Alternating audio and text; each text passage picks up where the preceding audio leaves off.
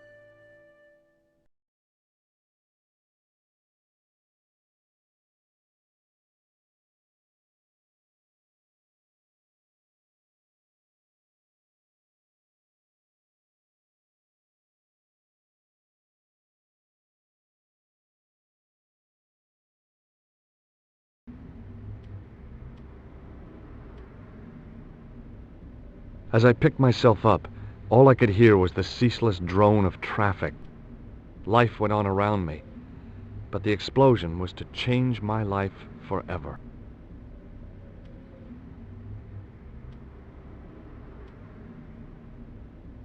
The umbrella had protected me from the bomb blast, but it was of no use to me now.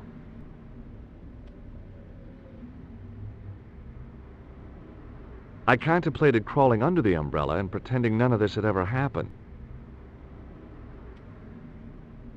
Wrapped around the lamppost was a newspaper.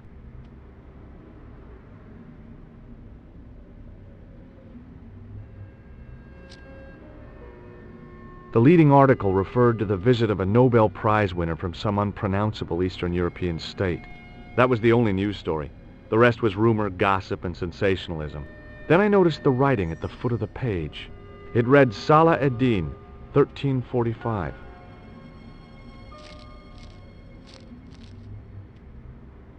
The blast had blown out the glass, leaving a gaping hole.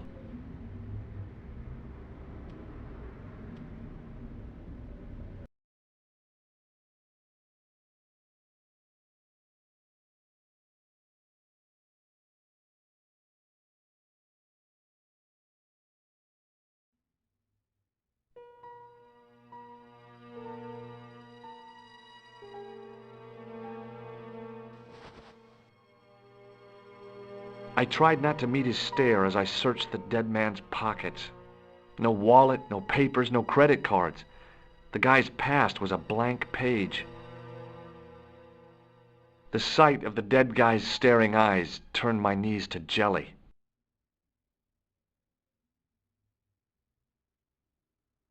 A mysteriously undamaged bottle of spirit stood on the bar. I needed a stiff drink, but I hated the taste of brandy. The pretty young waitress was unconscious.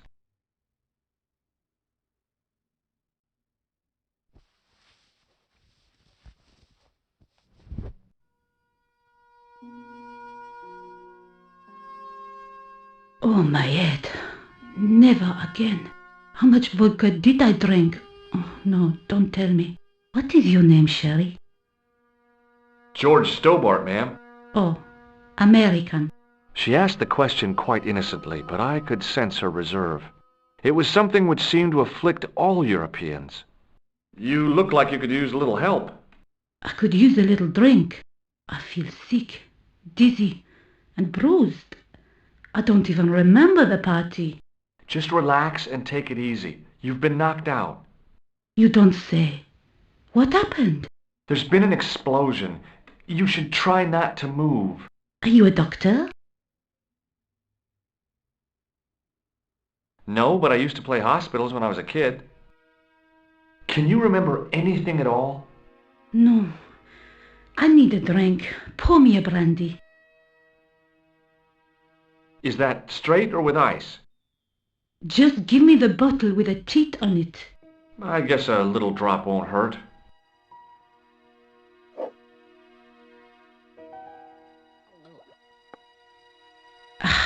That's better. She knocked back the brandy as if it was water. I was glad I wasn't picking up the check.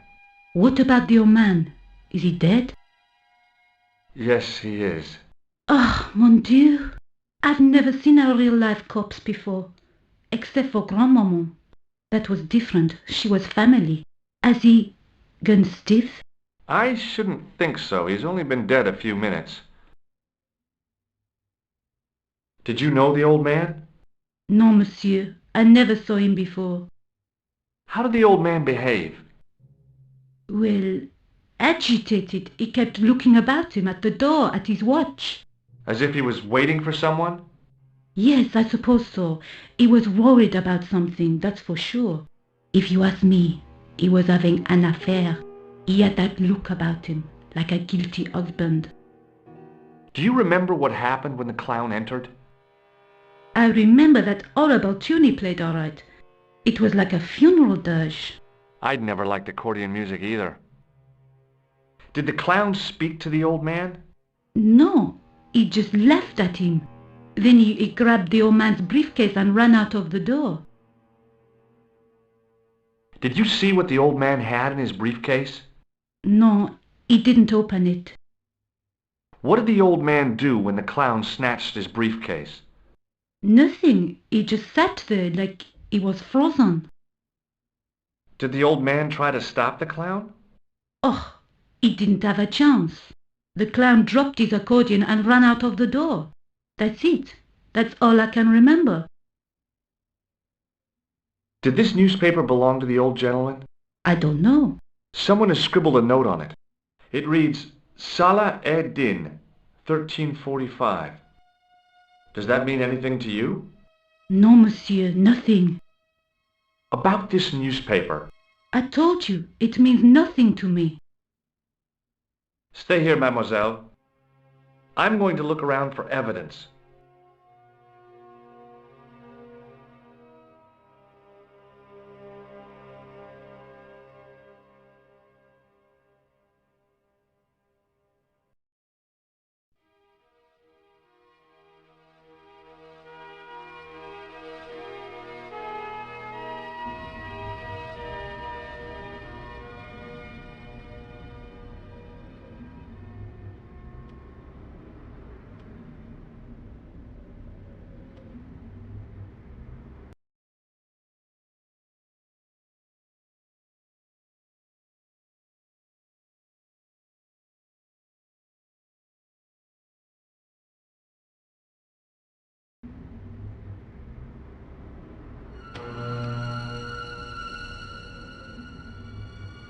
Freeze! Hold it, right there. Whoa, don't shoot. I'm innocent. I'm an American. Can't make up your mind, huh? I demand to see the American consul. Drop your weapons and get down on the ground.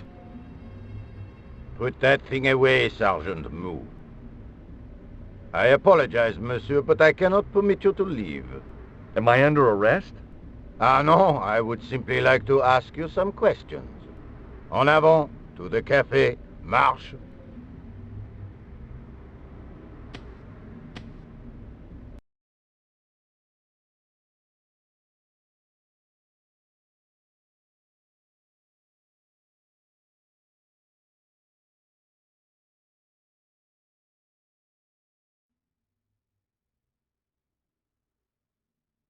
What a mess! This bombing is an outrage, is it not? Stop that, monsieur. Stop holding your breath at once. Has it occurred to you that he may be dead, Moo? Oui, monsieur, but I prefer to look on the bright side. Besides, I recall a case where the killer escaped by feigning death. However, in this case, the man is quite dead. Clearly, the killer knew of his presence and... How many times have I warned you about premature extrapolation? All we know is that he is dead. It seemed reasonable to assume... A great detective assumes nothing. Take Maigret, for instance. But he was a fictitious character, monsieur. Why, he was no more real than Poirot or Tintin. That's different, Moo. They were comedy Belgians. Anyway, it is unlikely that even you will learn much from talking to the dead. Examine the girl and take her statement, if you can.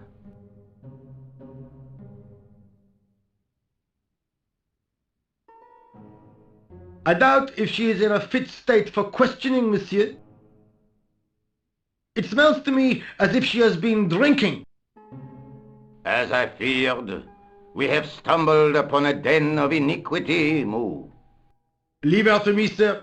I am used to handling drunken women. I do not doubt that for one moment. Et maintenant, to business.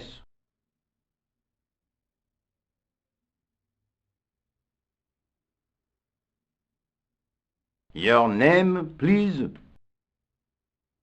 George Stobart. I'm from California.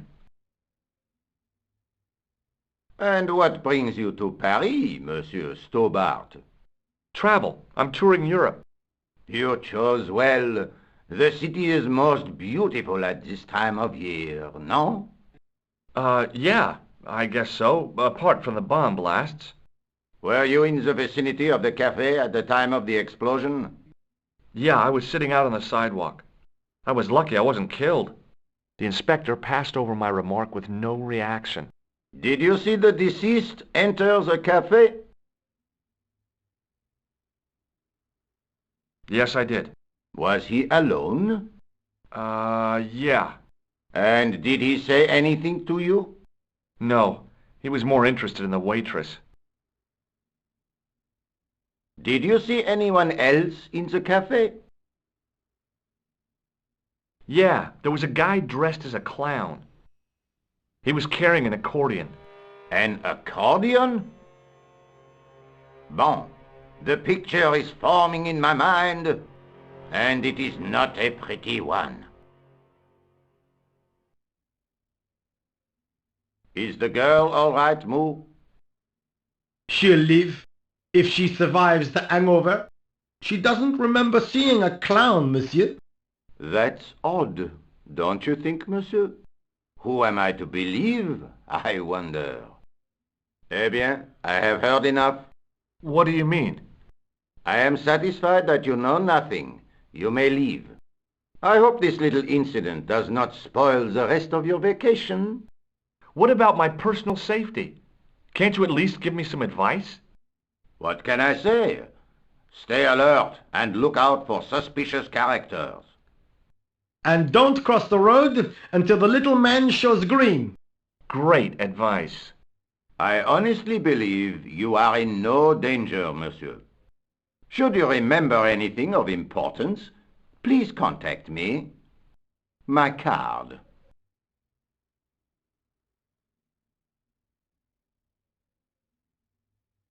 Thanks. That is all. You may go. There's not much to go on, monsieur. On the surface, no. But what lurks inside the subconscious? If the door can only be opened. Are you serious, monsieur? I thought your interest in psychic detection was purely academic. Academic? You are about to witness a scientific breakthrough.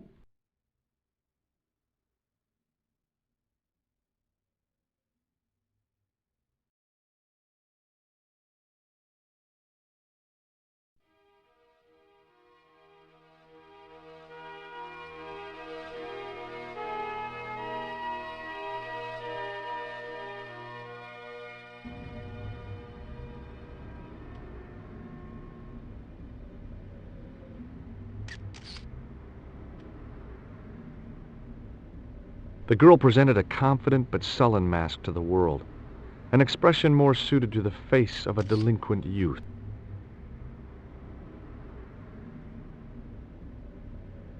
Excuse me, mademoiselle?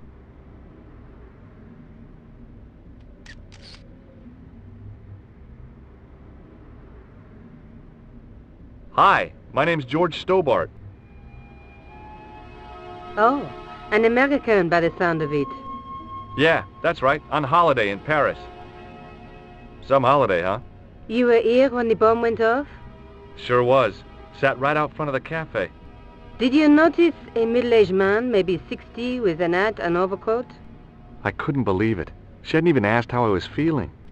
Yeah, he went inside just before the bomb exploded. You weren't related to him, were you? Oh no, nothing like that. I am Nicole Collard from La Liberté.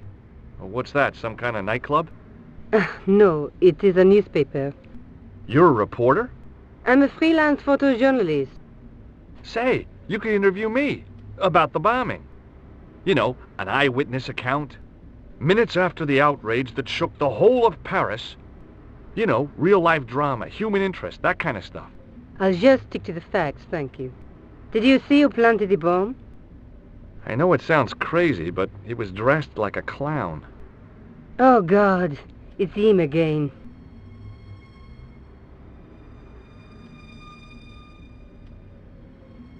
Have you met the clown before? It's a long story. I have plenty of time. I don't. Who's the guy you were supposed to meet? His name was Planter. I didn't know him, but he called me last night. He said he had a story which would interest me. He asked me to meet him at the cafe. I guess I'll never know what he wanted to tell me. Well, not unless you have Rosso's gift for psychic interrogation. Why won't you tell me about this clown? Why do you want to get involved? Because he almost killed me. Isn't that reason enough? I guess so. Listen, I'll give you my phone number.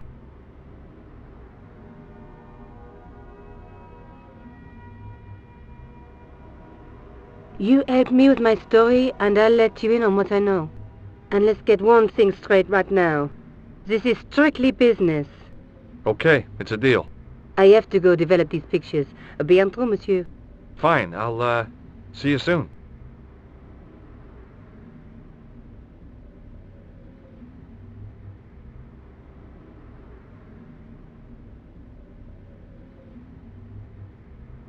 Excuse me, Sergeant. You heard the inspector. Go on, monsieur.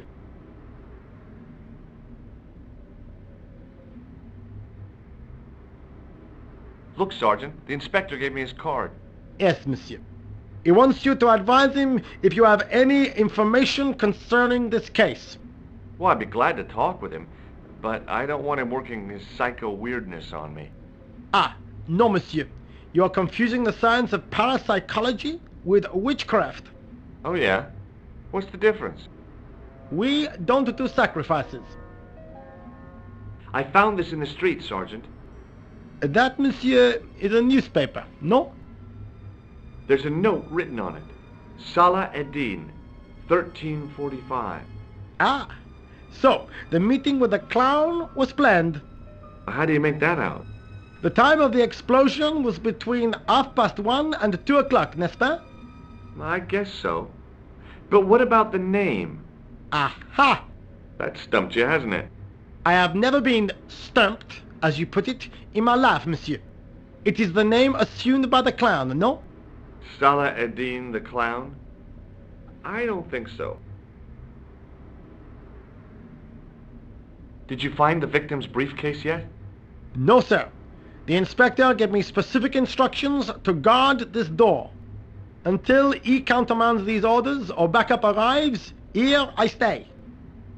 I really did see the clown. He ran into the alley across the street. Did you follow him? That's your job, not mine. An armed chase through the streets of Paris? That's not our style, monsieur. Inspector Rosso may be unorthodox, but he's not crazy. How did you and Rosso arrive at the scene of the explosion so quickly? You arrived within minutes. Was it a tip-off? Inspector Rosso's sources are a perpetual mystery to me, monsieur. There are some who say he has made a pact with the devil. And what do you think? I think he is the devil. What is Rosso doing with that girl? He is giving her the once-over, as you Americans say. Huh? Once he gets his teeth into a case, nothing will shake him off. Was he serious about all that psycho-detective stuff? Of course. Inspector Rosso is a pioneer and a visionary. His revolutionary methods, once perfected, may change the face of law enforcement forever. I can't see it taking off in L.A. I was one of the last people to see the victim alive, Sergeant. Does that worry you? Yes, it does. I feel I owe it to him to find his killer. That is best left to the authorities, monsieur. Did he speak to you? Tell you anything? No, he just grinned and nodded. Don't let it trouble you, monsieur. Go home and try to forget. I know the identity of the dead guy. His name was Plantow. Is that so? You knew him, did you? No, but We'll know everything there is to know about him soon enough. I'm trying to be helpful here. The best way you can help us is to go home, monsieur. See you later, Sergeant.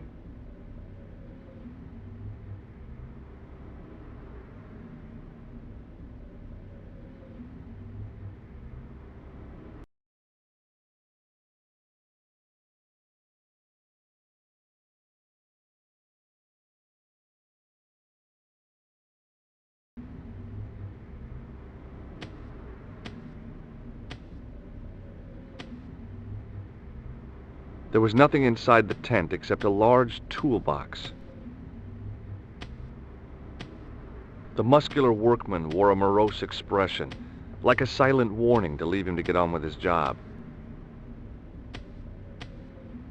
Hi, can you spare a few minutes? I thought you'd been arrested. No, it was a misunderstanding. When he pulled that gun, I thought that was it. Those automatics pack quite a punch, you know? He made a mistake. He thought I was a terrorist. You? A terrorist? Ha! He was only doing his duty, I guess. Did you see an old guy with a briefcase? Wait, silly old coot. Do you know what he said to me? Work fascinates me, he says. I could watch it all day. Quelle bite! I could have knocked his block off. Did you recognize the old man? No. Should I have done? Was he a celebrity? No, but I guess he is now. His name was Plantow. Was? He's dead then? Yeah. That's too bad. Now I wish I hadn't called him what I did. If only I could turn back the clock. If only I'd been more tolerant. Regret and remorse are strange emotions. They really bring out the hammiest actors in people. Did you see a clown come by this way? A clown? Like in a circus? Yeah, with makeup and a big red nose. Ho!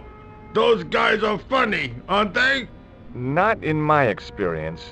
I love the circus, especially the horses. You haven't answered my question.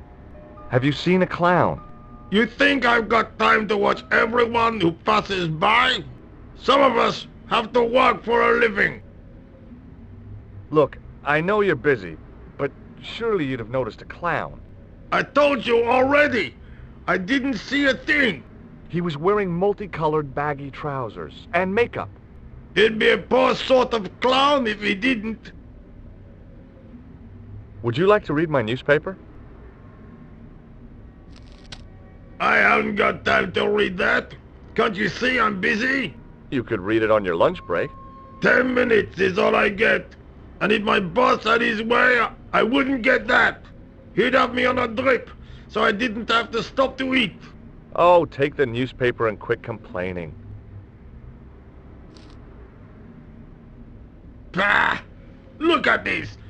Damn bleeding out liberals! Tcha! Save the dolphins! Catch them and eat them, I say! All that fuss over a bunch of fish! Nah, that's more like it! Look at the size of those!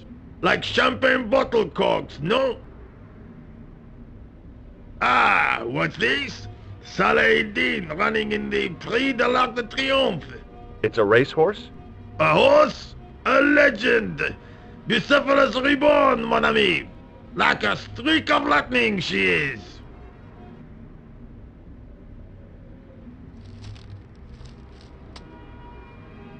Do me a favor, won't you? Keep an eye on my hole. I'm off to put some money on that nag.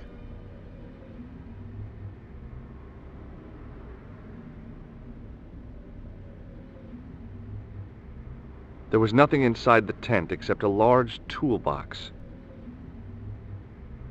It was a battered metal toolbox.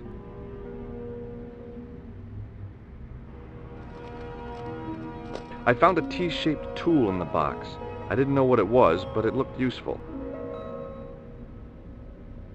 The toolbox didn't contain anything else I needed. It was a huge and weighty-looking engineer's telephone. Set into the huge gate was a smaller access door.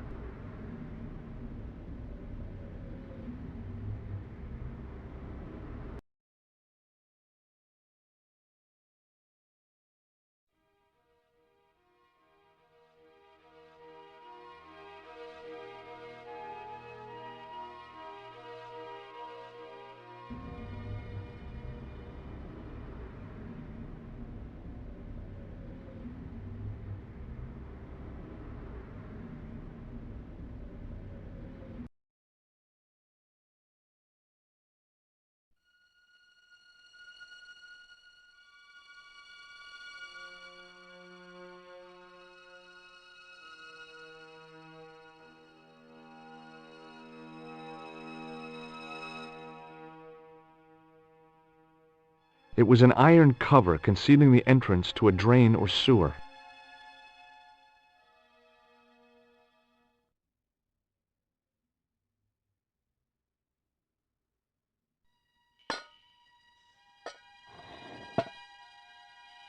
I lifted the cover to reveal what smelt like the entrance to a sewer.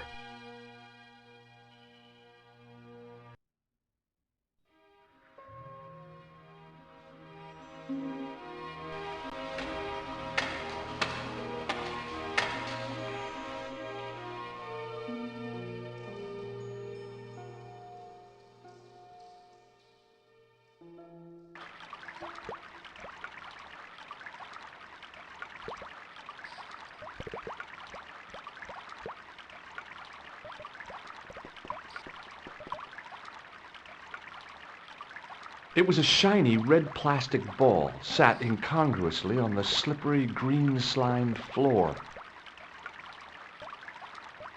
As I picked up the plastic ball, I realized it was intended to be worn. It was the clown's red nose.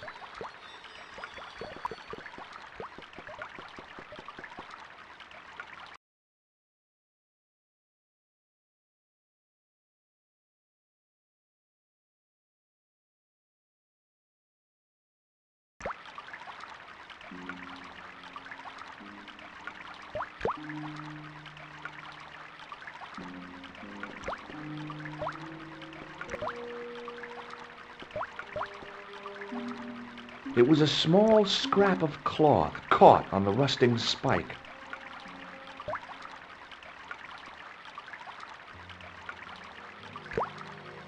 I took hold of the scrap of material and unsnagged it from the spike.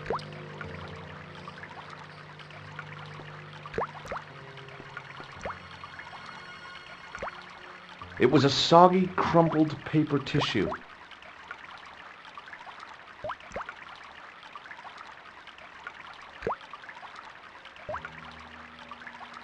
I scooped up the sodden tissue. It was cold and greasy, like breakfast leftovers.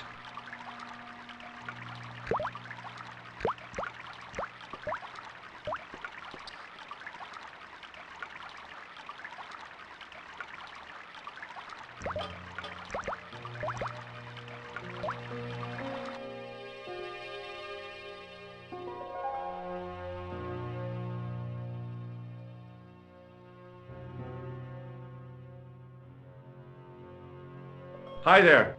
Hold it right there, you sewer rat. I knew you'd come back, and now I've got you. What are you talking about? You're trespassing. Come out of there, immediately. That's what I'm trying to do. Give me your hand. Ha! You won't catch me with tricks like that.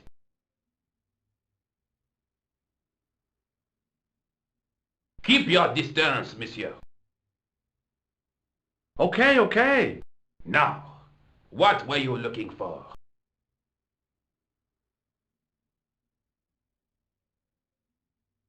A telephone. I need to make an urgent call. There is no telephone here. I want to know what you were doing in the sewer.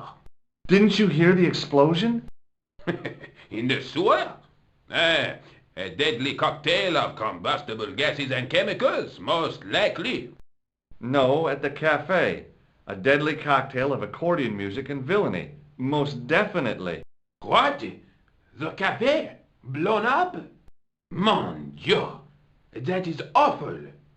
Did you say accordion music? Yeah, that fiend had no mercy. He was disguised as a clown. By the time the bomb went off, he'd run to the sewer and made his escape. Ah, mon Dieu! Then, the man I chased, do you think that man and the clown are one and the same? Well, yes, it had crossed my mind. Ah, that still does not explain what you are doing down the sewer. For all I know, you are in league with him. Oh no, I'm just a tourist. Haha, most tourists are content with the Eiffel Tower, the Louvre, or the Pigalle. I didn't realize my waste pipes were such an attraction. Tell me about the man you apprehended. What is there to tell? He was a typical criminal type, just like you. Does the name Plantar mean anything to you? No, it doesn't. Who is he? The man who was killed in the cafe. I'm gonna find the guy responsible. I'll find him. Even if it means following him down every sewer in every city in Europe. Ah, you need some sensible boots. You won't get far in those stupid sneakers. Do you know the waitress at the cafe? Oh, she isn't hurt, is she? No, she's fine. Oh, thank heavens. A poor girl like her isn't safe with the likes of you roaming the streets. Can't you understand? I'm not a gangster. I'm an American tourist. Ah, that's what you say. Was the guy you saw carrying a briefcase? I didn't notice. Now are you going to leave, or do I have to call the police? Take a look at this false nose. I've never seen it before in my life. This is what I used to open the manhole cover. Just as I thought. You were up to no good down those sewers, weren't you? One slip and I would have been up to my neck. Do you recognize this material? I am not telling you anything. Are you sure you've never seen this material before? I told you, I have nothing to say. Perhaps you'd like to take a look at my card?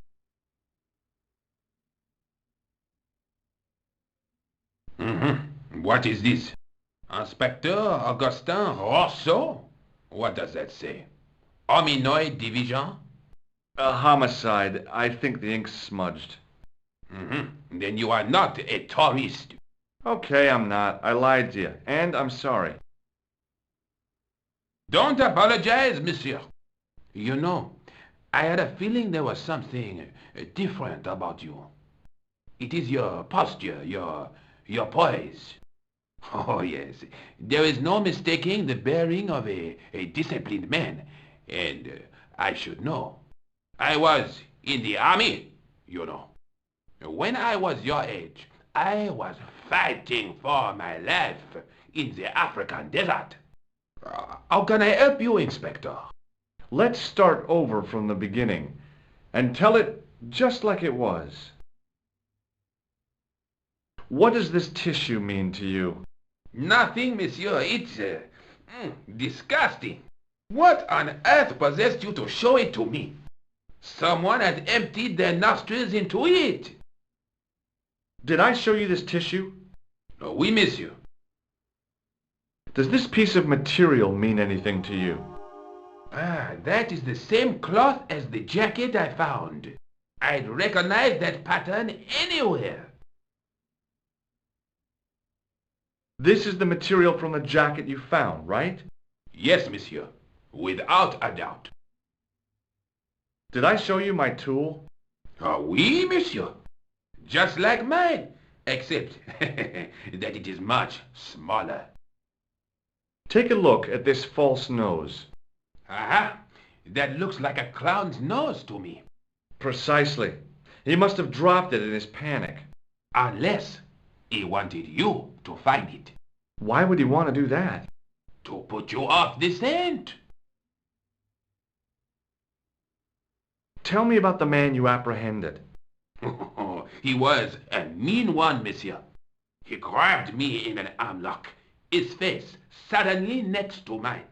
His grip was like iron, but he did not know what he was up against. Oh no, he made a big mistake when he took on one of the desert hyenas. Yes, I get the picture. Now, about the jacket you found. Do you have it here? No, monsieur.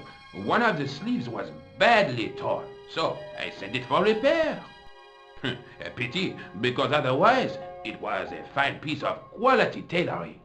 It had the tailor's name inside on the label. Where did you send the jacket? I gave it to an itinerant Romany seamstress. Just my luck. Was there anything in the jacket pockets? Not a sou. You know what I think? Do tell me. He changed out of the clown suit and cunningly disguised himself as an ordinary person. Looks like I'm up against a mastermind. What was the name on the label? It was a foreign name. Todrick, I think. Did you get the address? There wasn't one, monsieur. Only a telephone number. Well, I don't expect you to remember a phone number you've only seen once. 74 98 08 59. You're kidding. That's his phone number? Yes, that's it. A little trick with numbers that I learned in the desert. I was taught the technique by a Tuareg shaman. That's incredible. It comes in handy at the supermarket checkout. Do I get a reward? Honesty, monsieur, is its own reward. Then I'm glad I do not rely on honesty to pay the bills. Does the name Plantar mean anything to you? No, it doesn't. Do you know the waitress at the cafe? So you don't want to hear about my experiences in the desert? I fought to make this country what it is today. I'm sure you did, but I'm a little short of time. Do you know the waitress at the cafe? You can't suspect her, surely. Just answer the question, please. Yes, I know her. Quite well, you could say. She came to work at the cafe 7 months ago. I look forward all week to the relief she gives me when she visits. Really? So you'd miss her if she wasn't there? Oh, mais oui! Who else would I find to cut my toenails? Was the guy you saw carrying a briefcase? Why, yes, he was, clutched in his arms like a baby. That belonged to his victim. Oh, what do you think was in it? Drugs? Stolen jewels? I don't know, but the killer thought it was worth a man's life. Nothing is worth that, monsieur. I have to be going. Thanks to your help, the citizens of Paris can sleep a little easier tonight. Vraiment? I was only doing my duty, monsieur. Good luck, Inspector. I hope you catch that killer soon. I'll let you out.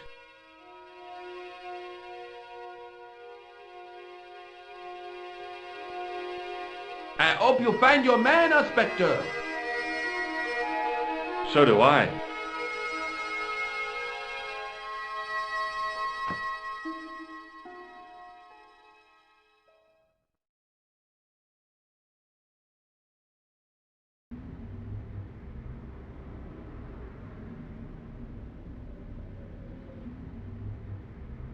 The toolbox didn't contain anything else I needed.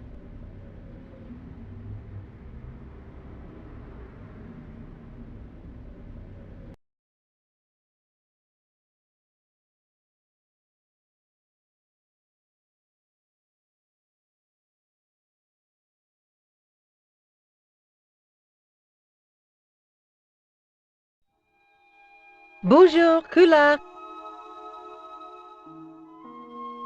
Oh, hi. It's George Stobart, the American at the cafe. Ah, oui. You said to call if I could help. Have you any news for me?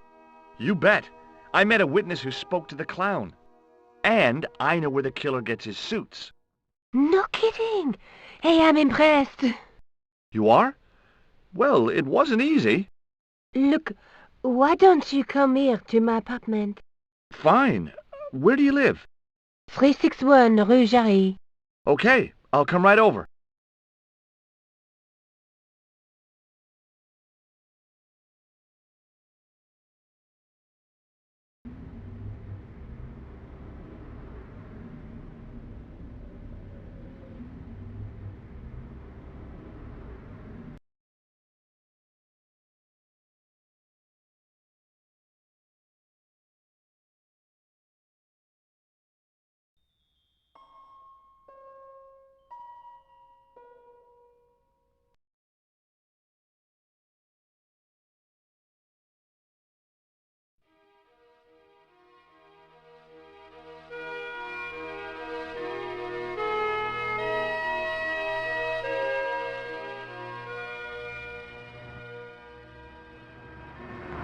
The shop window featured a display of gowns and women's stuff.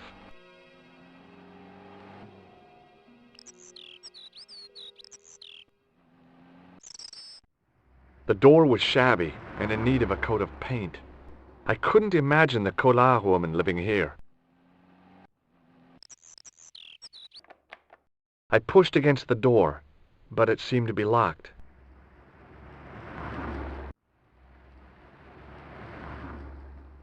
The woman was doing something with a pair of needles that couldn't be described as knitting.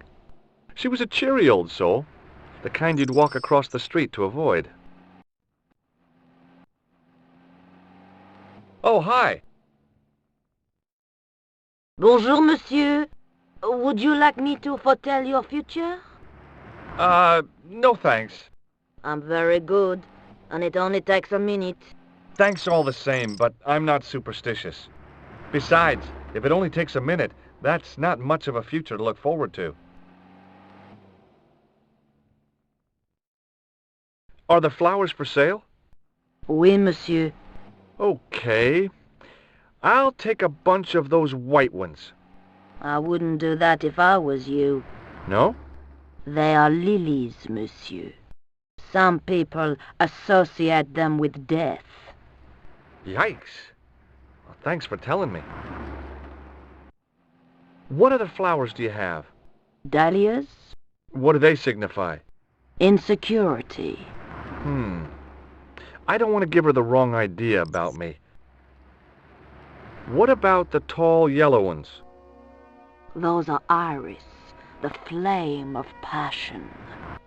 And the little yellow ones? Sensuality. Well, they're no use to me. I want to make an impression, not jump down her throat. Do you know a young woman called Nicole Collard? Yes, I do. She lives upstairs from me, in the apartment block across the street. I tried the door, but it's locked. You know, I've told the landlord about that 1,000,000 times. It is the damp. The whole building is like a sponge. It sucks up the moisture from God knows where. You mean the door is stuck because it's swollen? That is correct. There is an art to opening it. Don't shove it hard. Just give it a gentle nudge above the lock. Thanks for the advice. How long has Mademoiselle Collard lived here? A few months. She's in for a shock when the cold weather comes. Drafty windows, insufficient heating, it's a struggle to keep warm.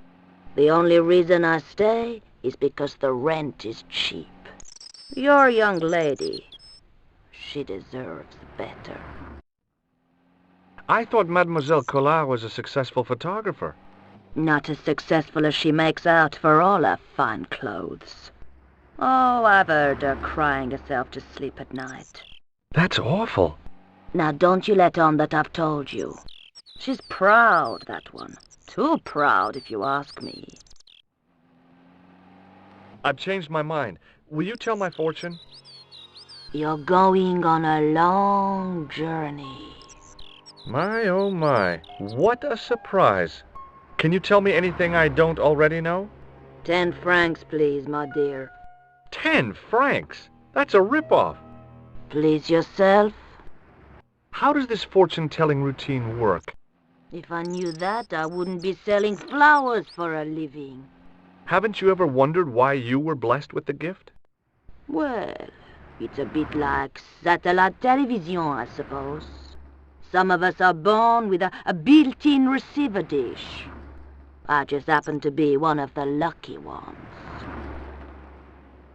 Can you really foretell the future? Only time will tell, monsieur.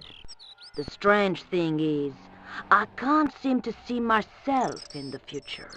Other people, I have no problem. But when I try to see what might happen to me, nothing. That must be scary. Maybe. I figure it's a kind of natural safety mechanism.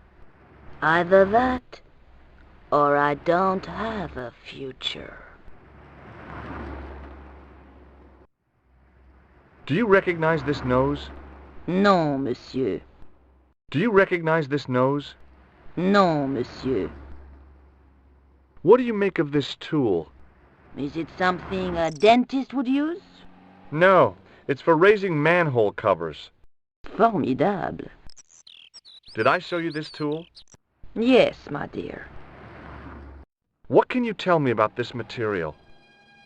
It's a very expensive piece of cloth, monsieur. What can you tell me about this tissue? Nothing? See you later. That's right, monsieur. You will.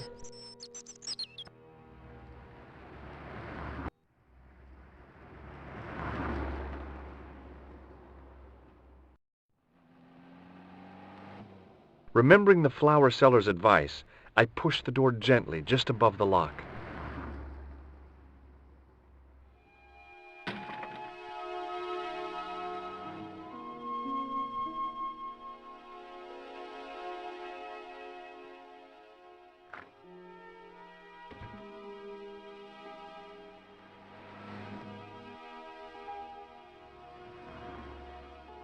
Bonjour. I'm glad you could make it, monsieur. Please, call me George. Fine. I'm Nicole. Take a seat, George.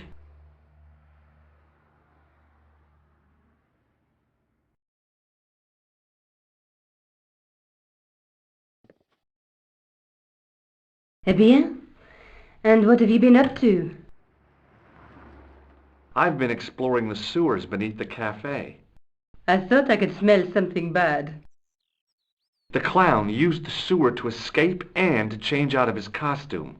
I guess he was in a hurry. He left his jacket behind. And? I got his tailor's phone number. You had better luck than I did. Luck, she said. Luck! Hard work, I'd call it. What happened? I took my photographs to the editor, but he wasn't interested. Can you believe it? He told me to drop this story. But you're not about to do that. Oh no, I am going to find out what's behind these killings. You know what I think? It's a conspiracy. The police in 3 different countries have kept very quiet about the murders. The press don't connect them at all. They blame them on political, religious or militant minority extremists. Well, that covers just about everyone. I found this false nose in the sewer.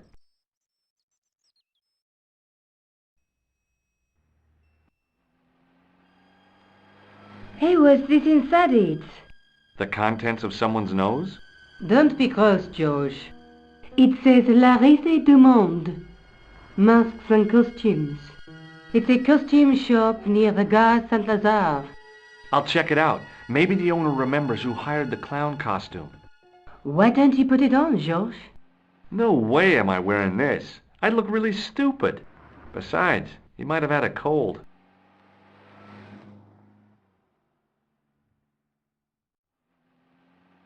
I showed you the red nose, didn't I? Yes, you did. Why don't you pay a visit to the shop it came from? I just might do that. This is the tool I used to get into the sewers. Fascinating, George. You're not interested, are you? Oh, of course I am. I think it was very brave of you to go down those sewers. Yeah? Well, it was kind of scary, but, well, I had a job to do. I found a piece of material near the cafe.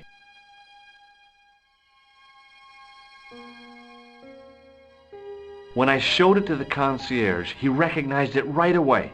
It's very distinctive, all right. Just wait until you see this. I developed the film I shot at the cafe. Here, George, it's an enlargement I made. Look what that guy's wearing. Checkered pants. The same material as I found in the sewer. That's right. This guy shouldn't be difficult to find. Oh, no? Take a close look at his left cheek. A scar in the shape of a horseshoe. Oh, a crescent moon.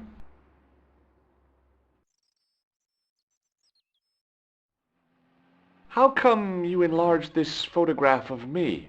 Because I noticed the guy behind you, of course. Do you want this photograph back? No, you keep it. I can always make another print. I found this tissue down the sewer. Oh, that's disgusting, Georges. I think the stuff on it is grease paint, like actors use. Or clowns. It's still disgusting. Get rid of it. How did Plantar get your name? For the newspaper, La Liberté. I'd written an article linking 2 unsolved murders, one in Italy and the other in Japan. The cases were remarkably similar. A wealthy victim, no apparent motive, and a costume killer. Plantar said he could supply me with more information. Somehow, the clown must have known about our appointment. Tell me more about the clown's previous victims. The first was Onno Bellotta, the millionaire pharmaceutical baron. He made his money from amphetamines in the post-war slimming and diet boom. Imagine it! Millions of housewives literally spitting their butts off. Was he killed for his money? No. He had no living relatives, and his fortune went to the orphanage where he grown up. The only witness in the case was his Filipino au pair. She swears he was lured to his death by a snowman. What about the clown's second victim? Yamada, the controversial Japanese green politician. He inherited his fortune from his father's electrochemical consortium. He was committed to dismantling Japan's automobile industry. I can't see him gaining much support with a loony policy like that. Yamada was a man of vision. He was years ahead of his time. If you say so. How did he die? At the hands, or should I say, flippers, of a giant emperor penguin. A snowman, a penguin, and now a clown. You know, I hate to admit it, but this is scary. And I'll tell you what, I won't be accepting any invitations to costume parties. I don't blame you for being scared. I am too. But this story could be my only chance of a big break. Or a premature death. You speak very good English for a French girl. Thanks. You speak very good English for an American. Tell me more about yourself. Oh, there is not much to tell. Well, how did you get into photography? I guess I owe that to my father. He bought my first camera. I was 8 and my parents had just split up. Did you live with your father? Yes, my mother went off with her new boyfriend. I don't mind. Papa was all I needed. 4 years later, he died in a plane crash. Ah, I'm sorry. Well, it's all right. I don't mind talking about him. He was more like an older brother, really, always joking and laughing. Papa always wanted I should study art. That's why I went to college. Did you learn about photography at college? Oh, God, no. I couldn't afford the materials. We were billed for everything we used, paint, canvas, paper. Most of my year turned to minimalism. It was cheaper. I used to go poaching in the park for squirrel hair. The only time I wasn't hungry was the term I did printing. I used to eat the potatoes. You're making fun of me, aren't you? Oh, no. Do you have a boyfriend? That's none of your business. I'm going back out to search for that clown. Where? Well, I guess I could visit the costume shop. Good idea.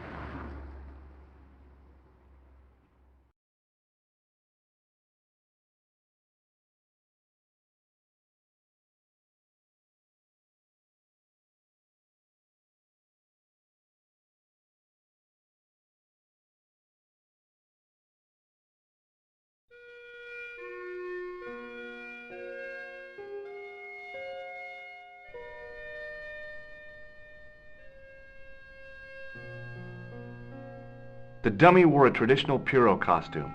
At least, I guess it was a dummy. She reminded me of a girl I dated back in high school. Come to think of it, the dummy had more personality. The guy's spoon-shaped face was mournful and humorless. He looked like a vegetarian in a slaughterhouse. Excuse me. Bonjour, monsieur. Please, come in. Welcome. Leave the mundane world behind, for in these four walls, fantasy is king. I don't want a costume. Didn't you ever dress up when you were a child? Not that I remember. Incredible! You'll be telling me next that you never shared your elder sister's lingerie. I don't have a sister, and I think I'd look pretty silly in a brassiere. I just need some information. Of course. How can I help you? Do you want this red nose back? Not after it's been worn, thank you. Do you recognize this man? Oui, monsieur. I sold him some grease paint. Are you sure this is the man who bought grease paint? Oui, monsieur. What does this tool mean to you? Nothing, monsieur. Does this dirty tissue mean anything to you? Let me smell that.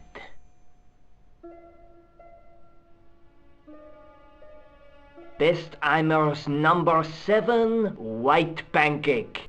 Theatrical grease paint, right? Oui, monsieur. La crème de la crème of Thespian accoutrement. Have you sold any of it recently? Yes, 2 cans. About this tissue. I have already given you my professional opinion. Have you heard of a man named Plantile? I do not recall anyone of that name. I'm looking for a man who hired a clown costume from you. The man whose photograph you showed me, he hired 2 costumes. 2? Yes, Bozo the Clown and Seamus the Pixie. What was his name? Khan, a Middle Eastern man, I would think. And did he have the scar on his face? That's right, in the shape of a crescent moon. How come clowns are so popular? I think it has something to do with their unpredictable nature. Personally, I think clowns should be banned, along with mimes. Oh, come now. Who doesn't love clowns? Me, for one. Thanks for your help, buddy. My pleasure, monsieur. Allow me to shake you by the hand. Huh? Well, okay.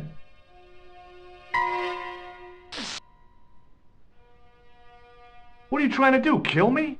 You did not find it amusing? I never saw the funny side of electroshock therapy.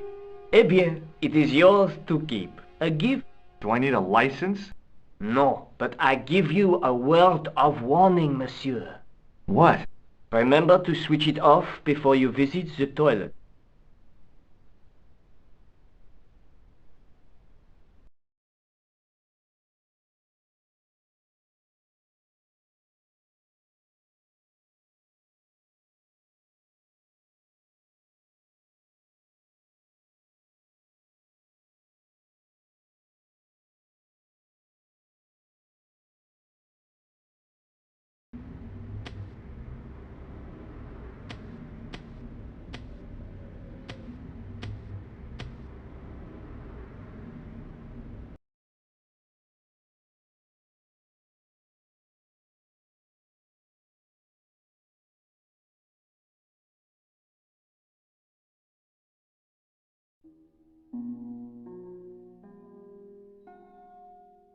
Hello?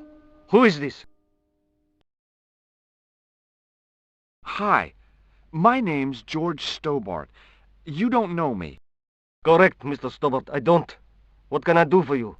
Well, I'm trying to trace one of your customers. Could I maybe come over and talk to you? No, that's not possible. Oh, okay. Forget it. Listen, all I want is a name. What are you talking about? Who are you working for? I guess you might say I'm acting in the interests of truth and justice. Ah, thank God. I thought you were the police. There are innocent lives at stake, Mr. Todrick. Lives that you could save. You're collecting for charity, yes? No, I'm not.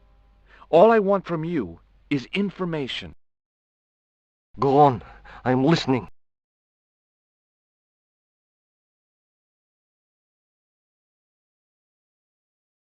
The man I'm looking for is called Khan. He bought a suit from you, remember? Mr. Khan.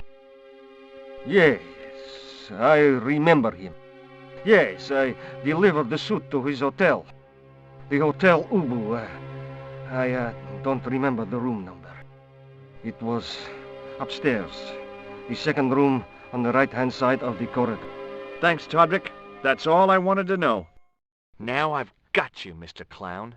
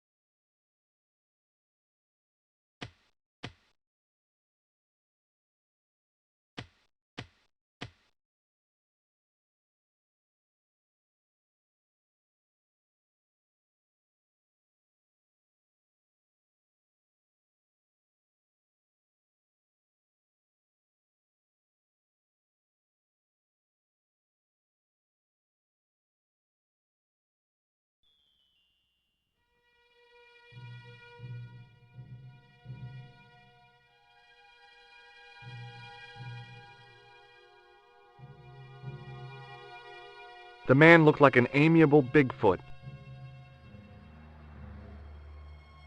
The sign listed the price of rooms, and boy, were they expensive. The killer must have been earning a fat wad to pay for accommodation like this.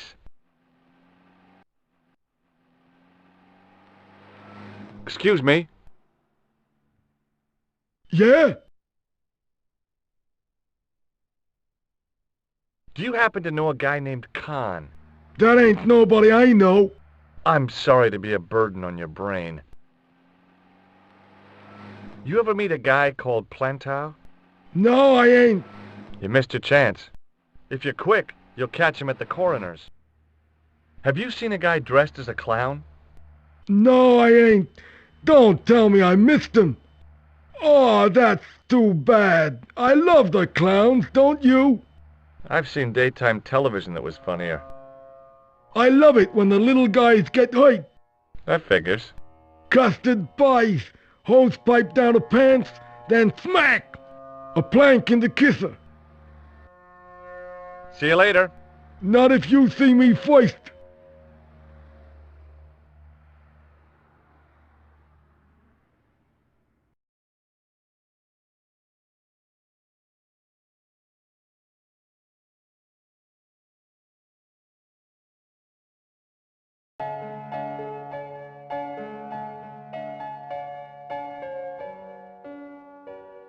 The woman was obviously English.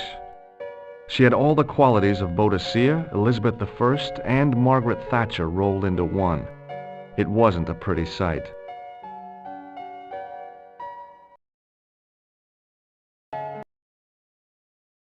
Hi there, ma'am. Well, hello. What can I do for you? I'm looking for a man. You disappoint me, my dear. For one foolish moment I thought... But never mind. Aren't you going to tell me your name? George Stobart, ma'am. How sweet! I once had a stable boy called George. I am Lady Piermont. The common reaction is to kneel and stutter, but it's not obligatory. A real lady? I mean, you're an honest-to-God aristocrat? Oh, I don't know about that. Few of my ancestors are honest, not even to God. I can trace my family back to the Normans, but don't let that intimidate you, George. Beneath that impressive pedigree, I'm just flesh and blood. The blood may be blue, but the flesh is the plump beef of old England, so to speak. You appear distracted, George. Is there any way I can help you?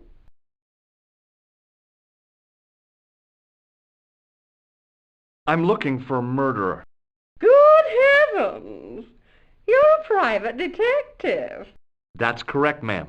What's the term you Americans use? It's on the tip of my tongue. I believe what you're thinking of is Dick.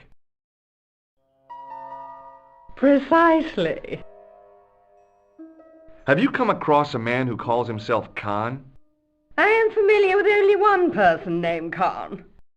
Genghis Khan, the legendary Mongol barbarian chieftain? No, darling. Kevin. Kevin Khan? I never heard of him. I'd be most surprised if you had, darling. He's a pharmacist in Hemel Hempstead. Organises fundraising for the Rotarians. Lovely man. Does he have a scar on his cheek? I really wouldn't know, sweetie. Are you here in Paris on vacation? No, darling, I'm on holiday. I needed to get away after Algy's funeral. I didn't realize you were mourning the loss of a loved one. I'm not. He was my husband. I'm sorry to hear about your husband's death. You wouldn't be if you knew him, my dear. It gave me the opportunity to take a well-deserved holiday. Daphne suggested a change of scenery. Paris, she said. A wild romance is just what you need to take your mind off the inquest. Well, the closest I came to romance was being wooed by a drunken Breton chef. I must say I was disappointed with his coq au vin. Not at all what I was expecting. I was thinking of cutting my holiday short, packing my bags and heading back to Hemel Hempstead. That was until last night. What happened to you last night? I was stricken, Mr. Stobart. Cupid's arrow has cleft my bosom. They couldn't really miss. It was just as I'd always imagined it should be. The intimacy of candlelight, romantic music tinkling across the room, and then a stranger's glance. Those brooding eyes, that suave manner, those tight trousers. He was the man I'd been waiting for all my life. I'm glad he finally turned up after all these years. Ah, but it wasn't to be. He was merely toying with my affections. And if I ever catch up with him, he's dead. Who was the guy who led you on? His name is Merlin. Do you know what this is? At a guess, I'd say it was a clown's nose. That's right. It was worn as a disguise by a vicious killer. Good heavens, are you trying to alarm me? It's true. He uses the name Khan. Did I show you this false nose? Yes, you did. Do you recognize the man in this photograph? My God, it's him! That's Merlin! She represented everything I loved about the English. The lady was totally deranged. Merlin? You mean King Arthur's wizard? Good heavens, no! Monsieur Merlin is a fellow guest. He's the man I've been telling you about. That's the man who spurned me. Can you think of any use for this tool, ma'am? Oh, I can think of someone I'd like to use it on. Would you like to shake my hand, ma'am? Now, George, there's no need to be so formal. We met as tourists, and I want to keep it that way, despite the enormous social gulf between us. I just couldn't bring myself to use the buzzer on this dear lady. Does this tissue mean anything to you? Good God, no! I just thought the smell might be familiar. Please, darling, put it away. I'm no shrinking violet, but that object makes me feel quite queasy. The man you know as Merlin is a fake. What do you mean, sweetie? He's a murderer. He also uses the name Khan. I am shocked, Mr. Stobart. Shaken. I took him to be a gentleman, a man of honour. Do you know, I'd rather like to assist you in stitching him up. When did you last see Merlin? It was no more than an hour ago. He came downstairs and spoke to that clerk chappie. Something passed hands. I couldn't see what exactly. A briefcase? No, smaller than that. A bundle of papers, perhaps. The clerk put it in the hotel safe and Merlin went out. Are you sure you saw Merlin putting documents in the safe? Yes, darling, positive. I wonder what they were. Obviously something of great importance. Yeah, I'd sure like to get my hands on whatever it is. I'll bet they had something to do with Plantar's briefcase. Has Merlin returned to the hotel? No, he hasn't. Are you going to search his room? If I could get in there, I would.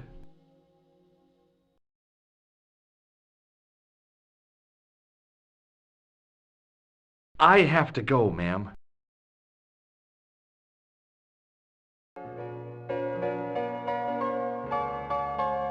The figure of a sexless youth was frozen in mid-skip with a silly grin on its stone lips.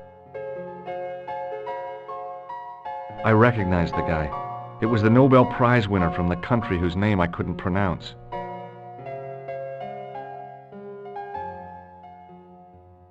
Excuse me, didn't I see your picture in the news? You're that Nobel Prize winner from some unpronounceable Eastern European state. Yes, that is me, in person. I don't want to worry you, but have you had any threats on your life? You know, mysterious phone calls, letters made up of headlines cut from the newspaper. I don't know what you're talking about. Do you know a guy called Plantar? I don't know anybody in Paris. Oh, well, this guy's dead anyhow. Why do you ask me about dead men? I have seen enough of death to last me a lifetime. I'm, sure you have. Have you seen a clown? I beg your pardon? The clown. A guy in funny pants. Have you seen him? My pants are from England. Marks and Spencer. They are a pleasure and a comfort to wear, with much support. I'm real glad to hear that. You know, it's good to know you Nobel Prize winners are human too. In my country, the people make do with string and egg cartoons. For pants? For everything. Oppression is the mother of ingenuity. What does this clown's nose suggest to you? In my country, we have no use for clowns. I'm glad to hear it. They were dealt with most severely in the last cultural cleansing. What about the mimes? Did you get them too? All gone. Our streets are mime-free. Sounds like heaven. Do you recognize this man? He calls himself Khan. Yes, I know this man. Why do you carry his photograph? I'm a private detective. This is a photo of Khan, right? That is just one of the names by which he is known. Have you any idea what this tool might be used for? I cannot guess. Would it mean anything if I told you it was for lifting drain covers? Such technology fills me with wonder. May I shake you by the hand? I do not shake the hands of imperialist dogs. Now that's a real bad attitude problem you've got there. Does this goo-smeared tissue mean anything to you? No, it doesn't. What's your interest in Khan? He is an enemy of my people. You know he's a killer. Of course, amongst other things. Would you help me investigate Khan? That is not possible.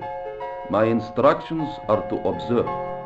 I cannot jeopardize my position as an honored guest of this country's government.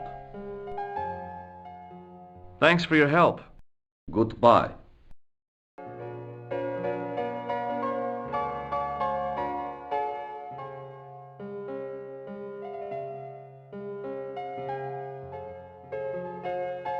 I want some information. Who are you? The police? I'm conducting a private investigation. Ah, I know only too well what you mean. That is one of the drawbacks of the catering business. When people book into an hotel, they leave their morals at home, no?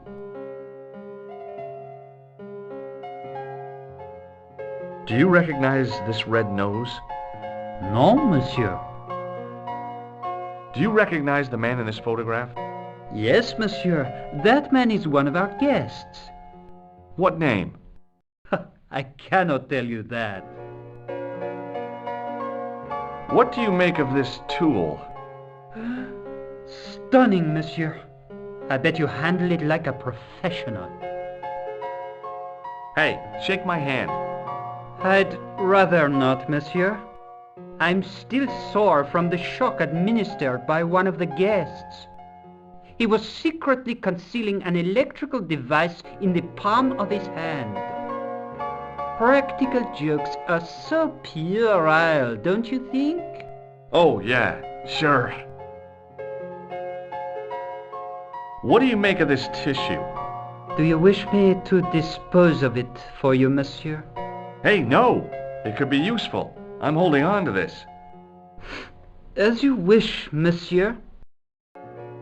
Perhaps you would like a little plastic baggie to keep it in? Nah, it's fine the way it is. I'd like to retrieve something from your safe. Ah, oui, monsieur. May I see some form of identification? Like what? A driving license, perhaps? I don't drive. Your passport? I don't have it with me. I could show you my operation scar. I'm sorry, monsieur. I must have some form of unique ID. You won't find a more unique ID than my scar. I'm sorry. I must insist on a more traditional identification. Rats. Do you know a man named Plantar? No, monsieur. I'm looking for a man who dresses like a clown. This is a highly respectable hotel, monsieur. There are no clowns here. If you say so. Thanks for your help, buddy.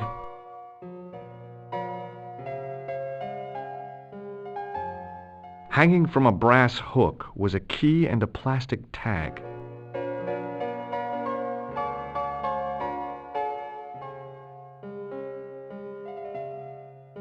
Excusez-moi, monsieur. What? You are trying to steal that key, no? No way.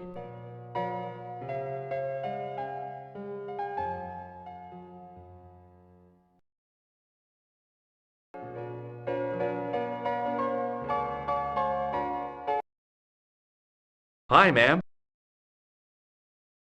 Hello, George. What can I do for you now? Would you distract the clerk while I borrow a key? Are you asking me to aid you in a criminal act, darling? I guess I am. Good heavens, I must be dreaming. I don't think so, ma'am. Now tell me, why do you want to get into that room? I'm hoping it's the key to Merlin's room. Well, how can I refuse? I shouldn't think my feminine charms would be much use in this case, but a good dose of English arrogance might do the trick.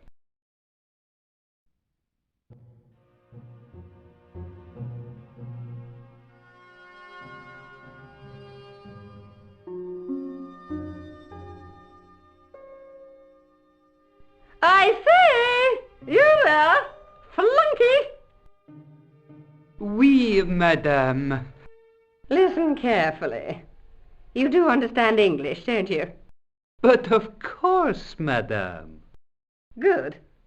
I wish to deposit some jewellery for safekeeping. I understand. Are you quite certain? Oh, bien sûr, madame.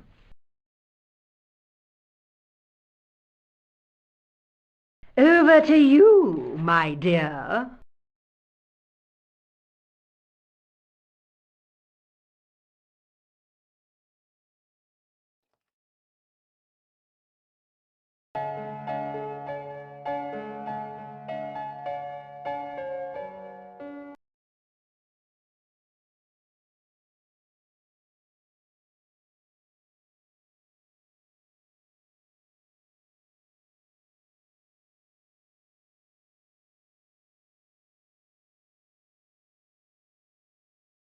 The sign on the door read 21.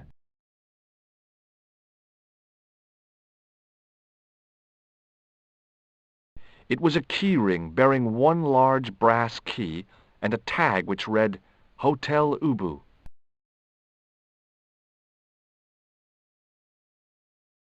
Maybe it wasn't the right room, but this was the right key.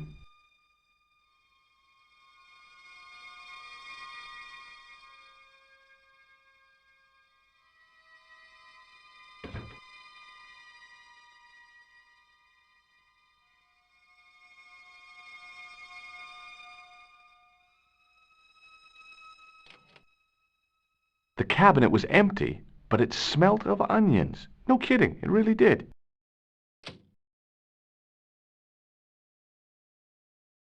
The window looked out over a narrow alley surrounded by high walls.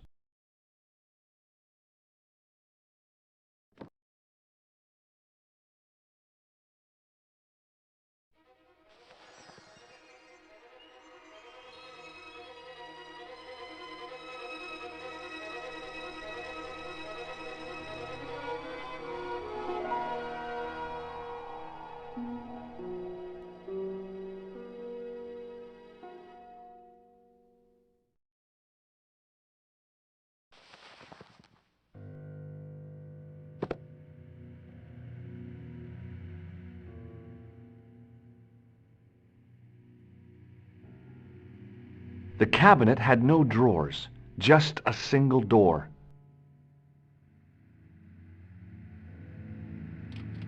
The assassin had been too smart to leave incriminating evidence beside his bed. The bed was several times larger than the narrow cot I'd been given at the place I was staying. The closet was a solid, impressive piece of antique furniture.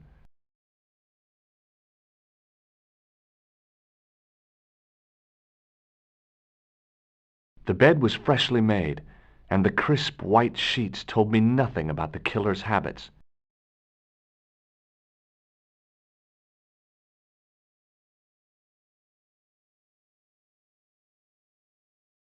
The pants were newly laundered and pressed with immaculate creases. There was nothing in the pockets of the pants. The door led back into the hall, idiot.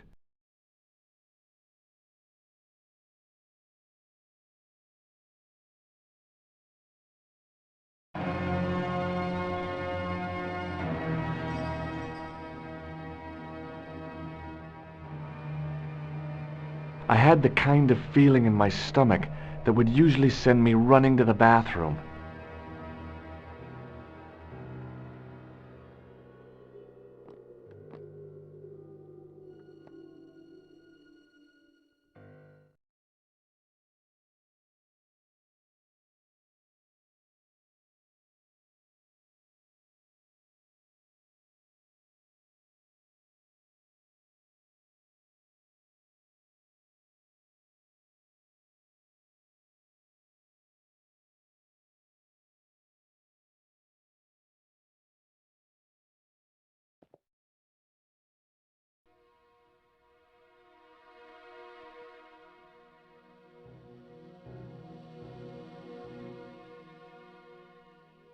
The pants matched the jacket which the killer had lost in Paris.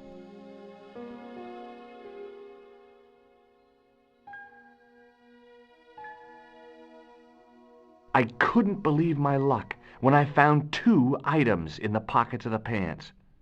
The first was an ordinary matchbook. No matches, no clues. The second was a pass card which read, Thomas Merlin, Gruber Electronics Corporation.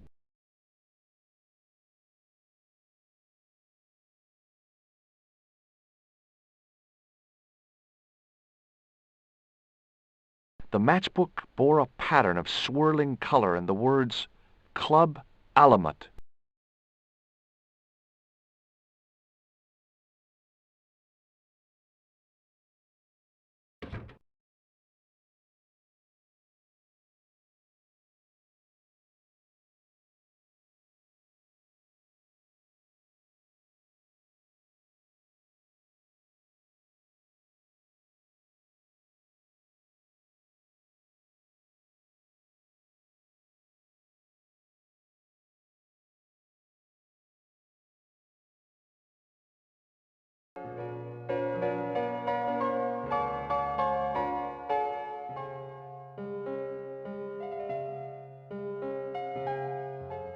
What now, monsieur?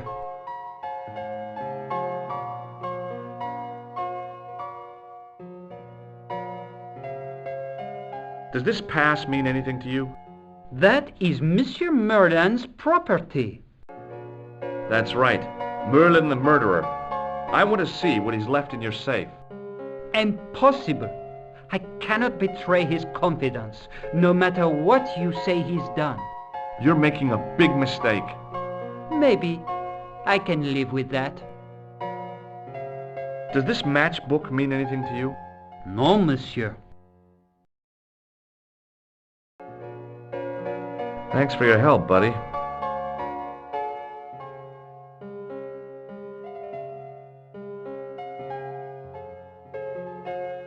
I figured the lady at the keys wouldn't appreciate a duet with a musical illiterate like me.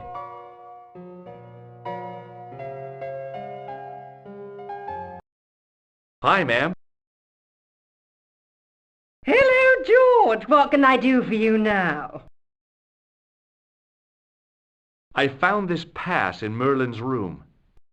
So, that deceitful little man is passing himself off as an electrician, is he?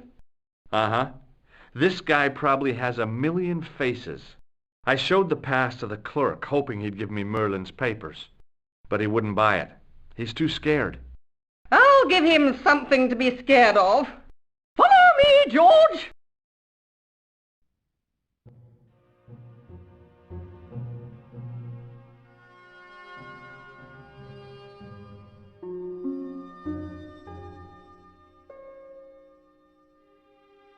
Did you place a package from Merlin in the hotel safe?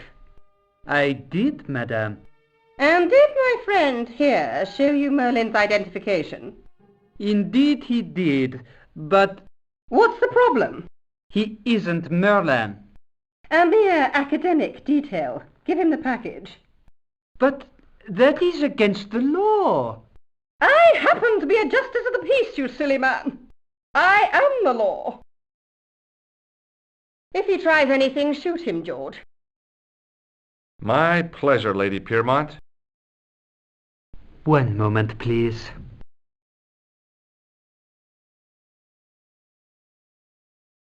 You know, I haven't enjoyed myself this much since Greenham Common. I don't know what I would have done without you, Lady Piermont. Voilà, monsieur, le manuscrit de Monsieur Merlin.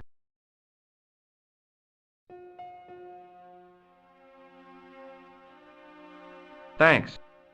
How satisfying. An Anglo-American alliance that actually worked. The clerk had given me a tightly rolled sheet of parchment.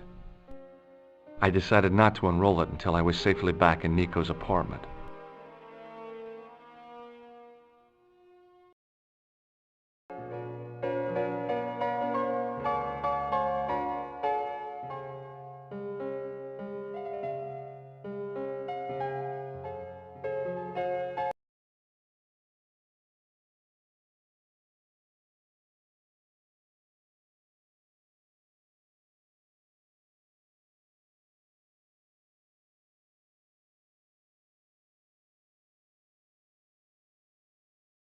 The door was locked.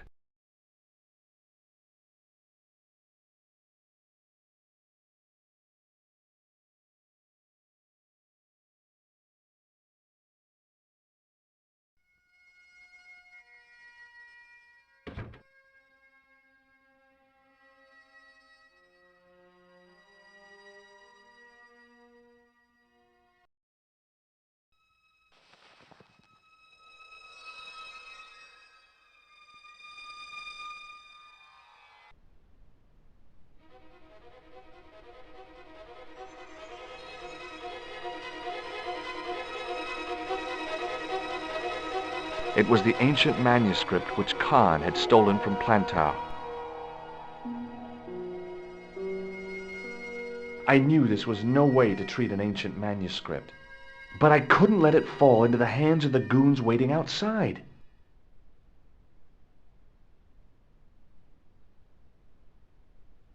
The cobbles of the alleyway looked very distant and very hard.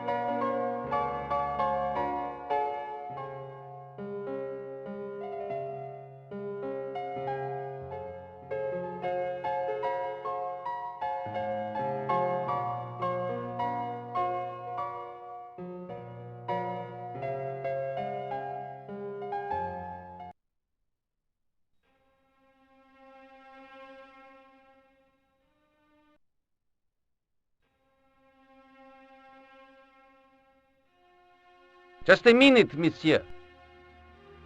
What's your problem? No problem, if you cooperate. What do you want? Just a routine security check. Nothing to worry yourself about. Oh, well, all right. Search him, Flap. You bet. Hey, knock it off. Get off, you big ape. Nothing, Guido. Zilch. Our apologies, monsieur. What? I had to report you to the authorities. Round here, we are the authorities. You want I should break his arms? No. Let him go, Flap.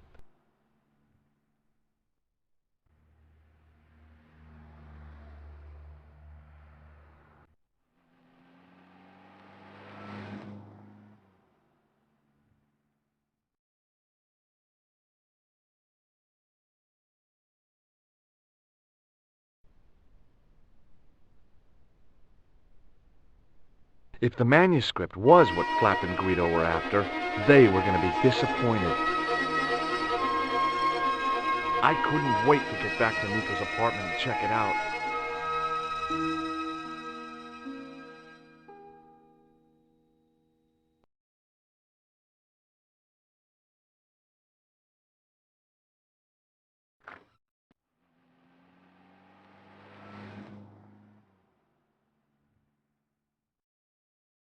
You're just not going to believe what I've found. It's not another part of the clown's costume, is it?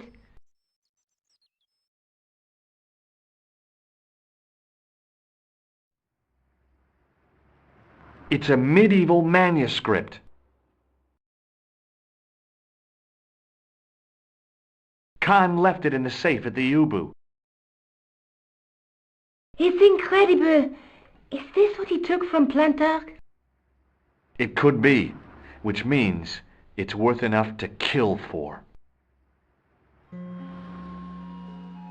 Look there, two guys on the same horse.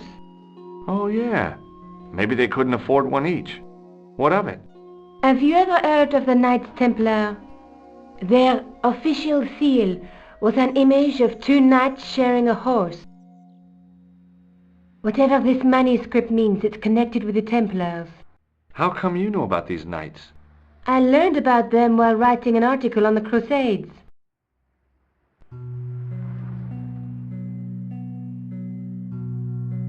This guy, named Hughes de Payen, arrived one day at the court of King of Jerusalem. He offered to protect the Christian pilgrims from the displaced Muslim armies. The king would be able to guarantee safe transit to Christians in the Holy Land. Safer journeys meant more pilgrims, and pilgrims meant trade and wealth. The Templars proved invaluable to the king as a mercenary army. It was said that they never asked how many the enemy numbered, just where they were. And as the years went by, the Templars grew in wealth and numbers. They were so rich, even kings came to them for loans. But at the height of their power, they fell foul of the King of France. He rounded them up and turned them over to the Inquisition. Thousands of Templars were subject to torture and confessed to heresy. Of course, at the hands of the Inquisition, there wasn't much they wouldn't confess to. The last Grand Master Jacques de Molay was burned alive. But the treasure of the Knights Templar was never found.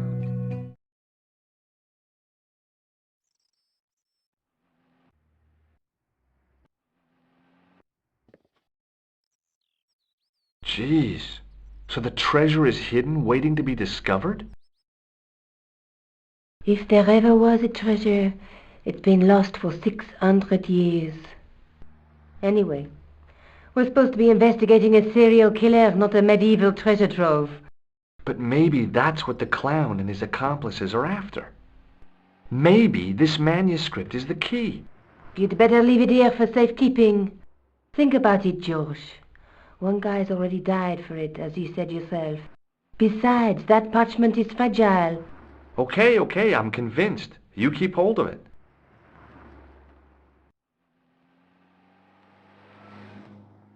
What are you doing to help trace the killer clown? Research, George. Yeah? You have a copy of the clown's yearbook? I have a telephone and lots of contacts. Oh, well, did you find anything useful? Not yet. I'm employing my first and most useful weapon. What's that? Patience. Oh, I've heard of that. Isn't it a substitute for decisive thinking? Have you found out any more about the murders? Well, it may be nothing, but both the clown's victims visited Paris earlier this year. When? The second week of July. They were both here at the same time. Did they meet? I don't know, but I can't imagine it was coincidence. Let's take another look at the manuscript. Let's face it, we need help, George.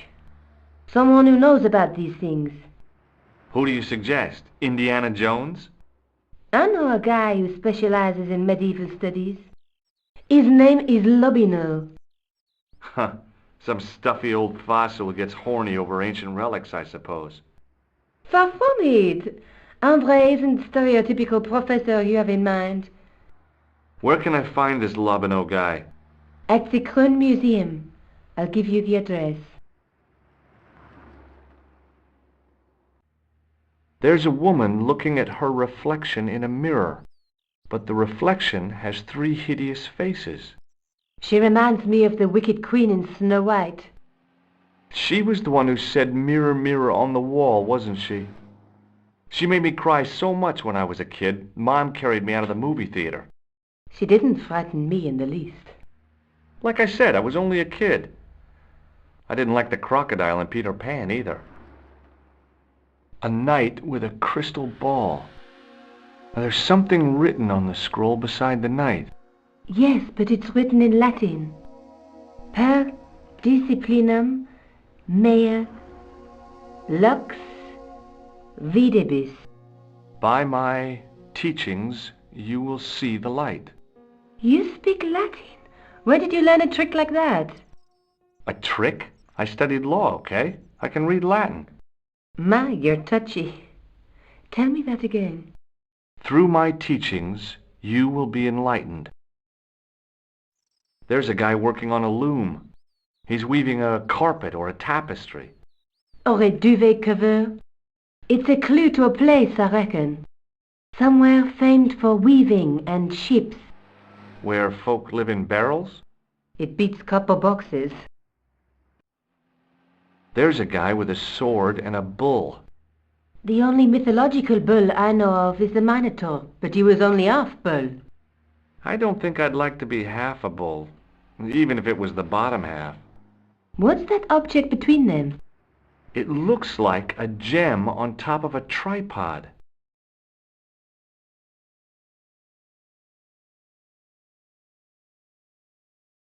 Maybe I'll check out the Kroon Museum. I'm sure you'll find it useful, Georges.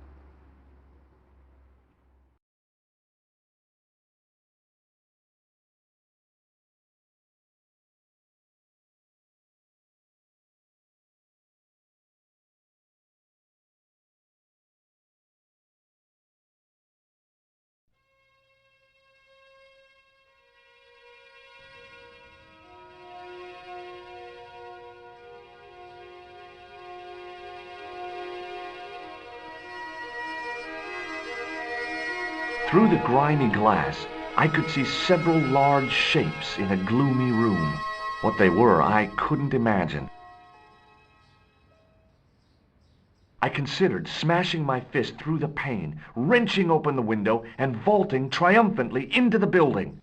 Then I thought, no, that's dumb. Besides, I might get hurt.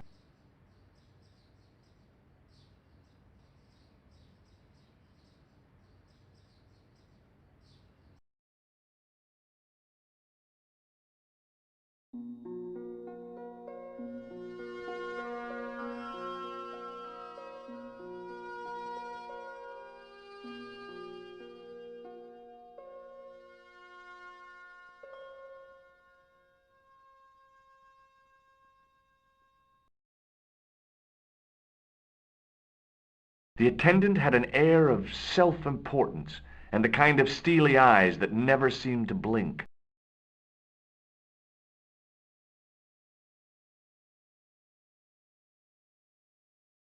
In the case was a spindly tripod, blackened with age and pitted with rust. It was identical to the tripod pictured on the manuscript. A notice identified it as 15th century from Western Ireland. It had been found in Loch Marne at the site of a Knights Templar preceptory. Ireland! What's that? This tripod was found in Ireland. I will have to ask you to keep your voice down. I'm sorry, I was excited.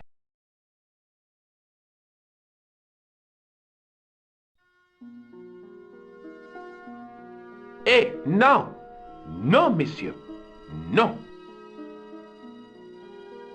What's wrong? You must not handle the exhibits. I'm sorry.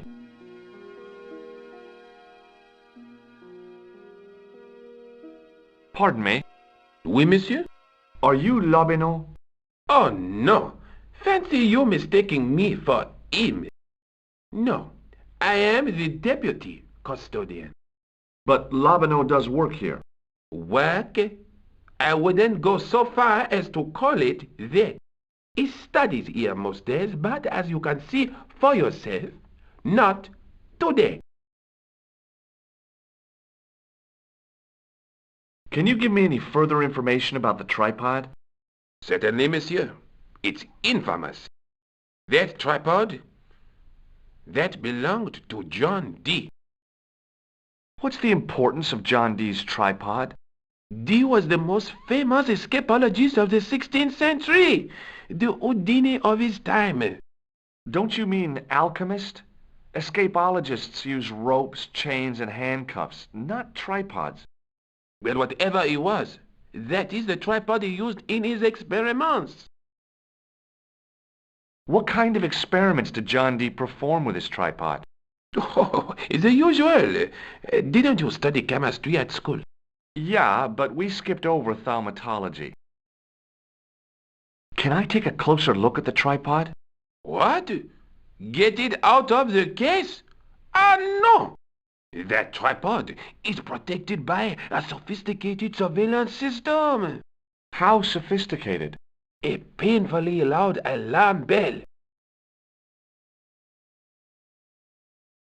How is the alarm bell triggered? By the slightest pressure on or movement of any part of the case wherein that tripod is situated. It strikes me that to call your alarm system sophisticated is, well, stretching the truth a little. It has never failed yet. The sophistication is in its simplicity. Do you know anything about the Knights of the Temple? No, sir. Not a sausage. The sign on the tripod says it was found at a Templar preceptory. It does? Yeah. It doesn't mention John Dee at all. Most remiss. You don't know anything about the tripod, do you? No, I don't. I never had much of a start in life, you see. I owe what little education I gained to my uncle. He was an optician, but he also doubled as the village school teacher. He taught me the alphabet. Well, 19 letters of it. The bottom row of the chart was too small even for him to read, so he left them out. Why don't you start over and enroll for adult education? You know, I never thought of that. Do you think, if I studied hard and did all my homework, I could be a professor of history? At your age? Dream on. Do you know anything about medieval manuscripts? Not me, monsieur. I am no scholar, though people often mistake me for one. It is the uniform, I guess. They see the clothes. They are impressed. And they ask you to park their cars? They ask me to park the... No. They assume I am an authority on the exhibits in my care. Whereas you know next to nothing about history. Of course not. All I am saying is, I am no scholar. Not like Monsieur Lobineau. Thanks for your help.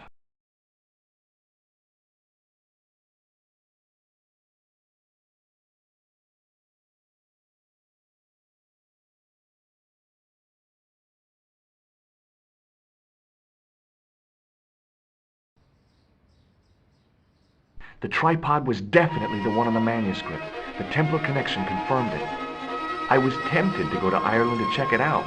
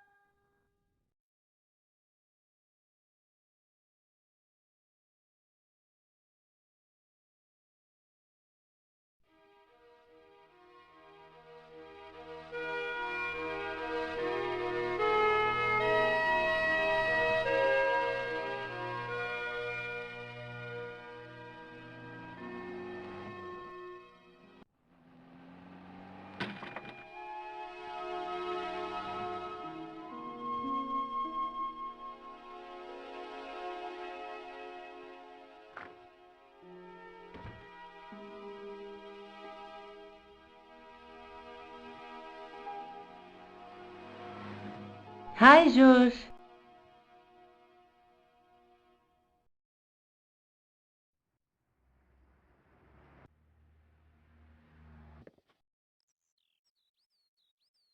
I found the tripod. Where? In the museum. It belonged to the Templars. It was dug up in Ireland at a place called Loch Marne. I have heard of Loch Marne. I read an article about the castle.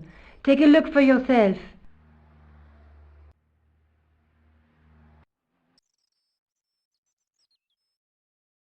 A popular gossip magazine? You read that rubbish? No, I write it.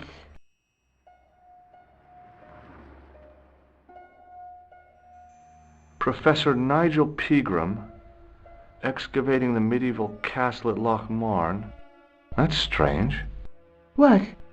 He resigned his chair at Durham University in order to devote his time to the excavation. Not only that, but he canceled the filming of a 4th series of his popular television program.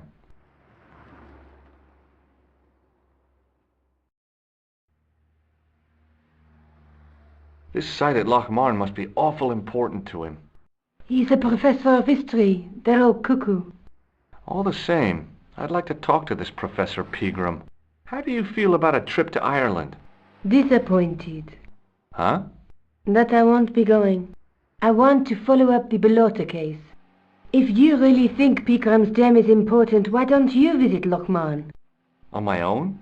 I'm not so sure about that. Where is Ireland exactly?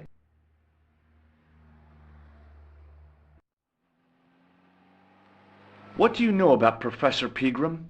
I've seen a television program, Pegram's Past. He's written a book, The Crusader Families of Ireland. I'll bet he'd be interested in the manuscript. I'll see you later. Okay. Keep me informed if you find anything new.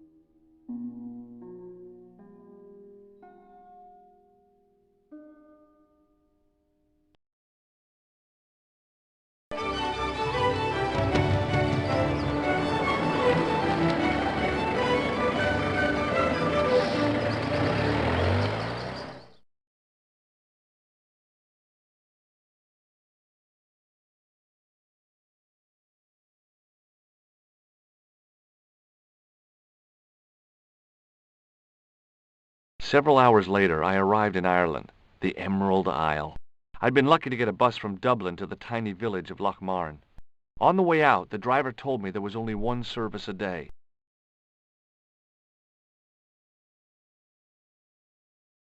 The menu was limited.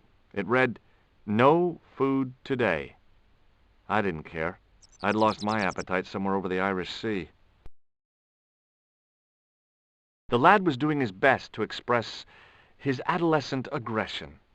His effort was somewhat diminished by the fringe of milk on his lightly feathered upper lip.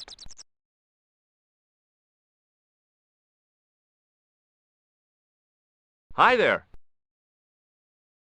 What? What's your name, kid? Who are you calling kid? Who the hell are you?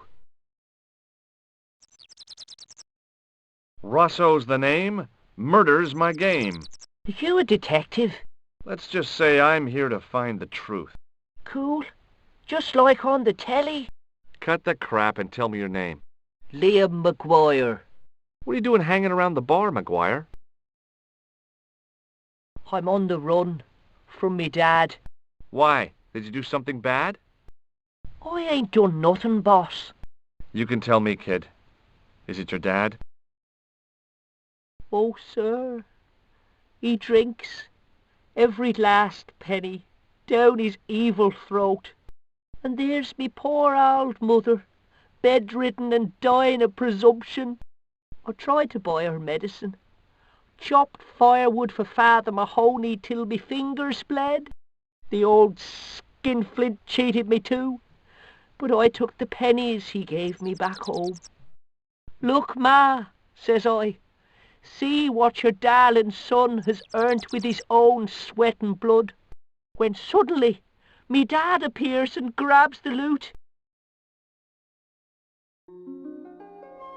I'm off to Dublin heavy drinking, says he. Watch out till I get back. That's why I runned away. Something in the grin on his face told me he wasn't being strictly truthful. Compared to him, Huckleberry Finn was a candidate for Altar Boy of the Year. Do you know a man called Pegram? Can you describe him like on the telly in the cop shows? He's an English archaeologist. I know the man you mean if he's the one. Can you tell me where I'd find Pegram? No, I can't, 'cause he's not here now, but if I sees him, I'll ask him. Do you know what Pegram was doing in the castle? Digging for buried treasure. Jewels and gold and skeletons, like in the films. Do you know anything about Pegram's dig? He wouldn't let me anywhere near it. I offered to help, but he chased me off. I didn't want to see his smelly old hole anyhow. Did anyone from the village work at the dig? Pegram brought some students and bums with him. He reckoned no one in Lochmarn would know what to look for. The only local guy who worked for him was Sean Fitzgerald. What does this Fitzgerald guy look like? Big head, big ears, and face irons. What? You know, spectacles, glasses. He's blind as a bat without him. What can you tell me about the castle, McGuire? What do you want to know? Well, can I get inside? No, it's locked up. Does anyone live there? No, only... What? Oh, nothing. You know something about the castle you're not telling me, don't you? No. What is it you're covering up? Is it something you're scared of? I ain't scared of nothing. I'll give you one last chance to tell me about the castle. Oh, yeah? And what if I don't? Then I'm taking you back to school. Oh, there's a ghost. It's called the Phantom of Lochmarn. Have you seen a guy dressed as a clown? Here in Lochmarn, they all dress like clowns. The man I'm looking for is a dangerous psychotic. Jesus. It's just like that film I saw. There's this clown, see, and he's after this kid who saw him kill a guy. He tries to warn the sheriff, only no one believes him. Then, while he's in the tub, the clown cuts him up with a chainsaw. My God, that doesn't sound suitable for a kid like you. Who are you calling a kid? I'm 25. Yeah, right. You're not a day over 14. Oh no, it's 25 that I am. Married with a car and 3 kids. 10 kids if you count the wives. You're not telling me you believe in ghosts, are you? Mister, I seen it with me very own eyes. Last Tuesday night, I went up to see what that dig was about. I just reached the top of the wall when I hears this awful noise. What sort of noise? A horrible snuffling and snorting, like O'Brien's pig, only worst. It was coming from inside the castle. Did you find out what was making the noise in the castle? No fear. I just sat there on the wall like Humpty Dumpty. The moon was cracked and greasy like an old dinner plate. The yard was full of shadows. I could have been hiding anything. I would have gone home, but me legs had lost their stuffing. Did you get to see the ghost? Indeed I did. And a fearsome sight it is too. I sat on my arse, waited while the moon went down. Then out it comes from the shadows, all grey and tattered and hunched over like an old bent willow. Then I hears this spluttering and splashing and horrible laughter in the dark. I was so scared. Why, I fell off the bloody wall. I'm sure there's a rational explanation for what you saw at the castle. There is. The bloody place is haunted. Have you ever seen anyone wearing one of these? That belongs to the killer clown you're looking for. That's right. Can I have it? Sorry, I'm keeping this as evidence. You should run tests on that, mister. You could identify the murderer with a sample of his snot. Yuck. I don't think so. Have you ever seen this man before?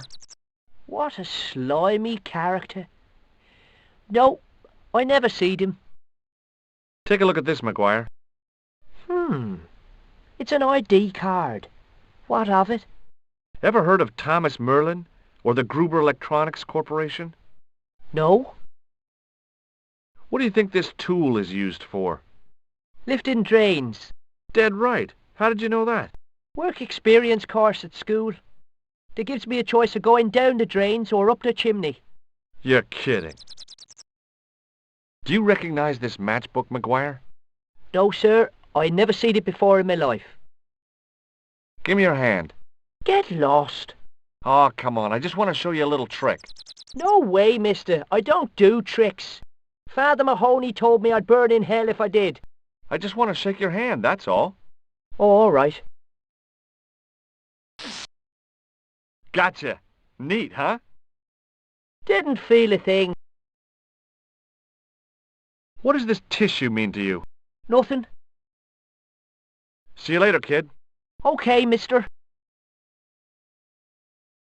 It was a trap door in the sidewalk.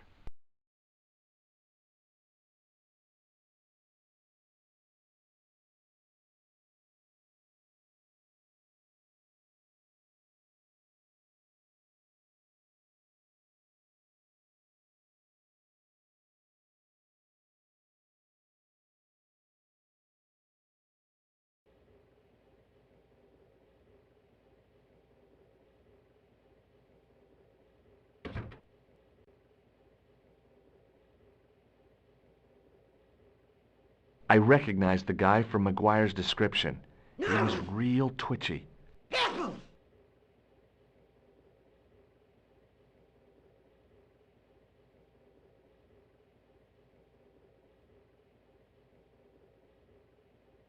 Mr. Fitzgerald? What? I need to speak with you urgently.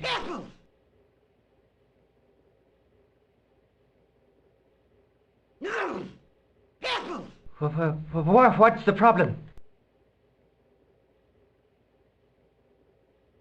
Can I get you another drink? Oh, no, thank you. I shouldn't be drinking at all. I'm on tablets for my nerves. More than a pint and I'll pass out. Did you work at Professor Pegram's dig? What gave you that idea? McGuire says you did.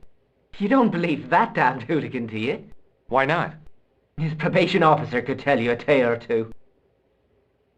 Have you heard about the gem which Pegram found?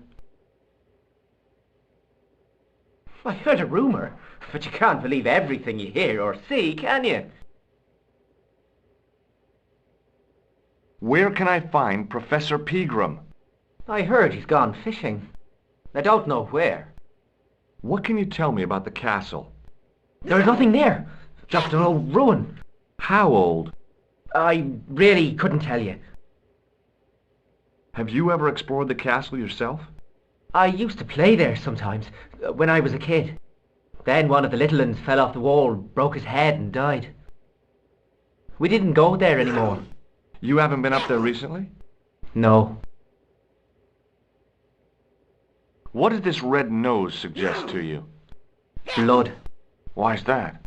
I used to bleed a lot when I was a kid. Every time there was a playground scrap, I'd end up with a bloody nose. I wouldn't have minded, but I wasn't even involved in the scraps.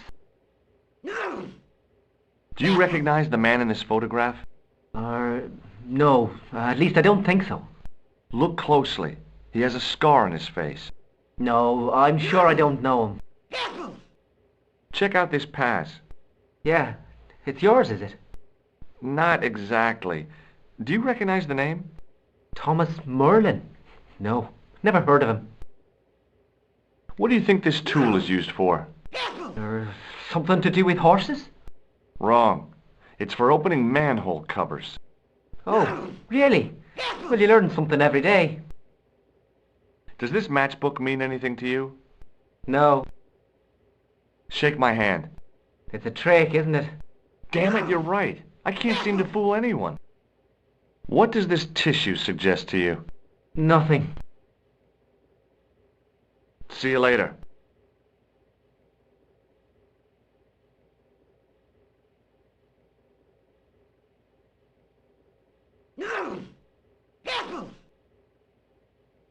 I'd been taught not to judge people by their appearance or their clothes or the length of their hair. Nobody ever said anything about runny noses.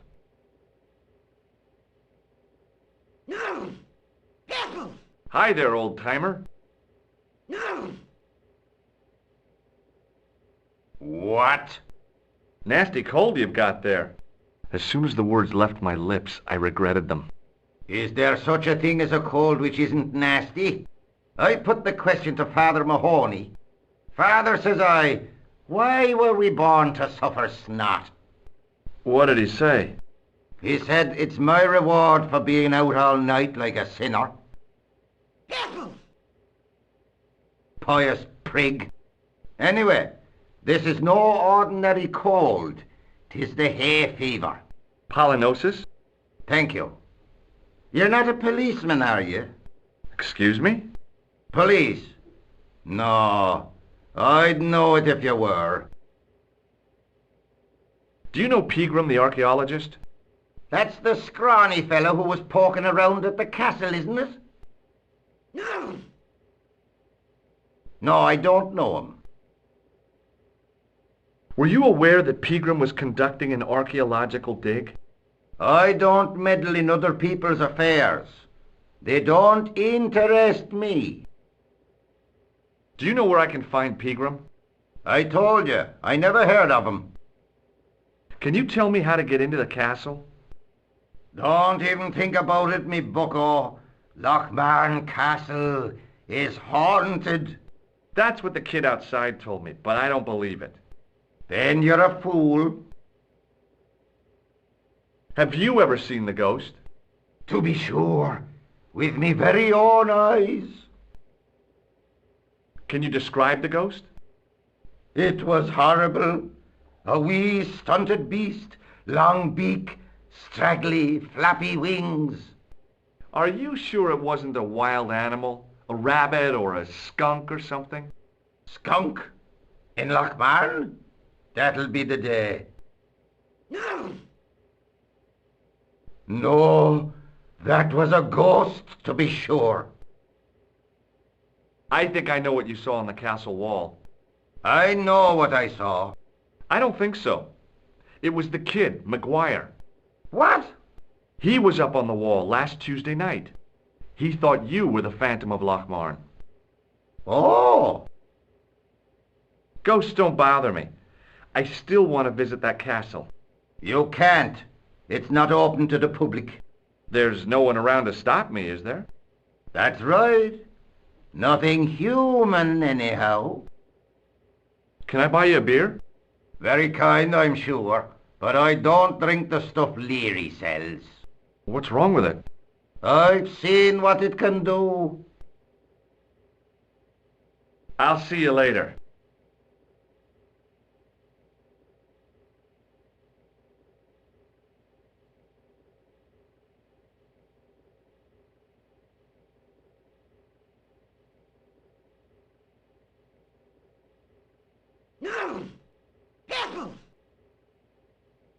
As soon as the old guy looked away, I grabbed his piece of wire.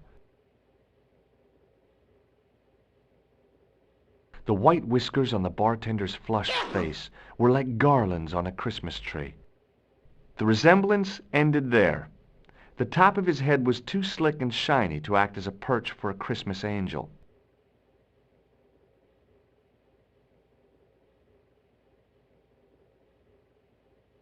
Top of the morning to you. I beg your pardon? Well, that's what you Irish say, isn't it?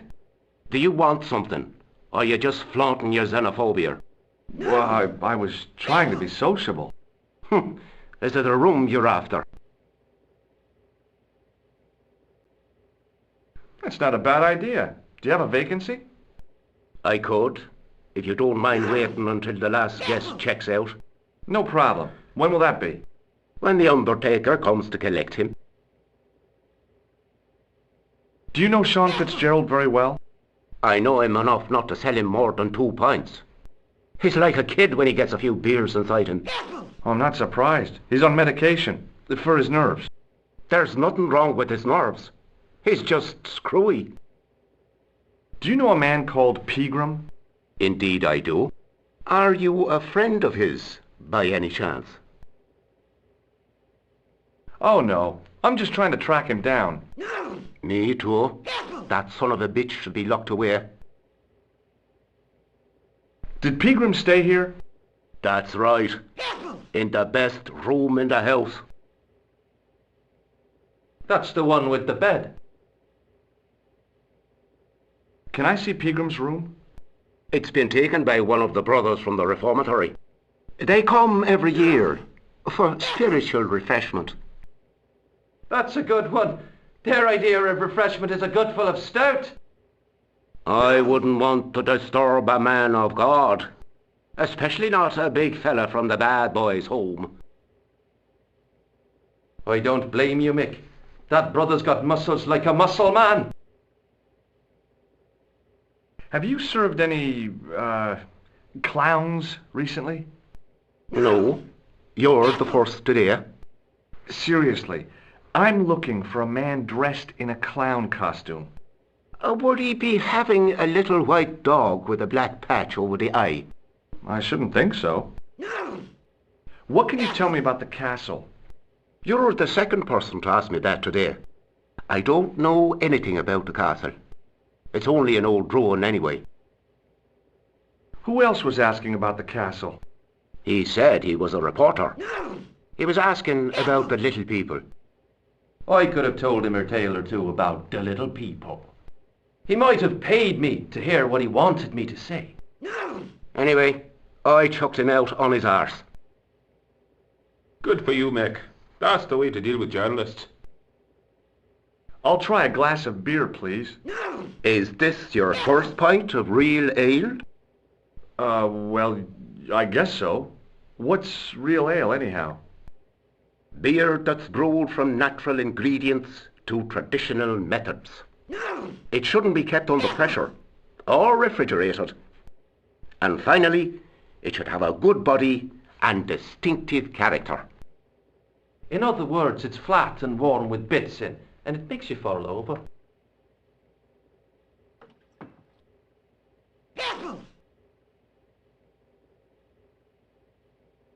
Does this false nose mean anything to you?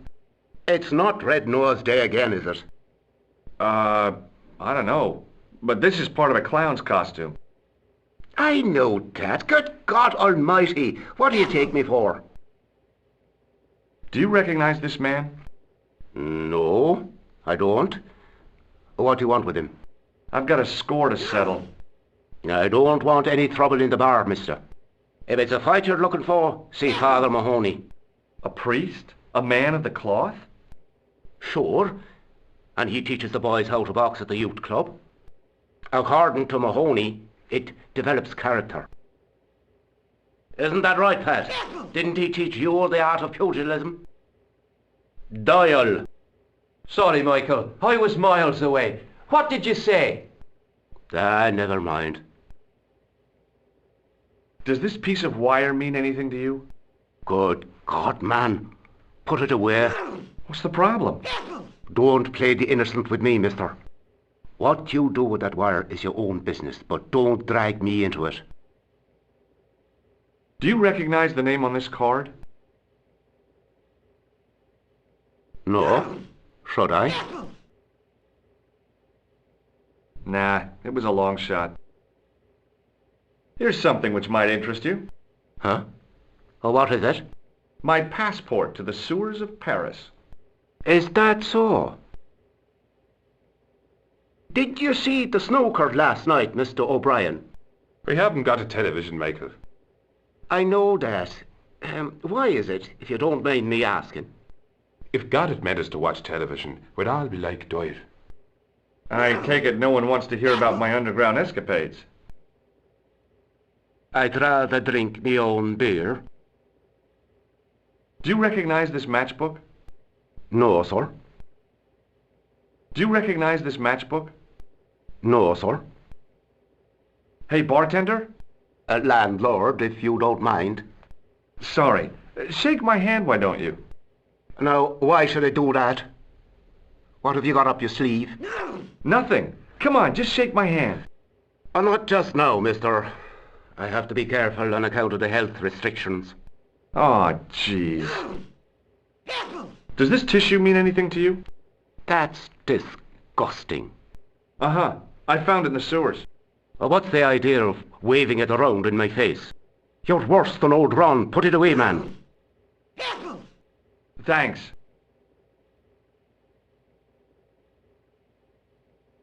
There was a vacant look on his cow-like face that said quite clearly, "Nobody home." His elbow rested on an obviously soggy piece of towel. Hi, my name's Stobart, George Stobart. Hello there, mister. What can I do for you? Do you know Professor Pegram? Do I know him? Do I know the good professor himself? No, I don't. I mean, I know who he is, but I don't know him to talk to. Do you know anything about Pegram's excavation? Only that he didn't have the right tools for the job. What he needed was shovels and a JCB. Pegram was digging for historical remains, not coal. Is that a fact? What the hell for? Here's the science of archaeology part. Understanding how people used to live by what they've left behind. One day archaeologists might be digging up our remains. Imagine that, Mr. O'Brien. I wonder what they'll find. Well, it won't be arrowheads and beakers. Fast food cartons and flavoured condoms, more likely. Is it true that Pegram found a valuable gem? What? First I heard of it. Where have you been, Pat? That gem is the talk of every town from Lochmahon to Ballydoon. Nobody told me. The lucky sod. So that's why he scampered. Did anyone from the village work at Pegram's dig? I tried it myself, but that high and mighty history man called me incontinent. What a nerve. Hadn't I dug more holes than the rest of them put together? Do you remember seeing Sean Fitzgerald at the dig? Let me see now. I think me brain box needs a spot of lubrication. Can you tell me anything about the castle on the hill? Oh, I don't know much about anything. You should ask Mr. O'Brien here. He does joined-up writing. Would you be one of them history fellas yourself? That's right. Professor Stobart, Miskatonic University. You're an archaeologist, and you're asking us about the castle. Excuse me, Mr. O'Brien. The gentleman was talking to me. How come you didn't leave with the others? I didn't know they'd gone until the landlord told me. Can I buy you a drink? You most certainly can. Give me a drink for my friend here. Who? Doyle? Has he conned you into buying for him? Shame on you, Patrick. Same again? Just a point this time, Michael. 1 point of brown coming up.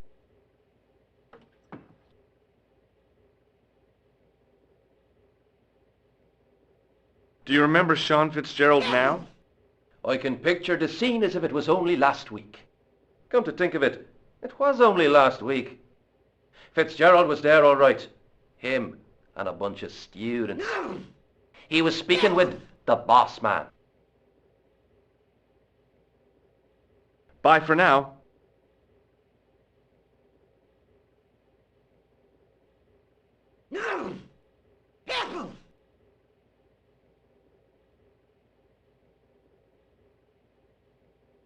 The guy sat in the corner as if he was a permanent fixture.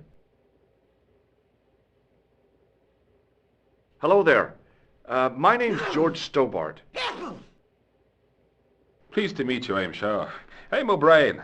Can I help you? Do you know where I can find Pegram? You're too late to meet that fella. Is he dead? Not that, but he's gone from the village. A sore point with our esteemed host, I might add. Why has Pegram's departure upset the landlord? He's lost a paying guest, that's why. More than that, there's the question of an unsettled bill. Poor Michael's seen red over the business, and I don't blame him. Can you tell me more about the landlord? Mick Leary? He's what you call a would-be sophisticate. The trouble is, his idea of sophistication extends as far as putting paper in the lavatory.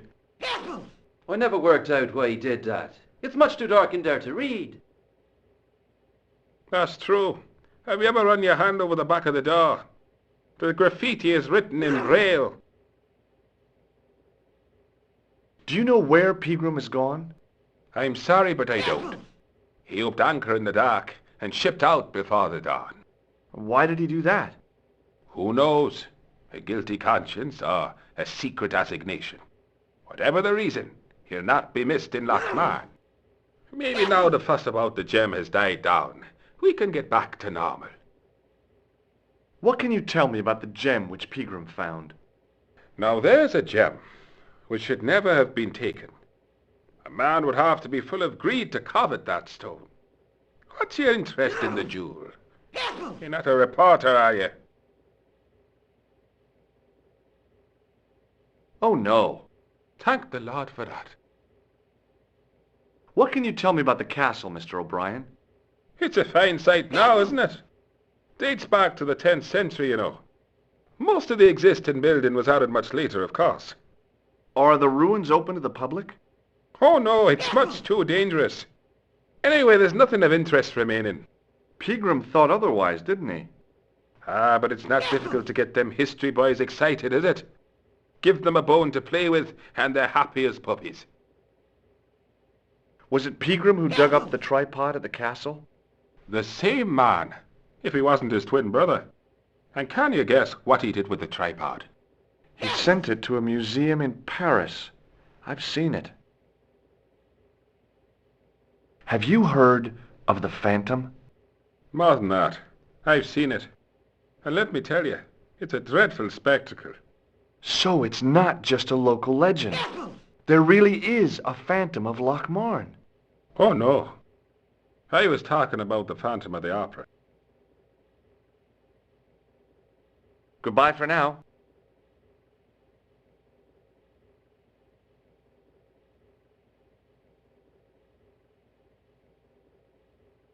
Hello.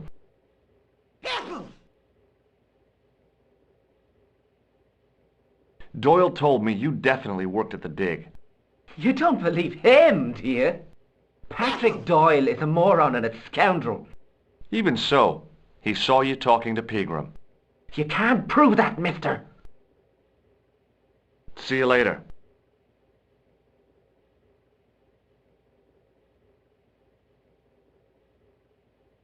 Hello again.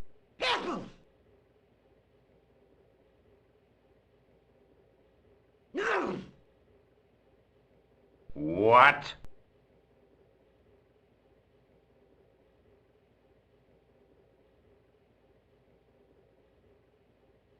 What's that you're making? It's a necklace, mi poco. Oh, sure. Made out of steel wire? That's right. A necklace for my pretty one. When my little lover feels it round her slender neck, she'll be mine. All mine. If I was a woman, I wouldn't think much of a wire necklace. It's not made for a woman. I've got my sights on tastier dishes than women. Flesh as smooth and tender as a maiden's. Bones as soft and white as a newborn babe's. Rabbit, lad. That's what gets my juices flowing.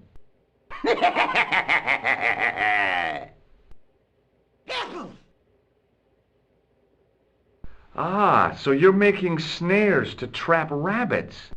That's right. Do you have a problem with that? Damn right I do. Isn't it painful? Only if I get me fingers caught. I'm talking about the rabbits. Do they feel much pain? You bet.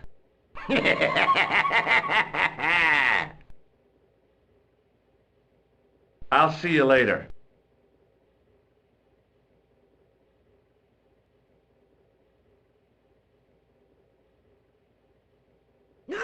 Hey!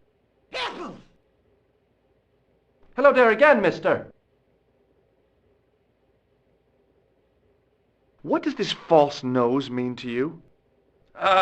No, you're a clown. No, not me. You're a good one, aren't you? Did you hear that, Michael? I hate clowns. Listen to this fella. I hate clowns, says he. Isn't he just the funniest man you ever did see, Michael? He's not a clown, Doyle. He's not even remotely funny. Thanks. Do you recognize the man in this photograph? It's a handsome mug on that fella, to be sure. Is he a film star? Don't be fooled. This is the face of a psychopathic killer. No. Well, there's one in the eye for me and my mouth.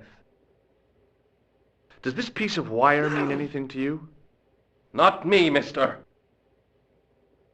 Does this security pass mean anything to you?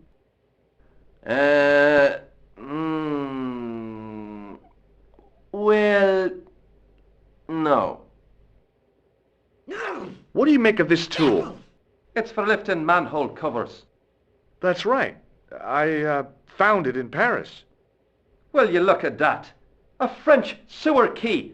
Marvellous. Do you recognize this matchbook? No.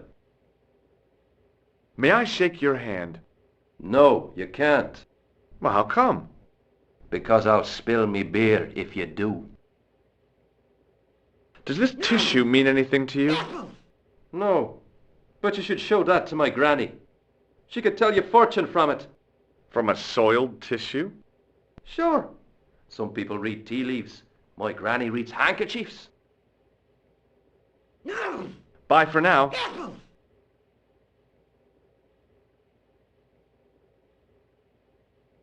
Excuse me, Mr. O'Brien. Hello there. What now? Does this red nose suggest anything to you? It's a clown's nose, isn't it? I haven't been to a circus since I was 10 years old. O'Donnelly and I walked all the way to Ballymore, 15 miles in our bare feet. What do you make of this piece of wire? It looks ordinary enough to me. Do you recognize the man in this photograph? Nope, I've never seen him before. What can you tell me about this ID pass? Gruber Electronics. I've never heard of it. Does this tool mean anything to you? I'd say it was for lifting manhole covers. How come you know that? I'm a man of the world, Mr. Stobart. Does this matchbook mean anything to you? The design is Middle Eastern, I'd say. I'd like to shake you by the hand, Mr. O'Brien. I'd rather not. You see, I happened to notice that vibrating buzzer in your palm. What do you make of this tissue? I'd guess that muck on it is grease paint. There's no fooling you, Mr. O'Brien. Goodbye for now.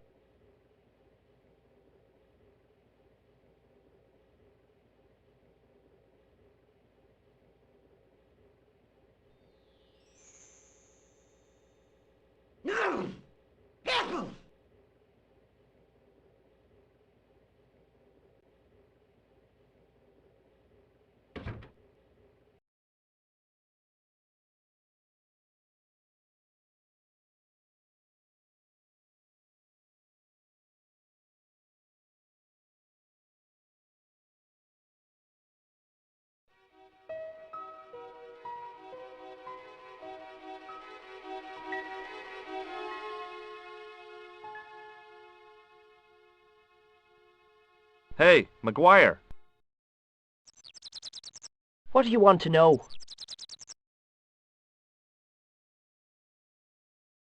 Are you sure Fitzgerald worked at the dig? Oh, yes. It was him, all right. Would I tell a lie? Well, he denies it. I saw them together only last night. I wish you'd told me that sooner. What were they doing? Pegram gave Fitzy a box. He didn't look too happy about it. I knew it. But how am I going to persuade him to part with it? Break his fingers. No, I couldn't do that. I could. Thanks for the offer, kid, but I'll try a more subtle approach. Chinese burns? Do you know where I could find Fitzgerald? He's inside, but you won't get no sense out of him. How come? Is he drunk? He's like a frightened rabbit. A real bag of nerves. Why, the fella's scared of his own shadow. What's Fitzgerald scared of? Everything and everyone. So I shouldn't have any trouble getting him to talk. He's a pushover, but don't scare him too much. Try the soft touch. Butter him up a bit. I heard that Pegram had found a legendary gem. That's right. It's been the talk of Lochman all week. You haven't seen the gem, have you? Hell no. I reckon Pegram made off with it. If I was him, I'd go to Amsterdam, chop it up and sell it. He could be living the life of Riley instead of digging holes. See you later, kid. Okay, mister.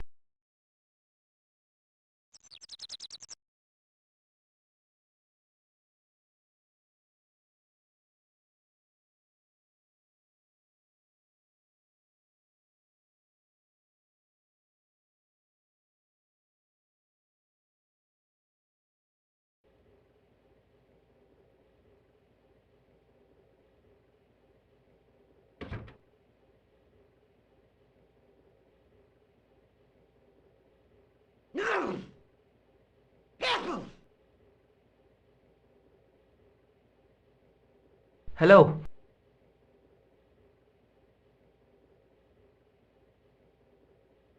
McGuire says he saw you working at the dig. What's more, he saw you talking with Pegram.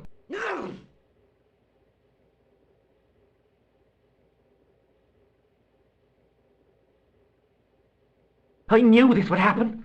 I knew I'd get caught. Just my luck.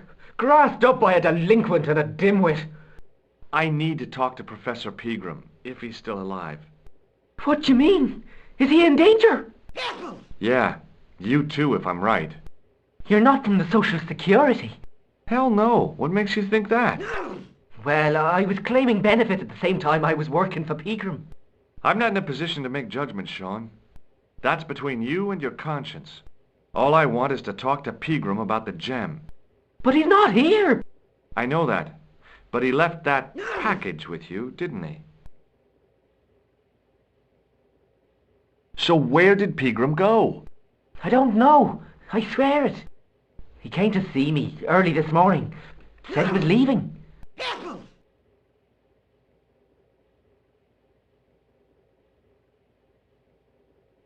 He asked me to give this package to a guy called Marquet. Show me what's in the package, Sean. I can't do that. Why not? I promised the professor. So what? You didn't have any qualms about your benefit scam. So where's the harm in taking a peek inside Pegram's package? You don't know these people. I can't. I don't dare. This is your last chance to show me the package, Fitzgerald. I've been patient with you, but now it's time to kick ass. But he'll kill me. Who will? The man from Paris. Jack Marquet. Pegram told me if I gave him the package unopened, I'd hear no more about it. But if I double-crossed Marquet, I'd be dead. I'll deal with Jacques Marquet. Give the package to me. No. Why should I trust you? I don't know who to trust anymore. I wish I'd never even heard of the Lochmarn gem.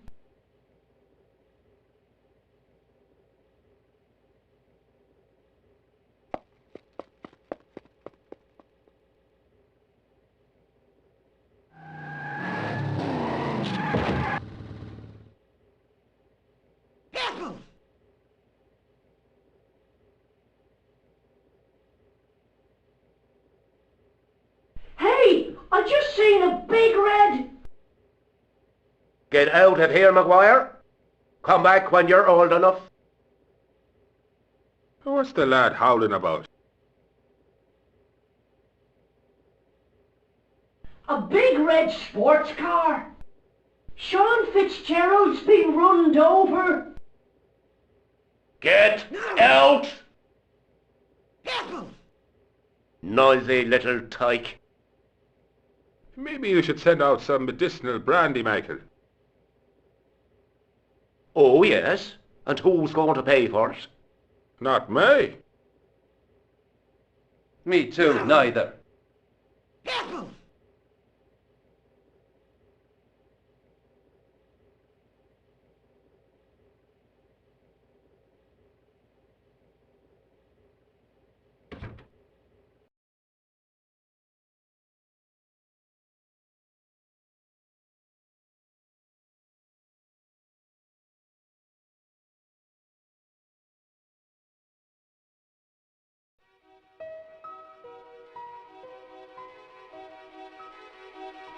I was telling the truth about Fitzy, mister. Okay, calm down. Now tell me what happened.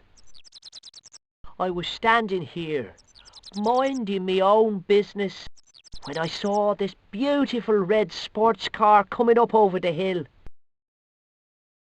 Would you look at that, says I, and I going over to take a closer look. Next thing, Fitzy comes tearing out of the pub and nearly knocks me on the ass, but the car just flies at him. It was too fast for poor old Fitzy. I gave him an awful wallop. He goes flying up on top. Jesus, says I. I thought he was gonna. Next thing, the driver hops out, and I couldn't believe my eyes.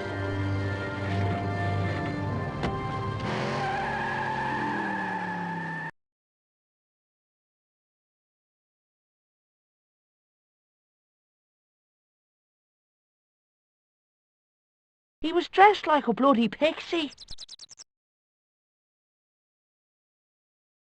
Did this pixie have a scar on his cheek? I couldn't see. He was wearing a stupid mask. Are you a special agent? Sorry to disappoint you, kid, but I'm not.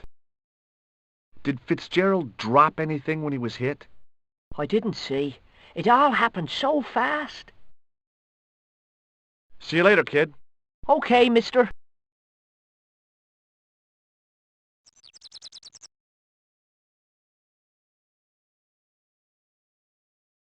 The plastic cover had been smashed by the Pixie's car, revealing a switch.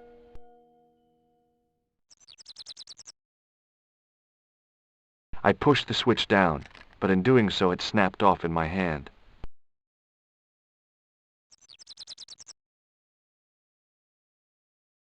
I tugged at the trapdoor, but it was locked from the inside.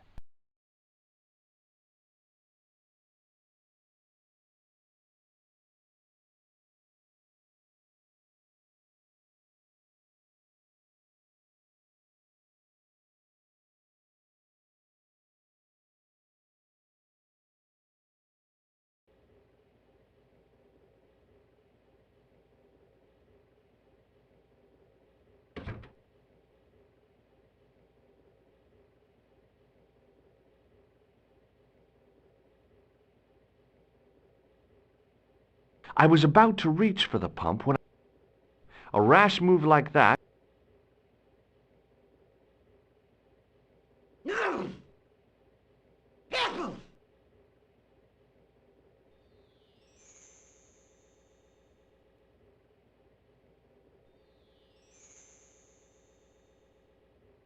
somehow I'd managed to drink the thick, sweet brew. I felt strangely compelled to order another, even though my every instinct warned me against it. Excuse me?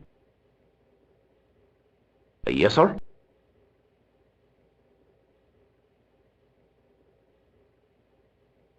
May I have another beer, please?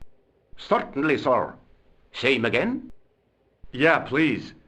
How is this stuff made? That's the secret of the master brewer, sir. Each barrel is lovingly manhandled in time-honoured fashion, suspended on skillfully tied ropes of the finest hemp, lowered into the cellar utilising the forces of original gravity, like manna from heaven.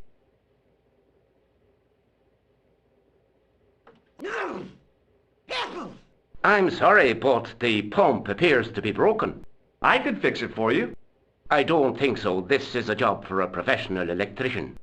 Oh well, at least the glass washer is still working. It's not my idea, is it? It just so happens I'm an electrician. Check out my credentials. Well, no. Isn't that marvellous? Here's a house bedevilled with faulty wiring of a wayward nature. Here's you, an electric man, with a little plastic card to prove it. I still want to see what you can do before I let you touch me beer pumps. You can make a start on the glass washer.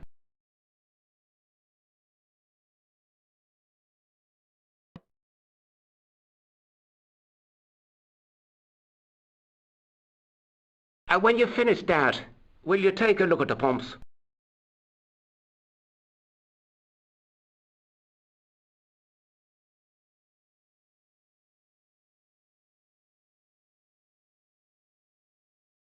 I couldn't see anything obviously wrong with the machine. I figured it must be the wiring. There was nothing physically wrong with the glass washer. It was an electrical plug attached to the glass washer.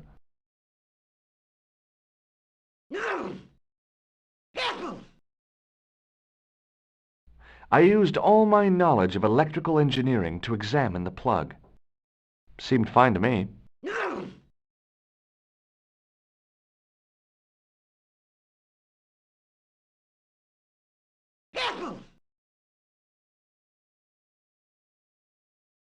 I replaced the fuse with a piece of wire. I knew it was dangerous, but I was desperate enough to disregard everything I knew about standard safety precautions. Excuse me, Mr. Leary. I fixed your glass washer, no problem. Bingo! And a blessing to all the saints. A free half-pint to that man, on the house. Now, could you take a look at the beer pumps?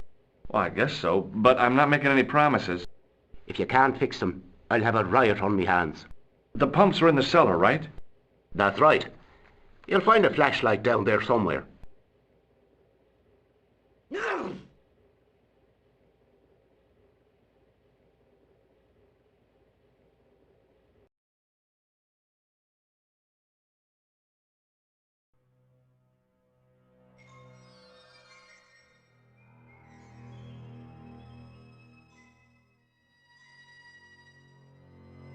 What a dumb place to store a flashlight. A dark cellar. The only way I was going to find anything down there was to feel around.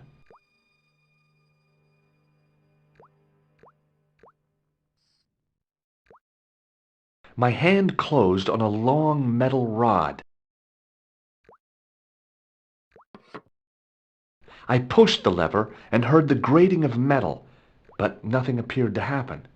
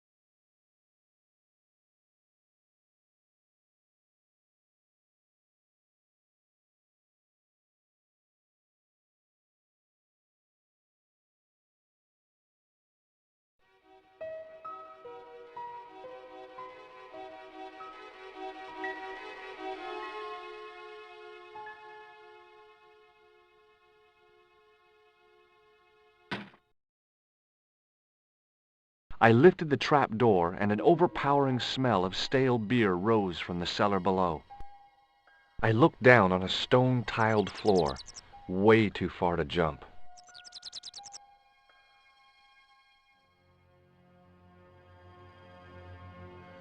Excuse me. There was a nasty feeling in my guts I usually associated with light opera. It was Khan. What's the problem? Did you see what happened here a few minutes ago? What was that? A man was involved in an unfortunate accident. I didn't see anything. What about the boy? He doesn't know anything either.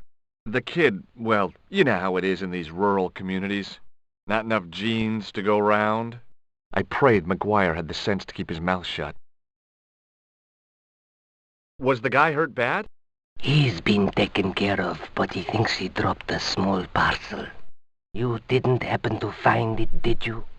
If I had, I would have taken it to the police. Of course. Thank you.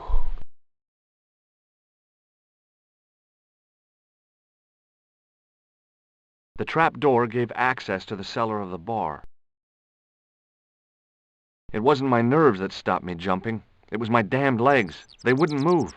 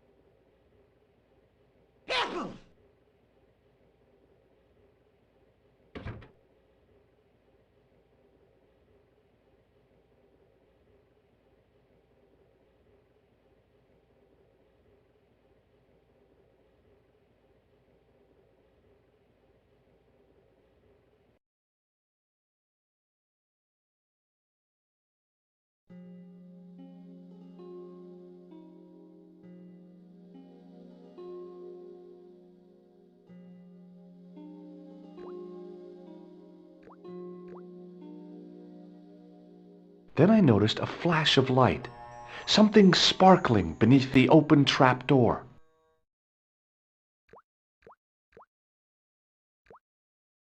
It was Peagrim's gem, all right. A large, uncut blue stone. As I held it aloft, I realized the fascination it could command. I guess I was already under its spell. Did you find it? What? Whatever you was looking for. Yeah. Listen, McGuire, I want you to keep this to yourself. No problemo. Just chuck us up a crate of lager. No way, you're not old enough. We can sell it and make some cash. Forget it, kid. I couldn't betray Mr. Leary's trust. I could, for sure. That old misery guts deserves it. If you want to do me a favor, keep a lookout for that guy in the suit. Okay, but it'll cost you a packet of chips. Oh, and shout if you see that Ferrari.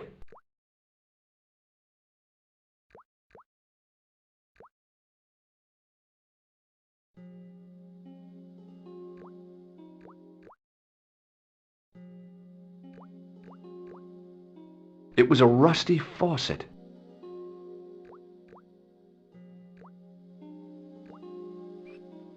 The faucet creaked, coughed, and spewed out a stream of rusty-colored water.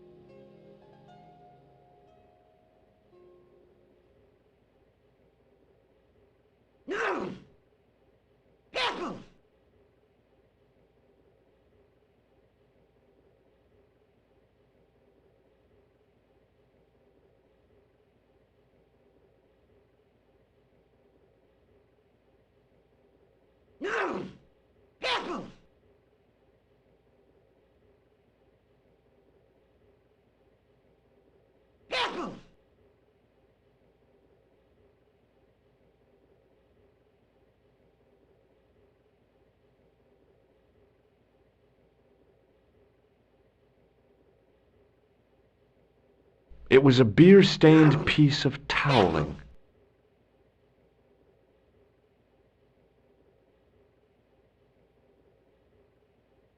As the man raised his arm to drink, I snatched the towel away.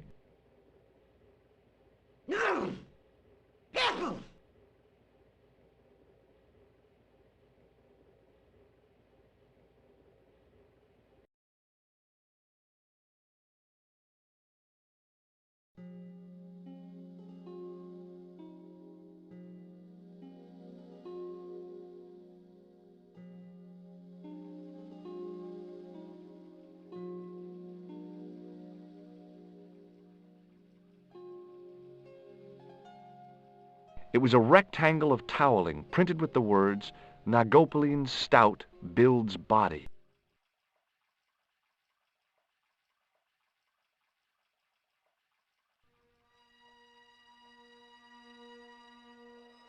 I held the towel under the faucet and soaked it with water.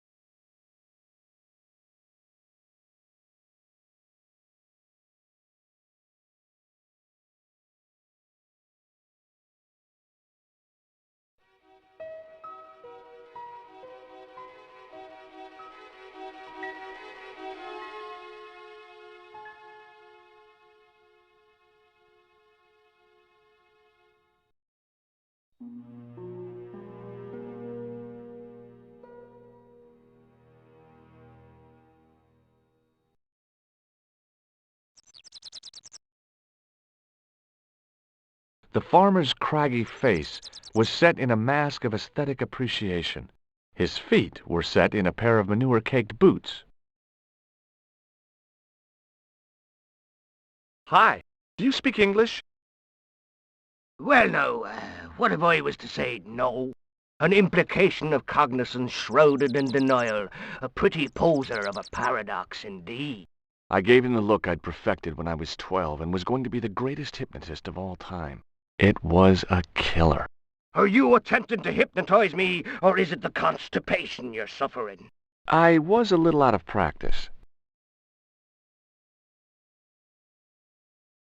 Have you seen Professor Pegram? No, he's packed up and gone. Do you happen to know where? Back in England, I suppose. Do you think Pegram's disappearance is due to the curse? Look at the facts. He dug up the gem. He disappeared. Bingo! It doesn't take a degree in mathematics to work that one out, does it? You don't have to be a smarty Pythagoras with a calculator. I guess not. Pegram has run off with the gem. Did you happen to see a red sports car down on the road? I caught a glimpse of a flash of red on the hill and heard the racket. Sure, it was an awful noise. A sports car, you say? A Ferrari, to be exact. A racing car? And what was it doing here? The poor fella must have been lost. The driver of the Ferrari was involved in an accident. Is that so? Yeah, he knocked somebody down outside the bar. What an idiot! How could a thing like that happen? He was traveling too fast. So fast he ran right under the car? I mean, the car was traveling too fast. But you'd have thought the idiot could have heard it coming. Maybe you know the guy who was hit by the Ferrari. His name is Sean Fitzgerald. Oh, I know him all right. That's me nephew, the idiot responsible for the stacking of my hay cart. Was he killed by the car? Oh, no, but he has been abducted. Well, that's a relief now. Aren't you going to look for your nephew? What for? From what you say, it's too late. Well, you could report the matter to the police. Better not. Besides, what could they do? Well, they could mount a search. They have only the one bicycle between them. In a question of superior acceleration, I put me money on the Ferrari. I think you ought to know exactly what Sean has gotten himself into. I'm not sure I want to know. But you're his uncle, his own flesh and blood. You're right, but what can I do? If I'm not here to guard it, some idiot might try to climb the haystack. What a moral dilemma. Stay here and guard this potentially lethal agricultural construction, or to go off in search of the prodigal nephew, the very man responsible for said hazard? It'll need some thinking about. Why, there's no problem. You're right. Why didn't I think of it before? We'll demolish the haystack. You don't have to demolish the haystack to go look for Sean. I'll stay here in your place and warn anyone who's silly enough to climb it. Marvellous!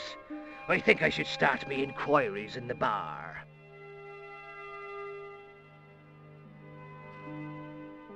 He strode off in the direction of McDevitt's bar, leaving me to contemplate the stack of hay.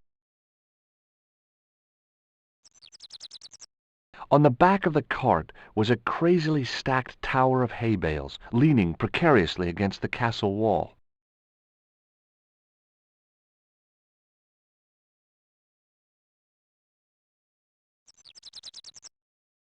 Pushing with all my strength got me nowhere. They didn't budge. I really need to start working out.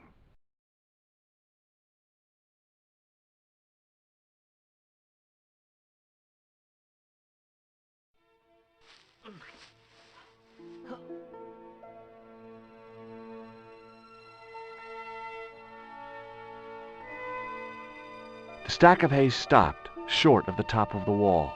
Even if I stretched as far as I could, the wall was out of reach. What I needed was a slice or two of Alice's Wonderland.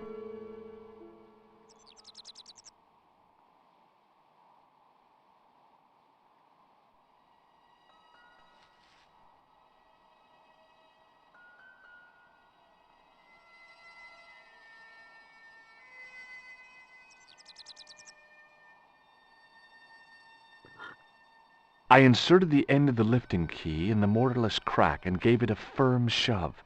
It remained lodged in the wall, jutting out to form a step.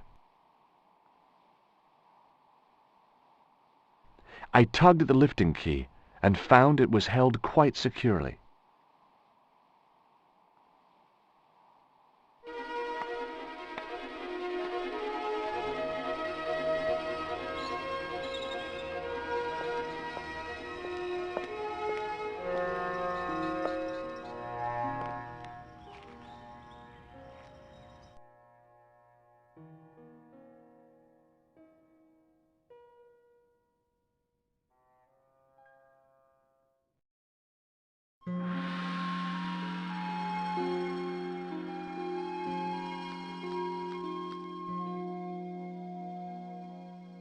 It was the fiercest, meanest-looking old goat I'd ever laid eyes upon.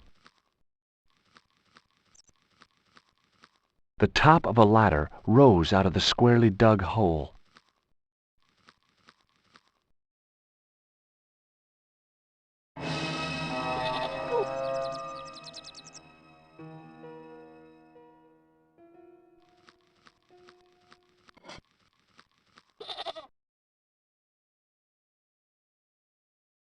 The rope by which the goat was tethered had become tangled on the old plowshare.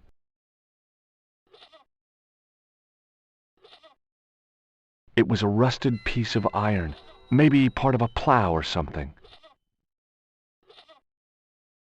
The goat was tangled up with the old plow. "Hey, Billy!" The animal fixed on me with an evil glare. Behind the malice and resentment, there was a cool intelligence. "How you doing, boy?" I felt as threatened as I'd been by the assassin and his goons in Paris.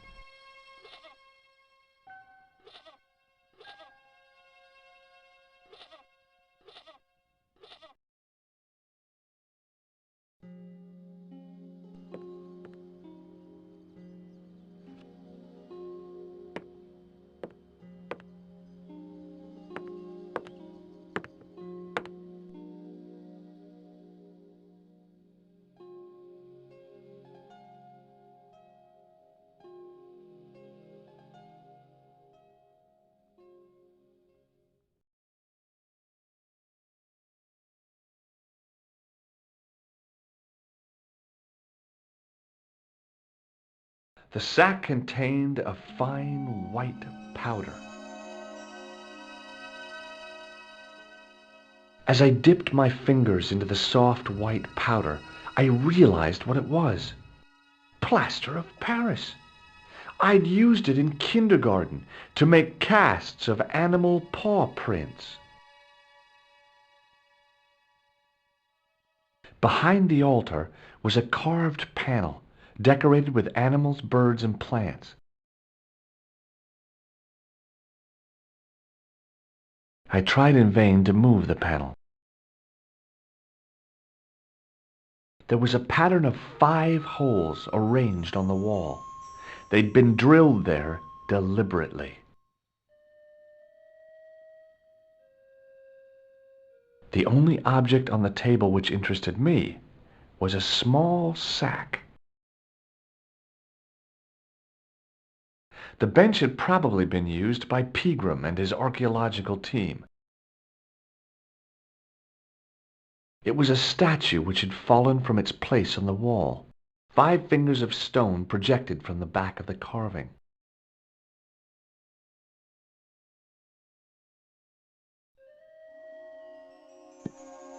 The statue was too heavy to lift. It overbalanced into the sand. The statue lay face up in the soft sand.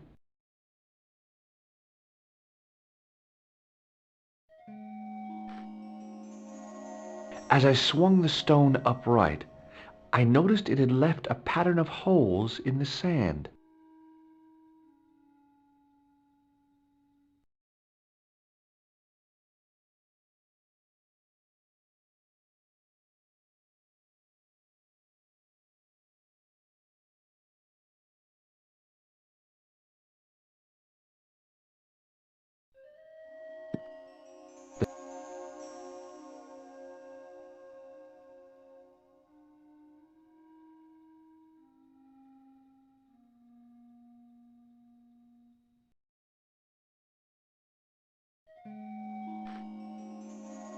I sw-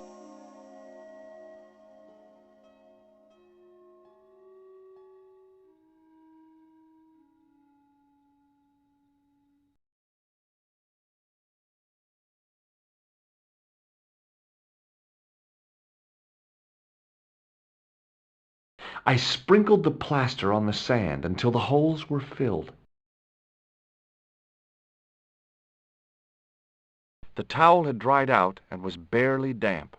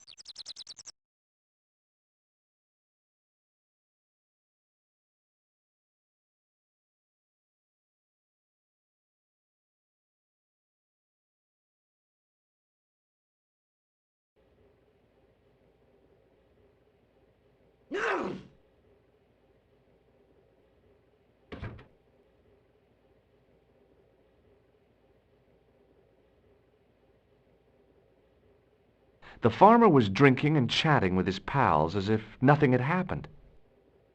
Maybe abduction had replaced cattle raiding as their national pastime.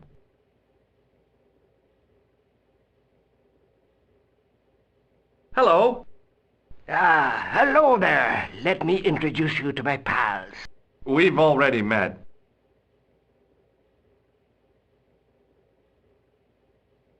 I want you to know you have my sympathy. Oh, it's just terrible, awful. It's the worst news I heard all day. It's top the bad news all right for this week and the next. The whole year? It's worse than that. It's the worst disaster in living memory. Isn't it the biggest calamity in the history of the village? I would say it's the biggest in the history of Ireland. The most awesome disaster since mankind paddled out of the primal plop. There's no beer. Is a glass of beer more important than a man's life? Were you talking to me? To all of you. Sean Fitzgerald has met with God knows what, and all you can do is drink. Sean has gone for a ride in a flash car, that's all. Why don't you calm down and join us? What about Sean? Why aren't you out looking for him? There's no point in launching an ill-equipped expedition to save the lad. In a life-or-death situation, preparation is essential. That's why I slipped in here. For a pint. I gotta go.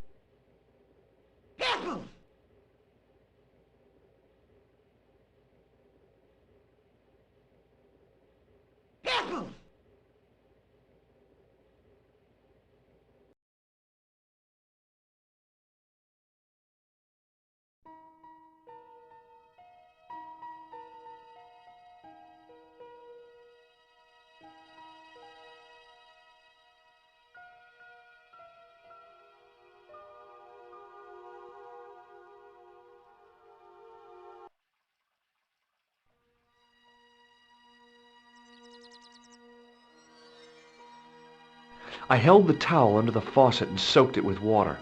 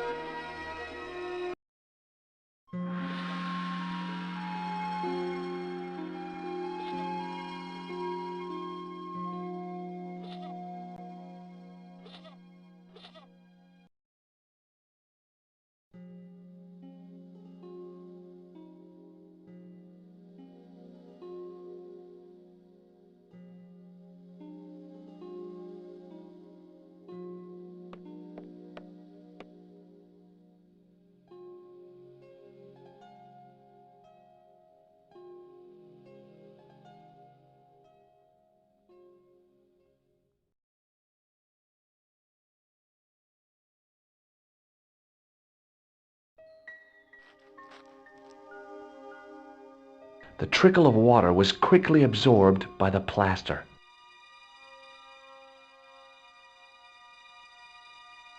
I eased the solid piece of plaster from the sand. Underneath, it had formed a perfect copy of the statue.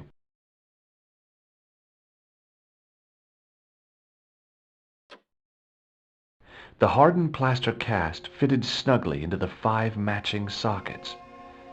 There was a soft thud, then silence.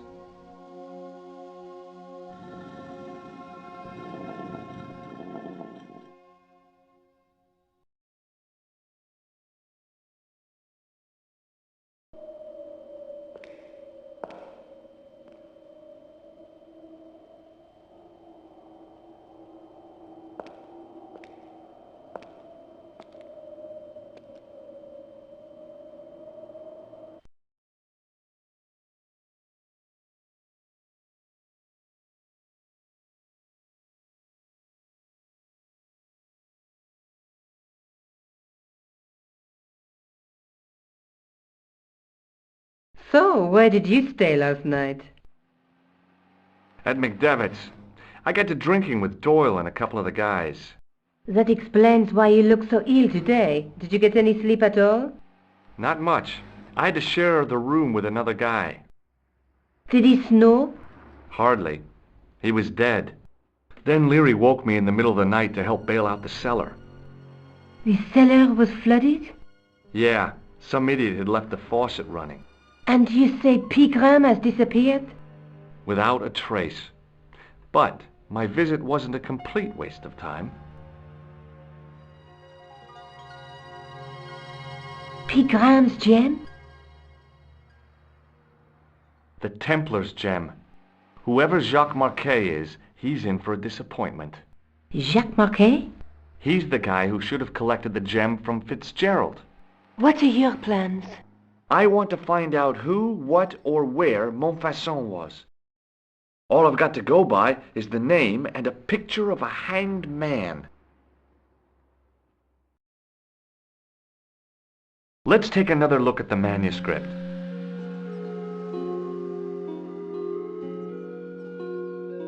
That's the gem that Pegram found in Lochmarne. Do you want to look after the gem? No, Georges. I'd be too tempted to sell it. I found this in the killer's room. What is it? A credit card? ID. Thomas Merlin of the Gruber Electronics Corporation. Never heard of him or the company. I found this matchbook in the killer's hotel room. It's from the Club Alamut. Never heard of it. Is there anything written inside it? No, what were you expecting? If this was a movie, there'd be a clue, a name or an address. That's no use. There aren't even any matches in it. Oh well, I'll keep it as a souvenir. I can't sit here all day, much as I'd like to. Okay. Don't forget to look for Lobinot at the Kron Museum. And why don't you see if Rousseau has heard anything? Okay. Anything else I can do for you while I'm out? Shopping, a trip to the laundromat? Just take care of yourself.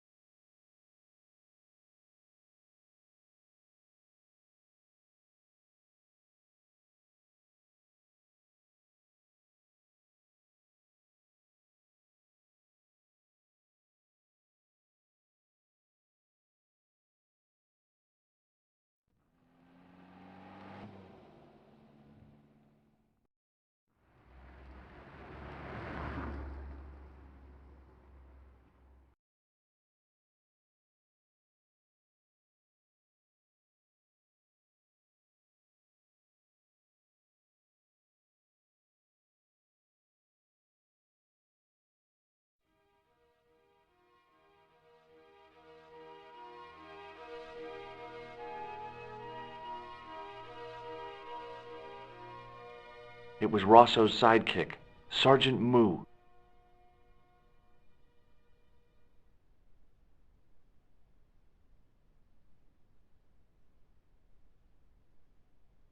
Excuse me? Ah, Monsieur Stobart, n'est-ce pas? That's correct. You remember me. The retention of such data is part of my duty as a gendarme. That is how crime is fought, through attention to detail, not intuition. Yes, sure.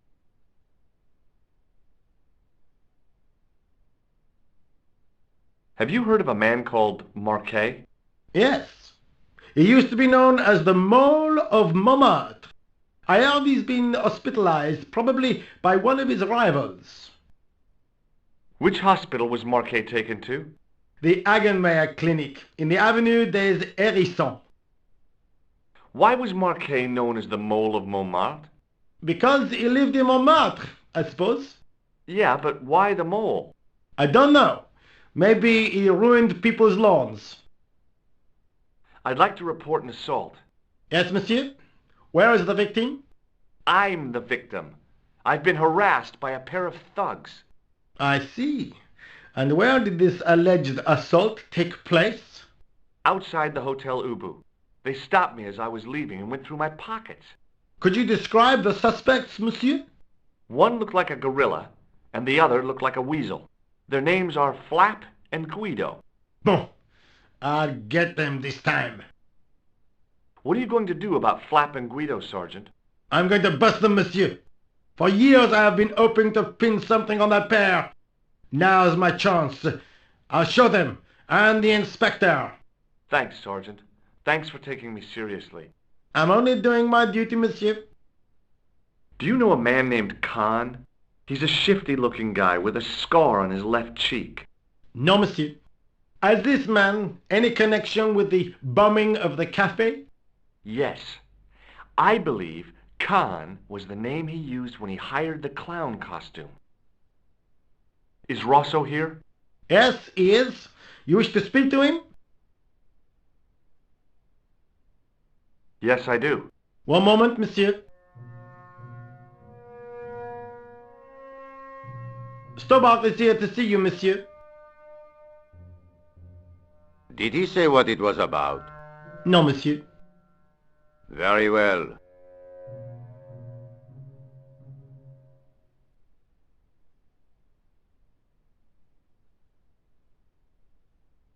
Hi, Inspector. Remember me? But of course, Mr. Stobart. My mind is a well-ordered faculty. A mental classification system that's the envy of the Bibliothèque Nationale. No tricks, mark you, monsieur. Just exercise. Just as our muscles waste through inactivity, so our minds decay. But there is no need, if only people would learn to exercise their wits daily. If he was trying to impress me, it worked.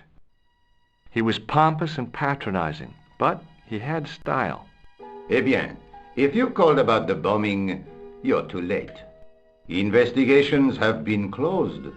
But I've been taken off the case. What about the murderer, the dead guy? It is out of my hands. Ever heard of a guy called Marquet? Jacques Marquet? Marquet? I know the name well.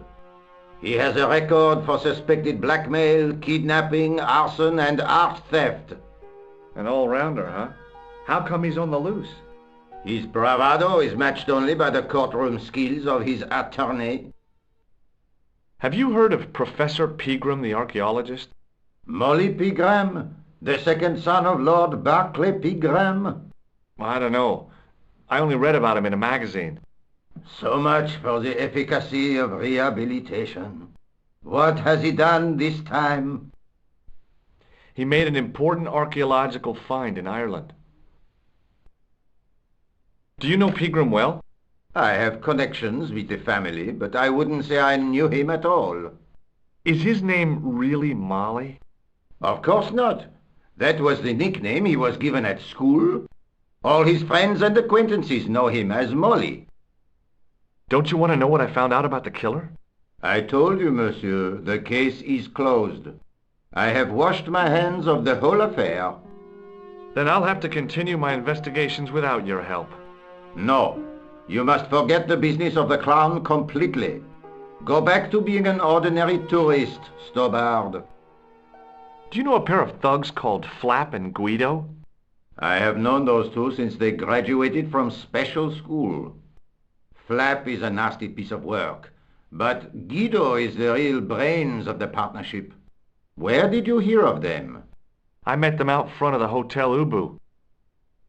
Did you find out the ID of the guy who was killed in the explosion? I already knew who he was. I heard that the bomb victim's name was Plantar. Your sources are reliable. He was a big shot at the Treasury, wasn't he? Maybe that's why you've been taken off the case. I'm sorry, monsieur. I cannot comment. What was that psycho-detective business you did in the cafe? It is my theory that the passions evoked in violent crimes create ripples in the ether, invisible to all but the possessor of a highly developed and receptive mind. I'm impressed. Can you bend spoons, too? I didn't think a man of your obvious intelligence would stoop to mockery. I'm not mocking. I've had personal experience of the power of the mind. I used to get ignored at parties until I read a book that changed my life. Really? What was it called? Hypnotism for Fun and Profit. He looked at me as if I'd farted at a funeral. The power of mesmerism is a rare gift, not a party trick. You're not going to try any of that psychic interrogation on me, are you? Do you find the thought of my probing distasteful? Let's just say I'd rather you didn't. I've got more doubts than Doubting Thomas when it comes to mysticism. Too bad. I think you would make an interesting subject under controlled regression. The day I let anyone mess with my mind hasn't dawned yet. So long, Inspector.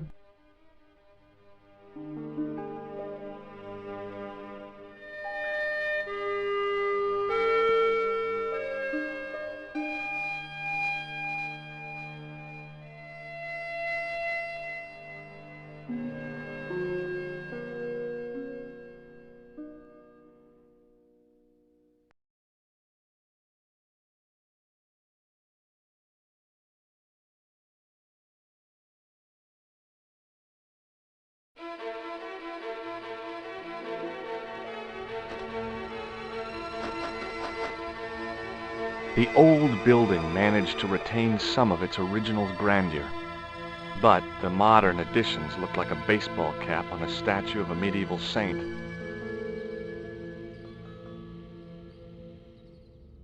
There was no sign of the crew of the ambulance.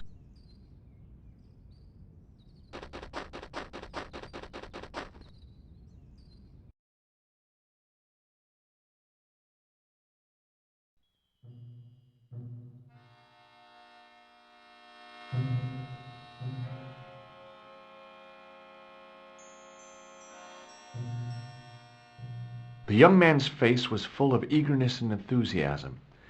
I figured he was fresh from college. The woman managed to look overworked and hassled, though she didn't appear to be doing anything.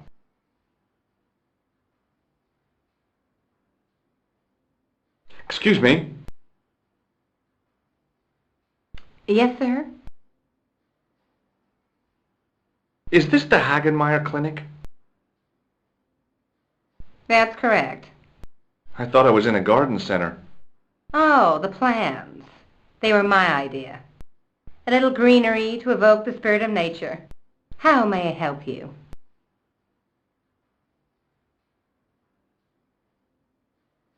Has Marquet been visited by a man in a clown costume? Oh, no. You haven't seen a man in disguise? Well, there's Theodore the Bear. He comes every Thursday to entertain the children. Personally, I think he scares them half to death in that crummy old bear suit. If I was stuck on my back with tubes in every orifice, he's the last person I'd want to see. Has Marquet had a visit from a pair of gangsters? I should hope not. Can you describe them? A thin guy who looks like a weasel and his friend, the gorilla. Sounds as if they escaped from the zoo. I'm here to see Jacques Marquet. Oh, yes. Are you related to our client, sir? Yeah, I'm his, long-lost brother. A brother half his age with a different name and an American accent. Yeah, people always say that. I blame Mom. We were separated at an early age, after a mix-up in the nursery at the Oakland shopping mall. I've never heard anything so ridiculous in all my life. I guess not. So, do I get to see Marquet before the funeral?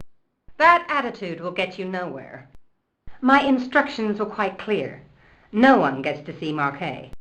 So unless you can prove you're a relative or a close acquaintance, you're wasting your time here. What does this false nose remind you of?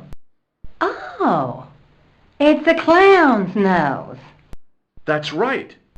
Why don't you give me a break and go and play with someone else? Have you seen this man here at the clinic?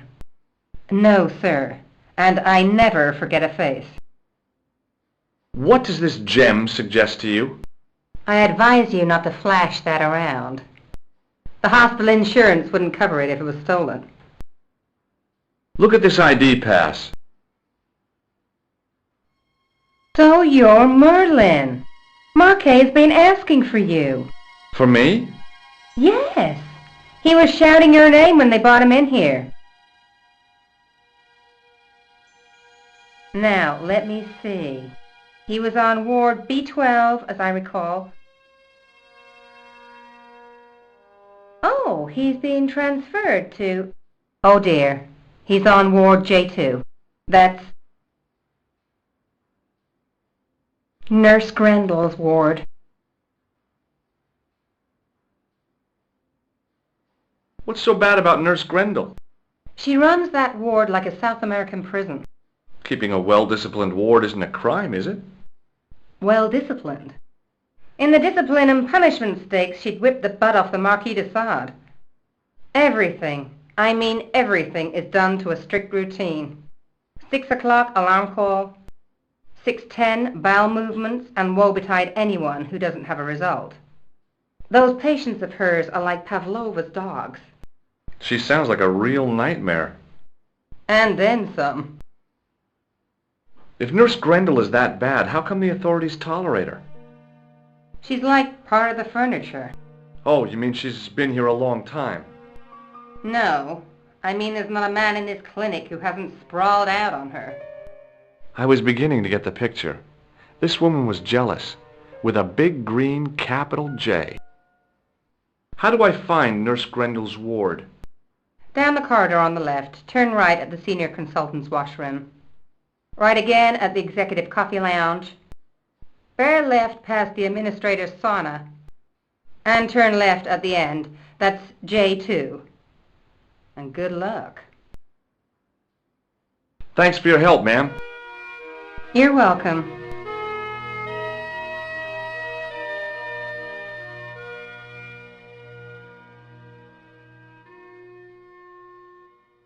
Hi, my name's George Stobart. Pleased to meet you, sir. Call me George if you like. Are you sure? Yeah, that's my name. My name's Benoit, but everyone calls me Bunny. Bunny? That's right. I used to have this cute habit when I was a kid. Keep it to yourself, Benoit.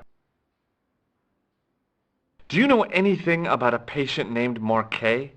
No, sir, I don't know much about any of the patients. I've never met a doctor who admits that he's only human. I'm only a trainee, sir. I'm sure I'll get the hang of things. Do you know the nurse on Ward J2? No, monsieur. This is my first day here. I can't wait to get my hands dirty. I was talking about treating my first patient, of course. I didn't mean I'd get my hands dirty with a nurse. See you later. Right.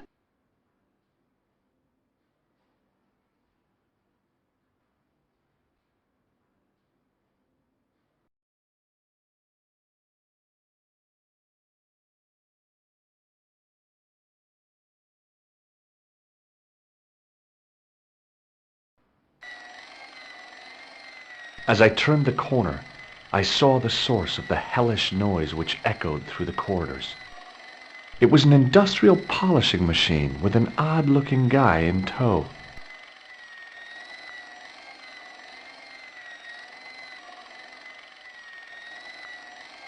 It was a classic example of functionalism, like an early Soviet spacecraft. I almost expected to see a dog or a monkey leap out. I wasn't in the mood for shining floors. Hello. What's that? I said hello. Oh, hiya. I'd like to talk to you for a minute. That's what I thought you said. Don't look so down in the mouth. No matter how bad things seem, I never let life get on top of me. Oh, yeah? What's your secret? Why, it's easy. All you have to do is smile and whistle this little tune. You know what? If you start whistling, I'll bust you in the teeth. It's a deal.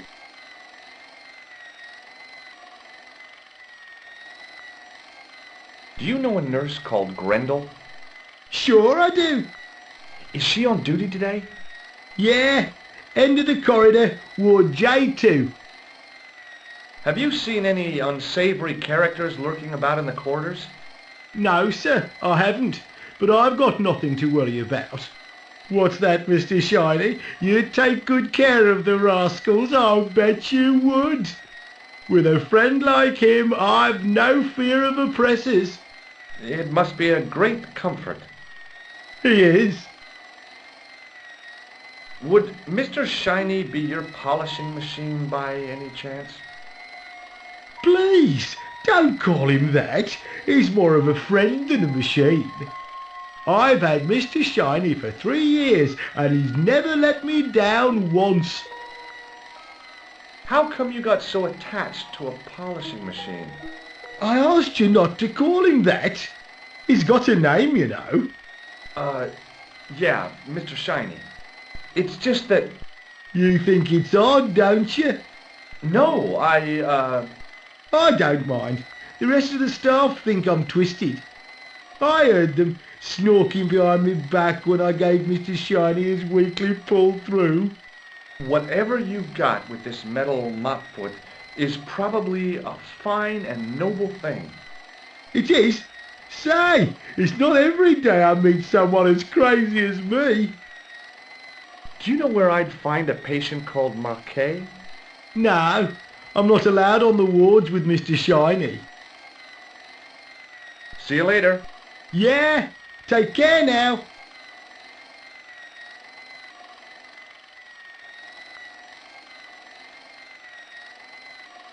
The door didn't have a sign or label or any kind of identification. Hey now, you can't go in there. How come? I'm responsible for the contents of that cupboard.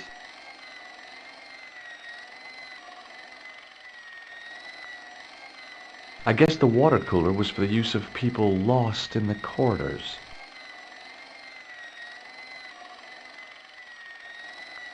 The connector in the socket supplied electricity to the polishing machine.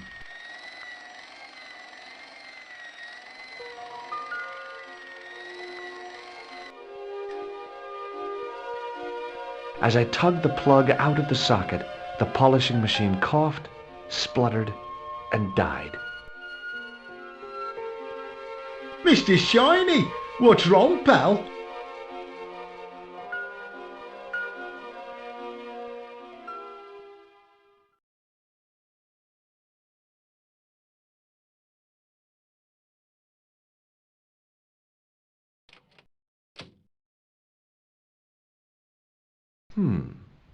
Dr. Stobart at your service.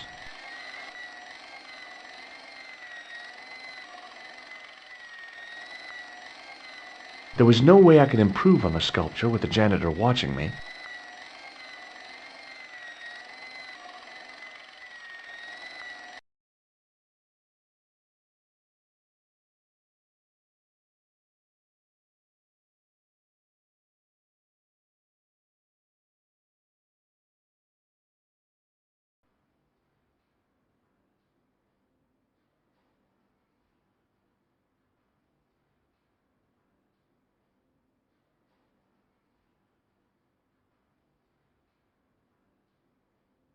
Hi, my name's George Stobart. Aha! Just the man. You must be the new boy. Yeah, I must be. Well, stop wandering about and make yourself useful. Bernie, come here, boy. This is Benoit, my nephew. Can I trust you to look after him? Do your own babysitting, Gramps. Who do you think you are, anyhow? I am Felix Hagenmeyer. And may I say what an honor it is to meet you in person, sir. You are on my medical wall of fame, right up there with Pasteur and Leary. I look on it as a privilege, no, an honor, to look after your nephew, sir. He is fresh out of medical school. It will open his eyes to see a real doctor on the job. I'll bet. Show him around. Let him see some real suffering.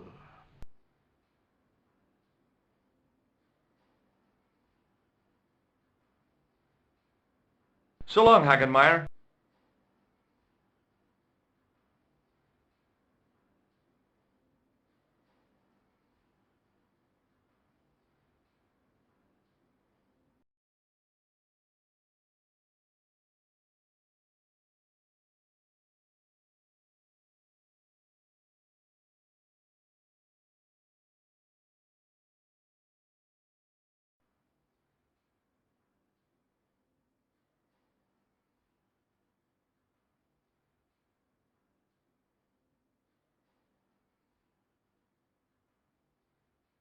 Good afternoon, Doctor. Oh, hi. Is this Ward J2? Yes, sir. The patients are ready for your inspection, Doctor. Thank you, nurse. Well, who's first? Monsieur Croquet in bed 2. What's his problem? He's been complaining of loss of consciousness. You'll need this, Doctor.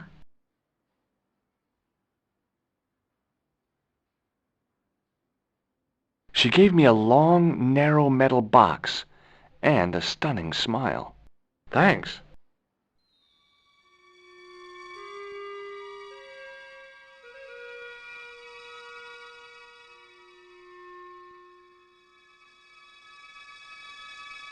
Hi, I'm Dr. Stobart. Hello, Doctor. The nurse told me you keep losing consciousness.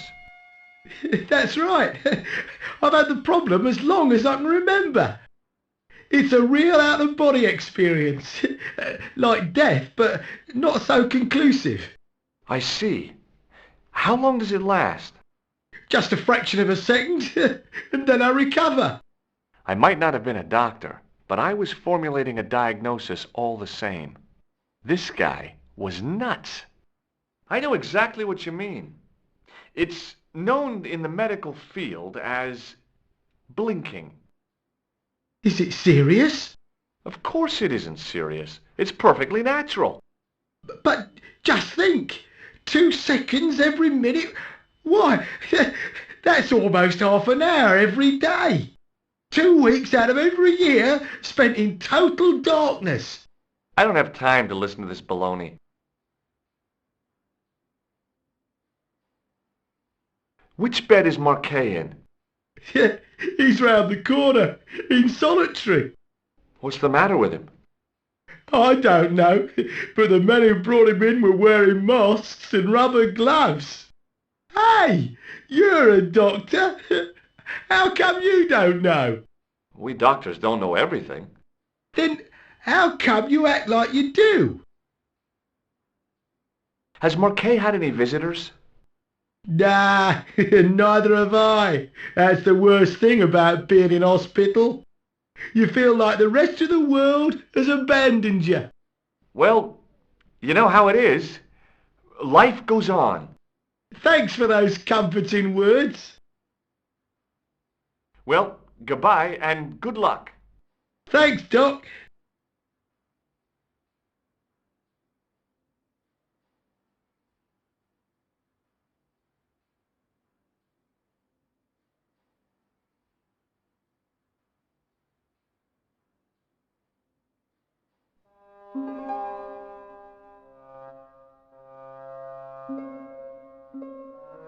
Doctor!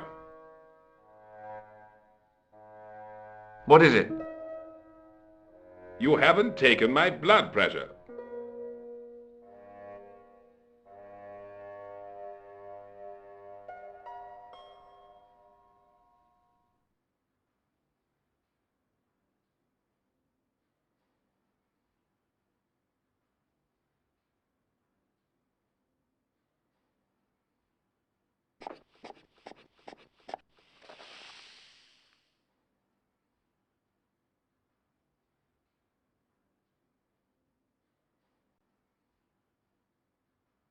Seems fine to me.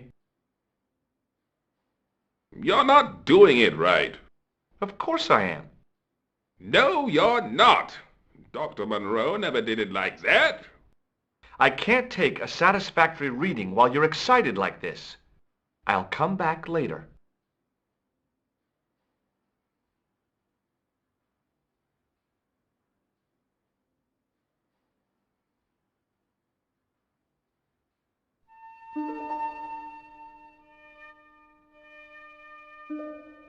Oh, Doctor. What now? You didn't finish taking my blood pressure.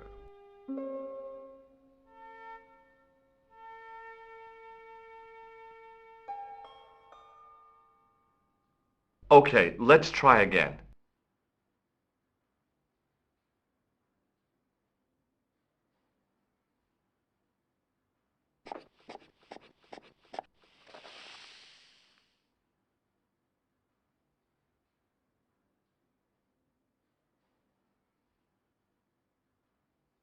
You don't have the first idea what you're doing, do you? I'll come back when you've recovered your manners.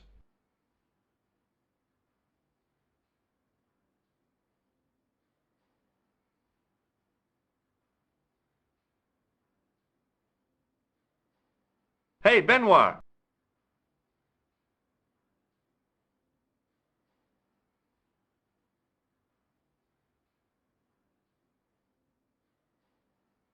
There's no need to shout. What do you want?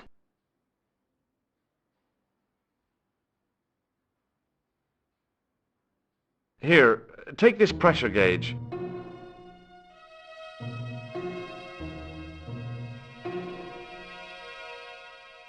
Thank you, sir. What do you want me to do with it? Well, keep it safe until I think of something.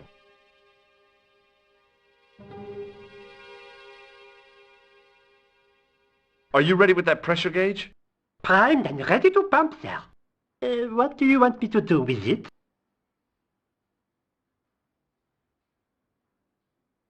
Use it on Eric Sopmarsh. Okay.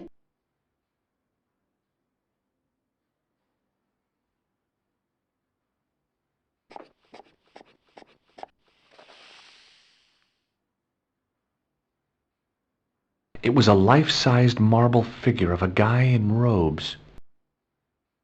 The sculptor had tried to give him a look of paternal authority and concern. To my mind, he looked just plain constipated.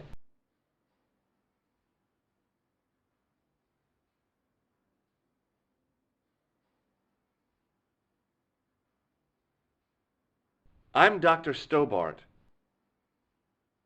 Bonjour, docteur.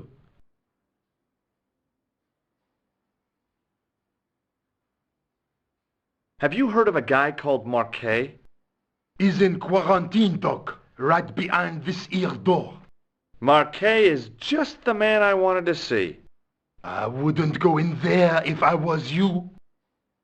He has anthrax. I have to visit my patient. What for? Routine. I have to check he's still breathing. What if he's not? I'll sign the certificate and register his bed as vacant. That's a cold and distant attitude to death. Well, I've been institutionalized to the point of godlike aloofness. The white coat suits you. Thanks.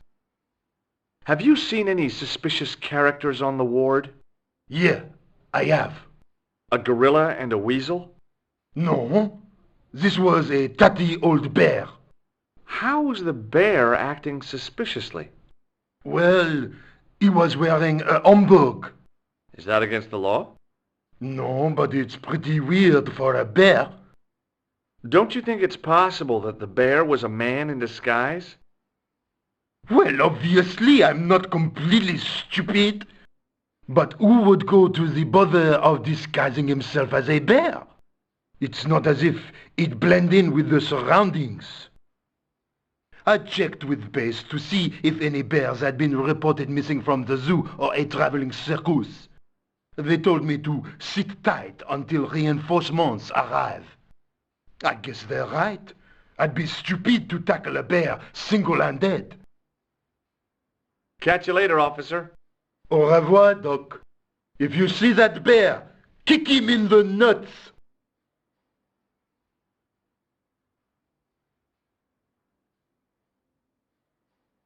Rather you than me, pal.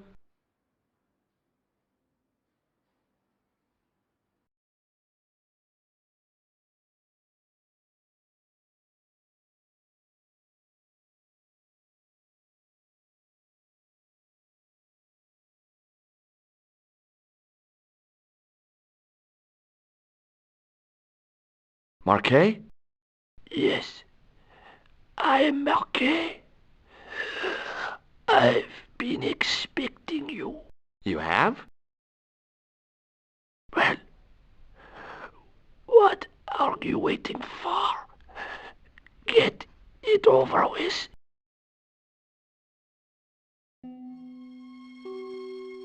I just want to know what I should do with the gem. The Lochmar gem. Yeah, right here in my pocket. I thought you were one of the assassin. Not me. I never inhaled. So, you were sent in my place? Yeah. You could hardly make the trip to Ireland in your condition. What should I do with the gem? Deliver it to the Grand Master quickly. Tell him that I have found the tripod right here in Paris. What, you have it? Not yet, but it's being taken care of. I hired a couple of stooges with a flair for petty crime. Would that be Flap and Guido by any chance? You know them? We've met. What about the Hashashin?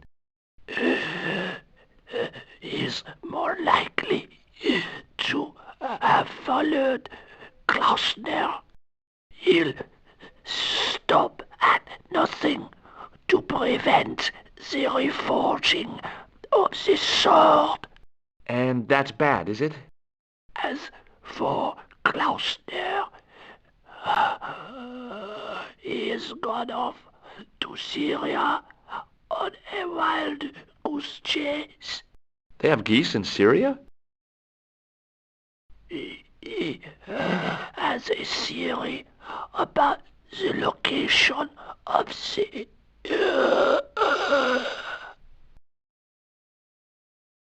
That's enough excitement for one day, Monsieur Marquet. What are you doing here? Talking to this patient, of course. Monsieur Marquet is my patient. If Herr Hagenmeyer was to hear that... Okay, I'm going. I'd learned all I could from Marquet anyhow.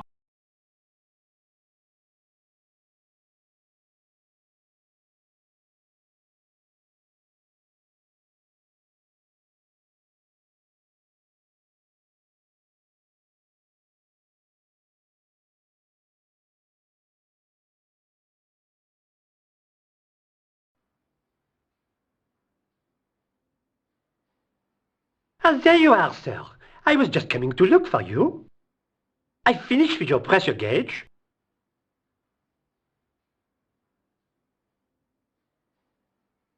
Thanks, Bunny. What's that noise? It sounds as if someone's having a cardiac arrest. It's all right. The doctor's in there with him.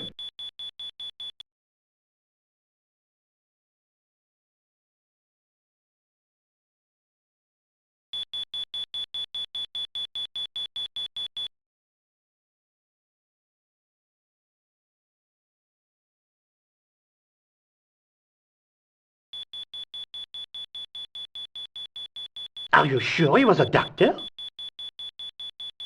Oui, monsieur. He showed me his ID. It was Dr. Braille. There's no Dr. Braille working here. He's an imposter! The door's locked. Help me, officer.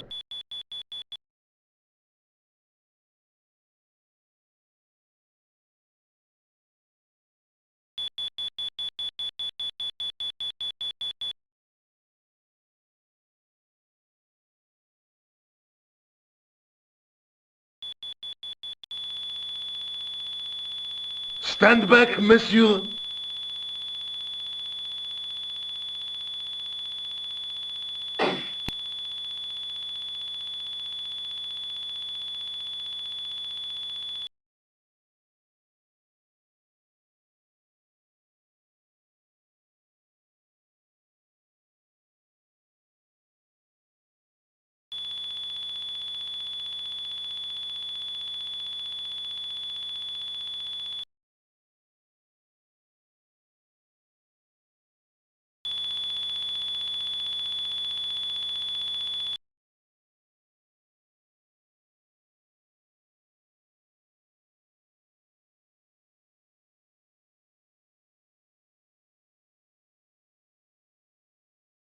I found Jacques Marquet.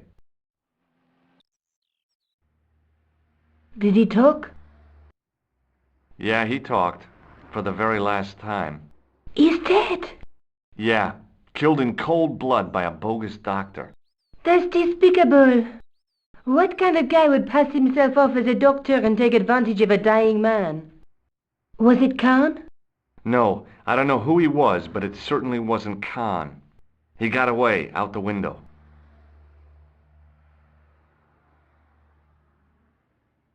Have you ever heard of the Hashi-Ashin?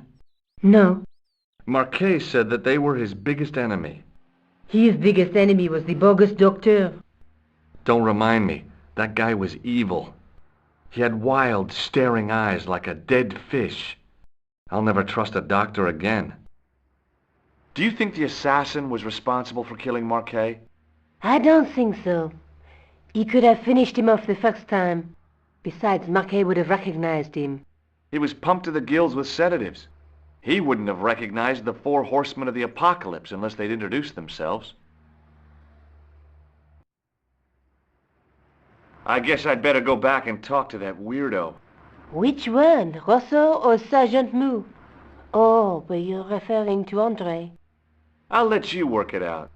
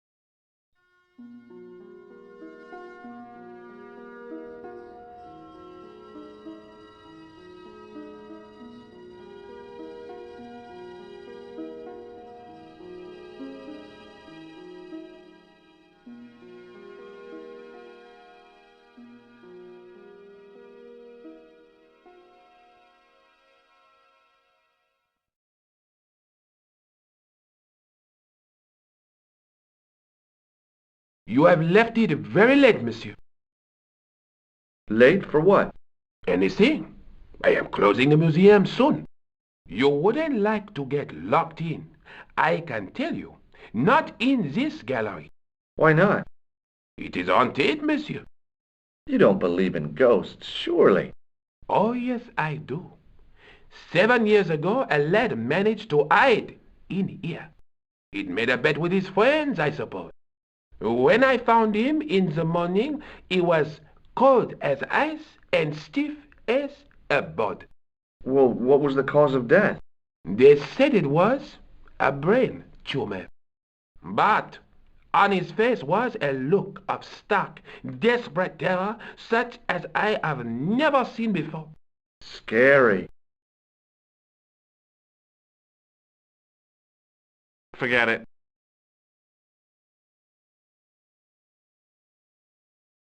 He was a thin-faced, pallid guy with a questionable taste in outlandish clothes. My mother used to dress like that.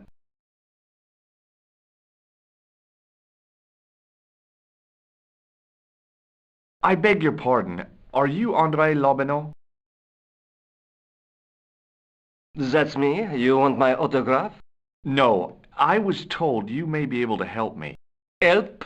My name is George Stobart. I'd like your professional opinion. Well, okay. Shoot. Have you ever heard of the Hashashin? Why, yes. It was a radical Muslim sect whose name became synonymous with murder. It was formed in 11th century Persia, shortly before the Crusades. At roughly the same time as the Templars. Yes. They gave a new word to our language. Assassini, the assassins. How did the assassins get their name?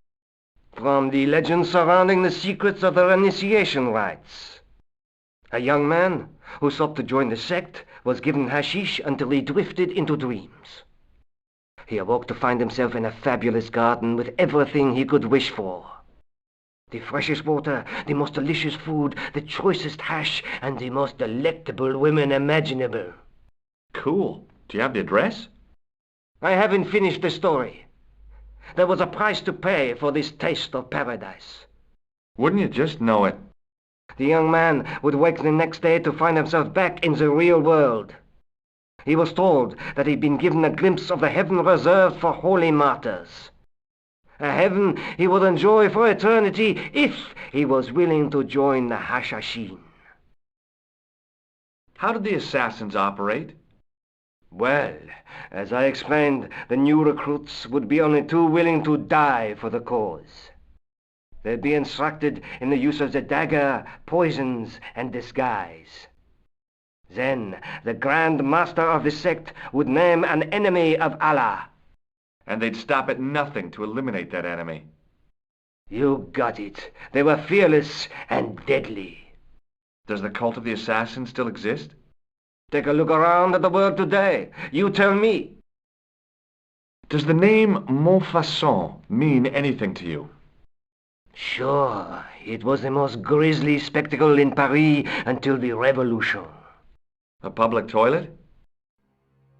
Montfaucon was the place of execution for many thousands. A dark temple of death, with row upon row of arches, each one framing a grim exhibit. Scores of rotting corpses swung on creaking rope, while the crows devoured their flesh. That explains the image of the hanged man. I found a reference to Montfaucon in Ireland, in a village called Lochmarn. Lochmarn? That's where Pegram was digging. That's right. He'd left the excavation before I arrived. Do you know Pegram well? Not really. I met him at a conference. I would have liked to talk to him in depth, but I didn't have time. When was this? Oh, back in the summer, July, I think. The second week of July? Maybe. Yes, it was, just before Bastille Day. So Pegram was in Paris at the same time as the other victims. Pardon? Victims of what? Nothing. Just thinking aloud. Where was the site of Montfaucon? To the northeast, near the Canal Saint-Martin, but there's nothing there now. The old gibbet was torn down during the Revolution. I'd like your opinion on a medieval manuscript. Vraiment? Do you have it with you? No, it's too fragile. And besides, There are certain people who'd stop at nothing to get their hands on it. Intriguing. Do you have a copy of the text? There isn't much, only a few Latin phrases. I was kind of hoping you'd help decipher the pictures. Without seeing the manuscript, that's a tall order. Just tell me one thing. What does the image of two men riding on the same horse suggest to you? The Knights Templar. Does the Templar seal appear on this manuscript? I'd love to see that for myself. Can you tell me anything about the Knights Templar? I sure can, Georgie. Soldiers, diplomats, mercenaries, monks, bankers, you name it, the Templars fit the bill. The greatest fighting force in Christendom, the militia of Christ. Jeez. How did the Templars get their name? From the building in which they set up their headquarters. The King of Jerusalem gave them part of a mosque on the Temple Mount. It was said to have been the site of the original Temple of Solomon. The order became known first as the Knights of the Temple, and later as the Knights Templar. You're a mine of information, André. Glad to be of help, Georgie. How come the Templars became so wealthy?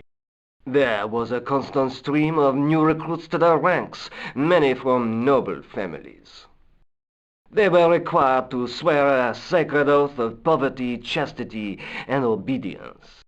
So their money, goods, and lands were donated to the order. The Templars soon held land in France, Scotland, England, Spain, most of Europe, in fact. The poor Knights of Christ became the wealthiest power in Christendom. Is it true the treasure of the Knights Templar was never found? Who knows? So little knowledge of what really happened remains. Or, if it does, the truth has never been made public. What do you mean by that? The Templars have attained mythological status, like the King Arthur of the Britons. There are people even now who say the Templars still exist. Do you think that's likely? No, not for a minute. The manuscript is being looked after by a friend. In Paris? Yeah, not far from here, in fact.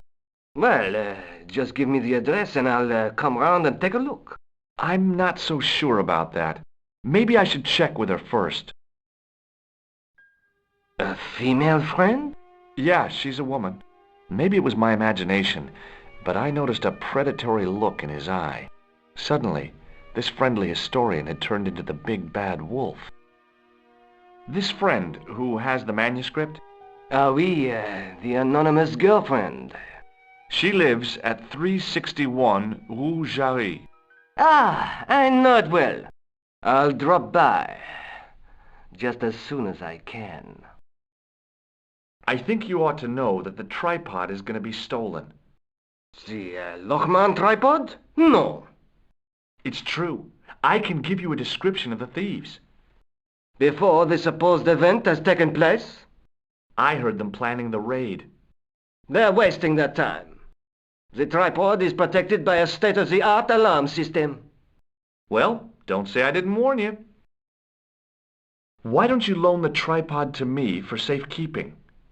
Because I'd never see it again. Well, don't you trust me? It's not a question of trust, George.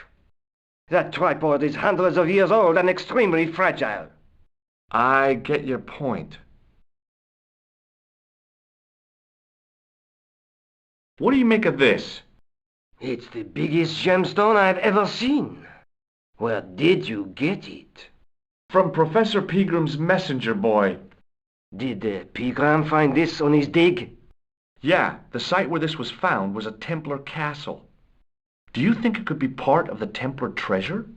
No, I shouldn't think so. Take a look at this nose, Lobineau. It really doesn't interest me, Georgie. Does the guy in this photograph look familiar to you? No. What do you make of this ID card? Nothing. Does this matchbook mean anything to you? Alamut is the name of the place where the Hashashin were based. Where is it? somewhere in what used to be called Persia. I'm not too hot on modern geography, I'm afraid. The most recent map I have shows America as an English colony.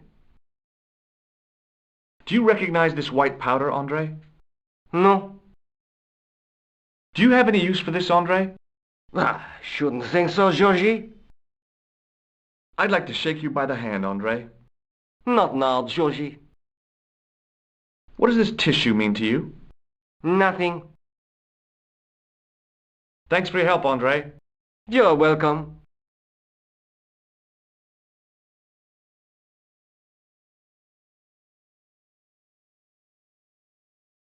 I tried to sneak my hand inside while the guard wasn't looking, but the case was locked.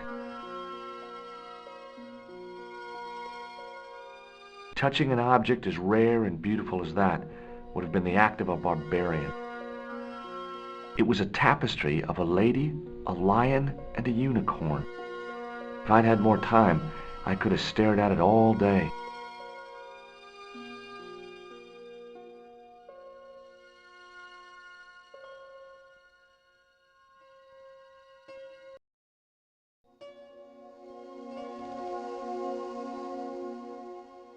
Leave it alone. That closet is over 3,000 years old. Closet? It's a sarcophagus.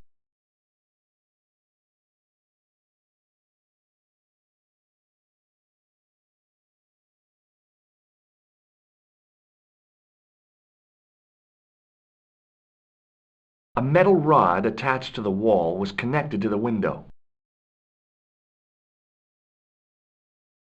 The rod turned smoothly, and the window above me opened.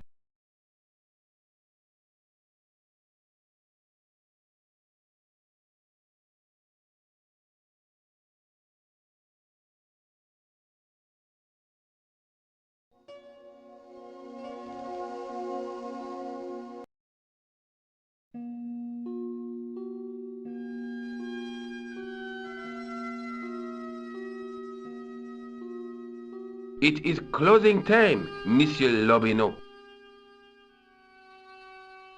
Already, there just aren't enough hours in the day. More than enough for me. I can't wait to get home and put my feet up. Eh bien, see you tomorrow. Good night, Monsieur.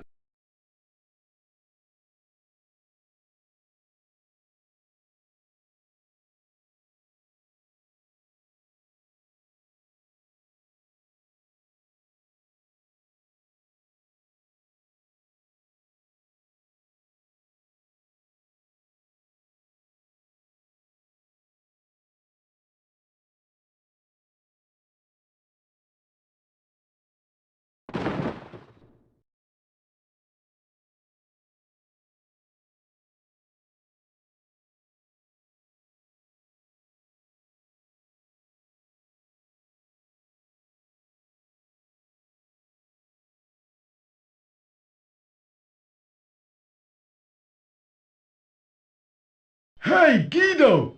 Look at this! Quit fooling around, you moron! Get your ass over here and bring that flashlight!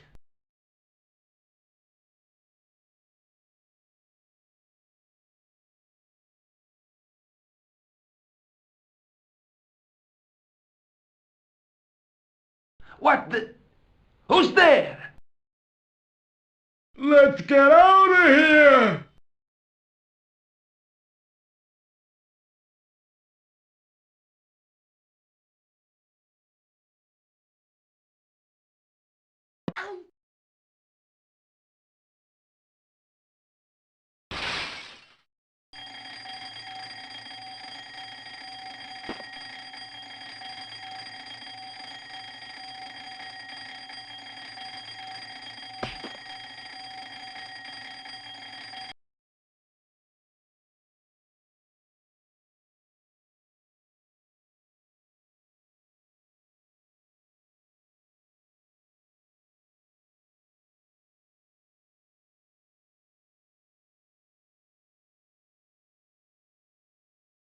And when I woke up, I was at the police station.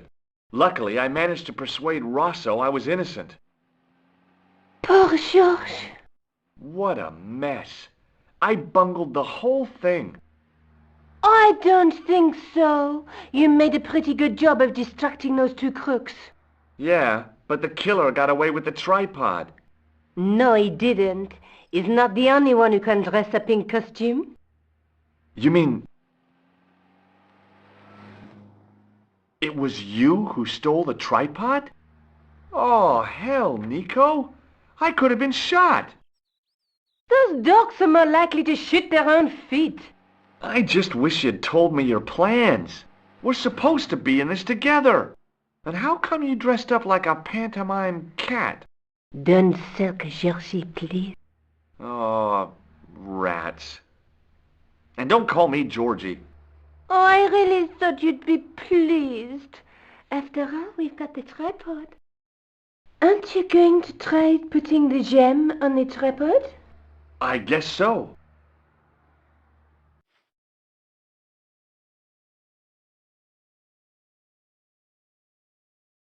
Nothing happened.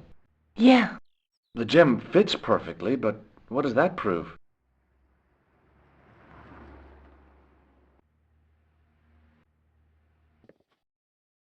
Maybe the tripod has to be in a certain location. There's nothing on the manuscript to indicate where, though, is there? Oh, by the way, I had a visit from André Lobineau. Oh, yeah. I hope you didn't mind me giving him your address. Not at all. It was lovely to see him again. He was over the moon when I showed him the manuscript. It's not often he gets that excited. He made a sketch of the knight's crest to take back to the museum. I believe he's identified the family who bear that crest. I sure hope so.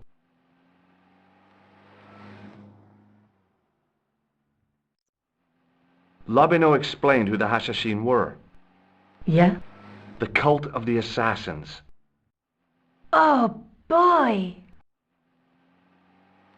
Have you found out any more about the Knights Templar? Yes, I have. The guy responsible for their downfall was Philippe IV, the King of France, otherwise known as Philippe le Bel.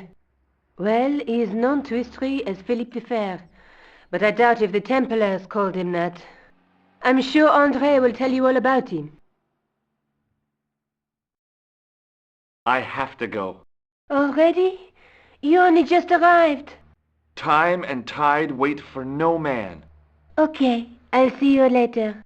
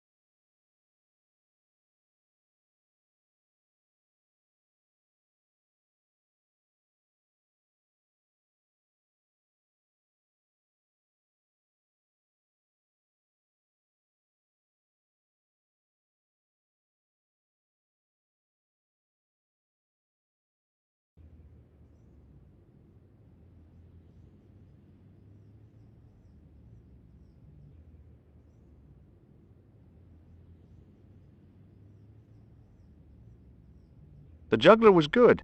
Why he couldn't put that kind of application into getting a real job, I had no idea. Maybe he just liked dressing up like a horse's ass. There was a small crowd of 5 sightseers. It's a weird thing, but you can take the most intelligent people in the world, put them in their vacation duds, and hey presto, they look like morons. Why is that?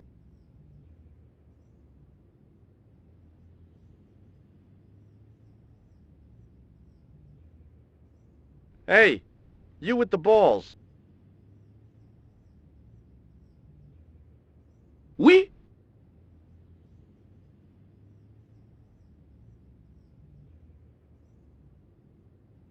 What do you know about the Knights Templar? Le Templier?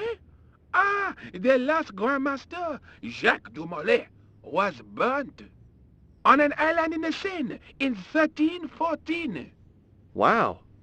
You're pretty well educated for a juggler. No, monsieur. I read it on that board over there.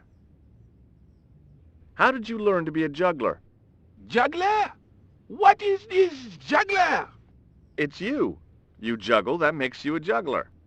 No, I am a jongleur. A jongler?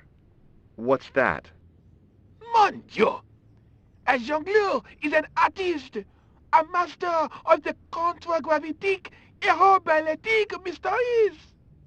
In centuries past, the courts of the crowned heads of Europe had the jongleurs, witty, erudite men to whom the monarchs turned in their hours of need. Wait a minute, wait. Let me get this straight. Our enemies are at the borders, plague ravages the land, and the peasants are revolting. Thank God we've got Chuckles the Jongler to throw his balls around. I don't think so. That juggling doesn't look so difficult. Oh, it does not, does it not? Perhaps you feel you could do better, no? I'll give it a try. Be my guest. I had no idea what I was doing. But this guy was obviously an idiot, so how difficult could it be?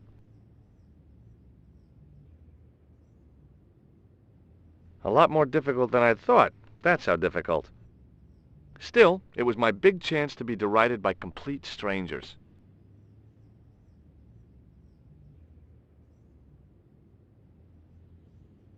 Not so easy after all, is it? No, I guess not. Catch you later. Au revoir, monsieur.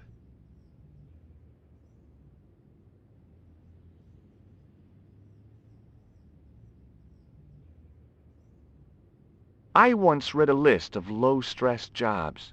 It didn't include police work. Obviously, this guy hadn't read the same list.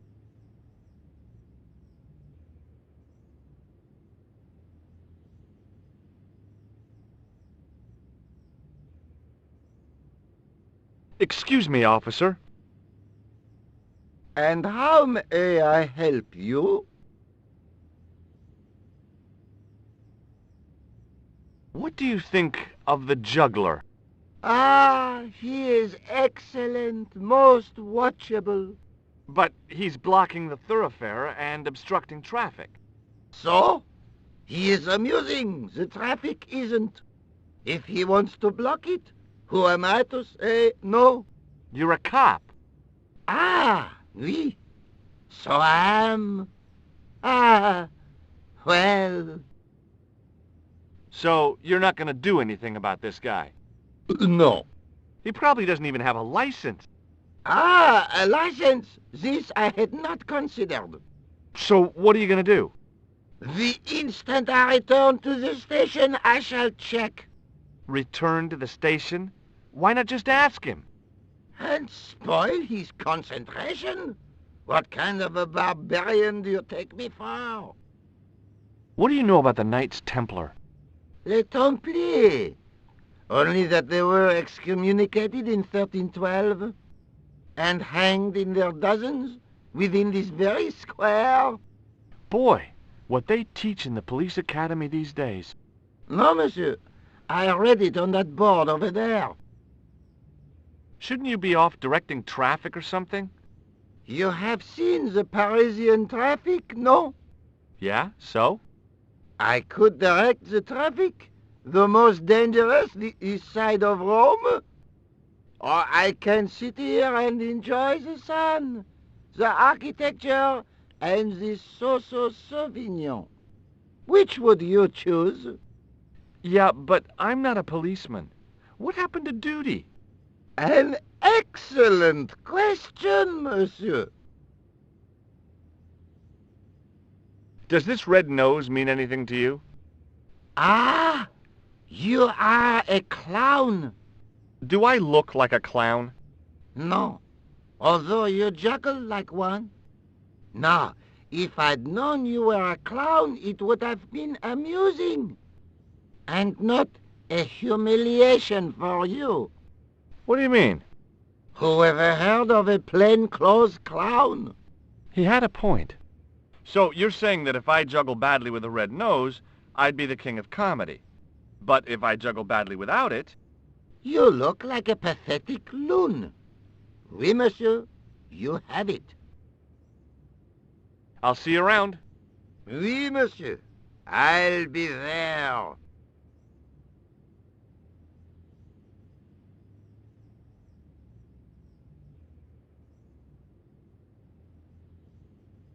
Hi again.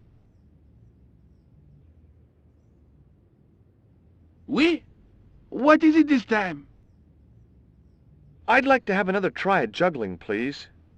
You have gone on a crash course, perhaps? No, I just had an insight into presentation. Huh? Allow me to demonstrate. The balls, please. If you insist on completing your humiliation, monsieur. Okay, now for my secret weapon.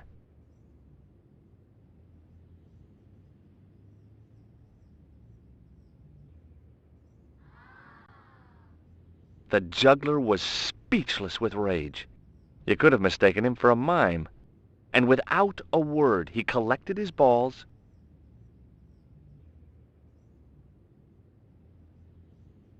and left in a fury. Hey! You forgot one of your balls! Hey! But he didn't hear. Better still, deprived of his entertainment, the gendarme decided maybe he ought to do some policing for a change.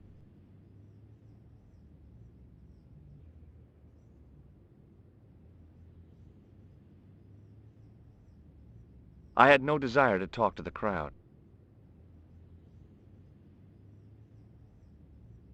In the middle of the square was a manhole. I wondered if there might be something relevant beneath street level. I couldn't open it with my bare hands.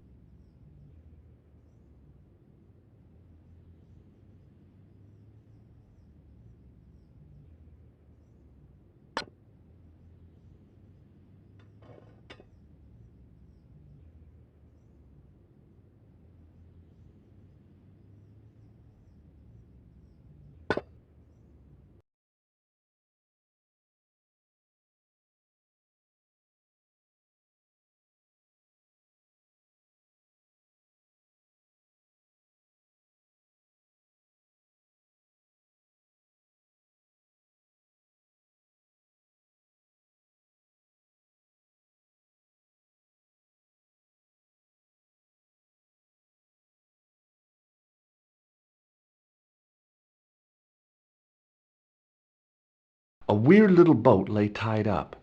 I guess they used it to get maintenance crews around. Either that or the Phantom of the Opera was somewhere near.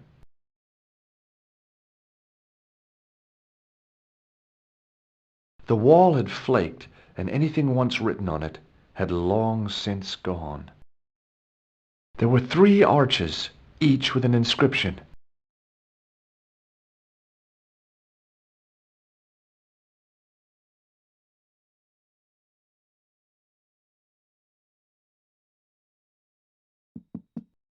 Hey!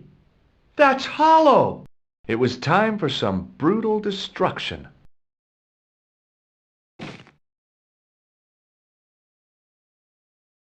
Close up, I could see the plaster was thinner where I'd broken through, and behind it were some cogs and a lever. Here goes. Hey, cool! I'd pulled the lever right over. Inside the hole, I could see one of the cogs had come loose and jammed the mechanism solid.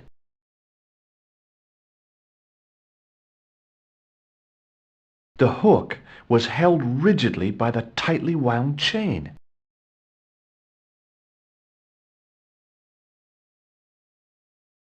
On the boat was a winching machine.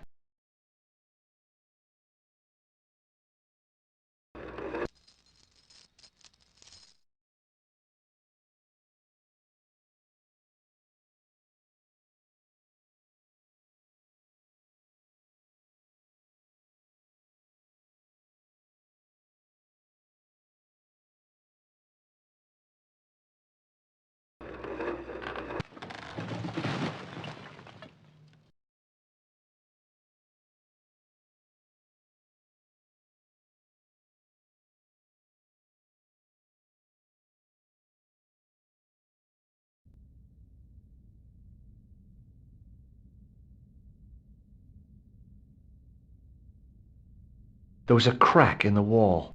Through it, I could see a glimmer of natural light.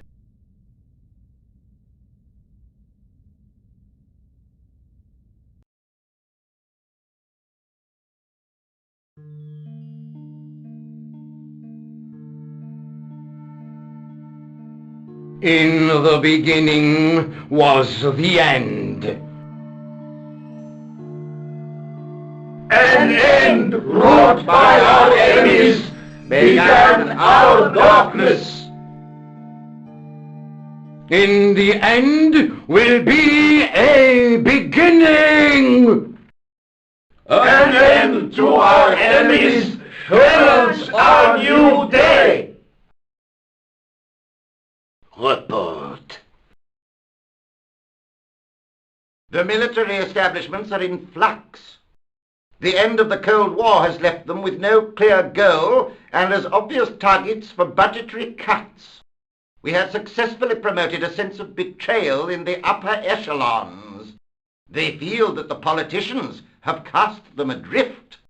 The pattern is emerging. Our time is now. Good. Mademoiselle? Governments are giving the corporations more respect than their own citizens. A groundswell of dissatisfaction and dissidence is growing. The corporations are becoming too large and complex for their own executives to control them. A blind belief in market forces is accelerating this trend the world over. The pattern is emerging. Our time is now. The global population's belief in those that govern it has never been lower. We have inculcated a sense of immediacy and action over forethought and planning in all the major governments. They are acting on hasty decisions that cannot be completed or revoked without appearing foolish. The pattern is emerging. Our time is now. Excellent. The tired old governments are dying a slow death from their own incompetence and our machinations. The millennium is almost upon us, and everything is in place for the rise of our new order. Almost. Professor, where is the broken sword? As we discussed last time, with the loss of the manuscript, our search is as a corollary hindered. And as discussed last time, you have been furnished with a dramatically increased budget. What have you been doing with our money, Professor? We are working on the principle that the Templars, that is to say, our predecessors, Hold on. These are the Templars?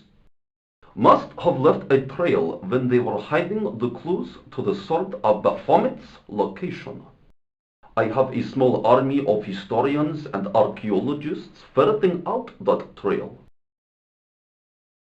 I trust these historians and archaeologists are more trustworthy than your friend Pegram. Pegram was loyal. He tried to protect the Lochmarn gem when the Hashashin came near. and failed. And don't call that Syrian maniac the Hashashin. He's an assassin, plain and simple. That's not what he believes. He actually thinks. Silence! Do I have to remind you that we have a sacred duty? A trust? When Philippe attempted to destroy the Order, we lost the sword and our power with it. Now we have the opportunity to reforge it. But time is short. We need results. Not petty bickering. Not excuses. Now, Professor Baphomet. Yes, of course, my apologies. We will find Baphomet and the sword, manuscript or no. We have already found another element actually within Paris. Excellent.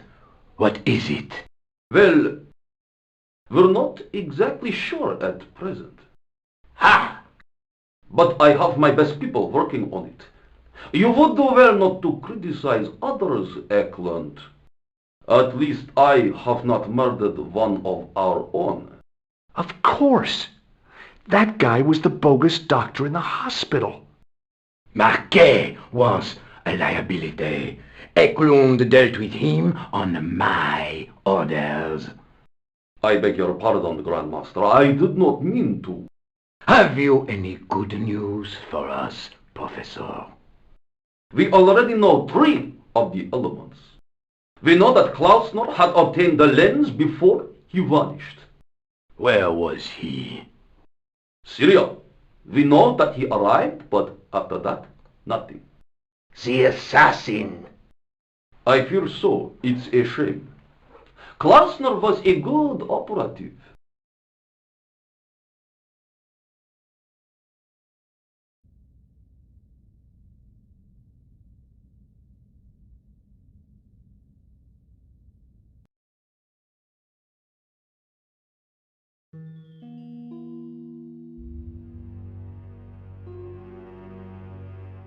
This will be our last meeting in person until we locate the sword of Baphomet.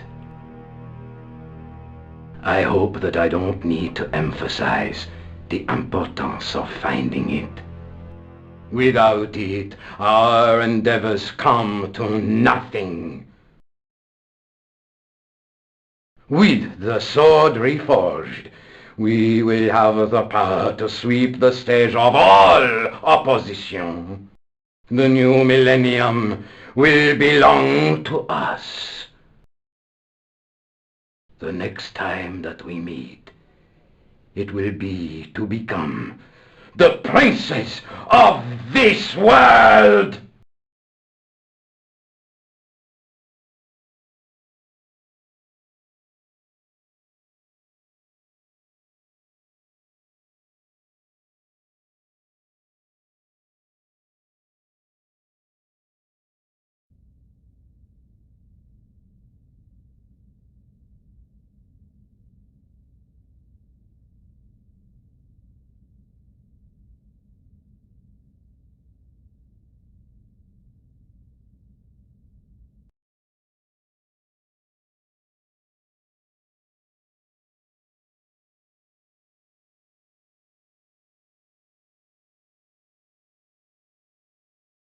There was a large circle marked out on the floor with a stump in the middle.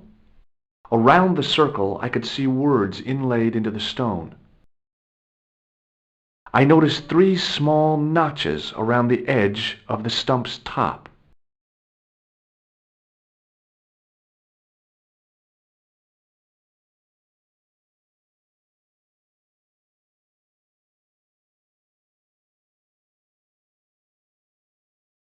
The tripod's feet fitted neatly into the notches on the top of the stump.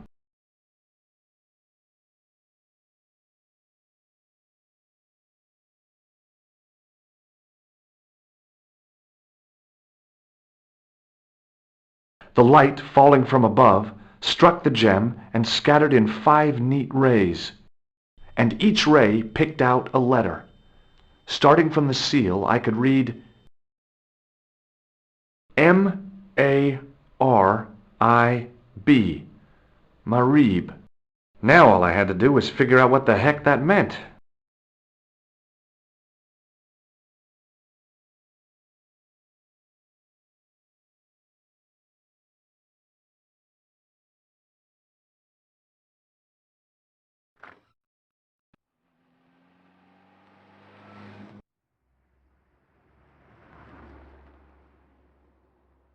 Nico, I've seen them.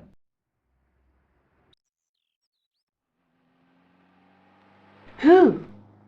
The Templars. I spied on their meeting in the catacombs. And you saw the Knights Templar? I saw a bunch of guys masquerading as Templars.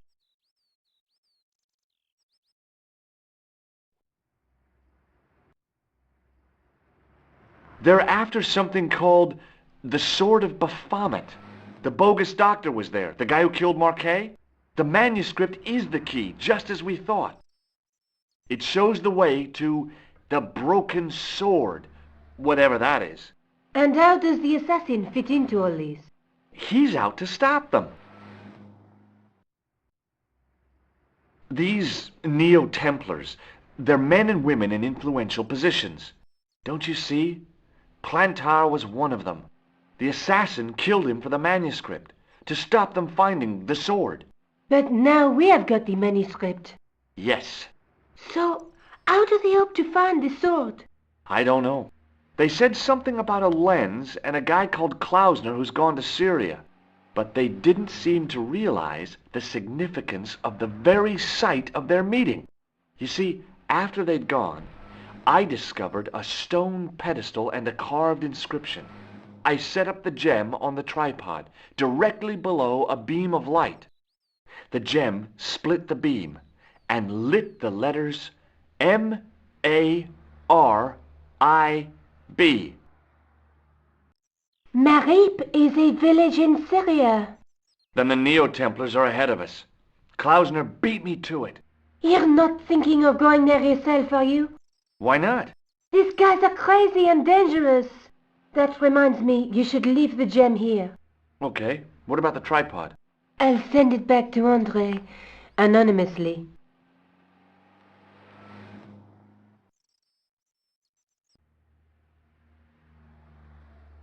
Do you think I should go to Marib? Syria is a long way, Georges.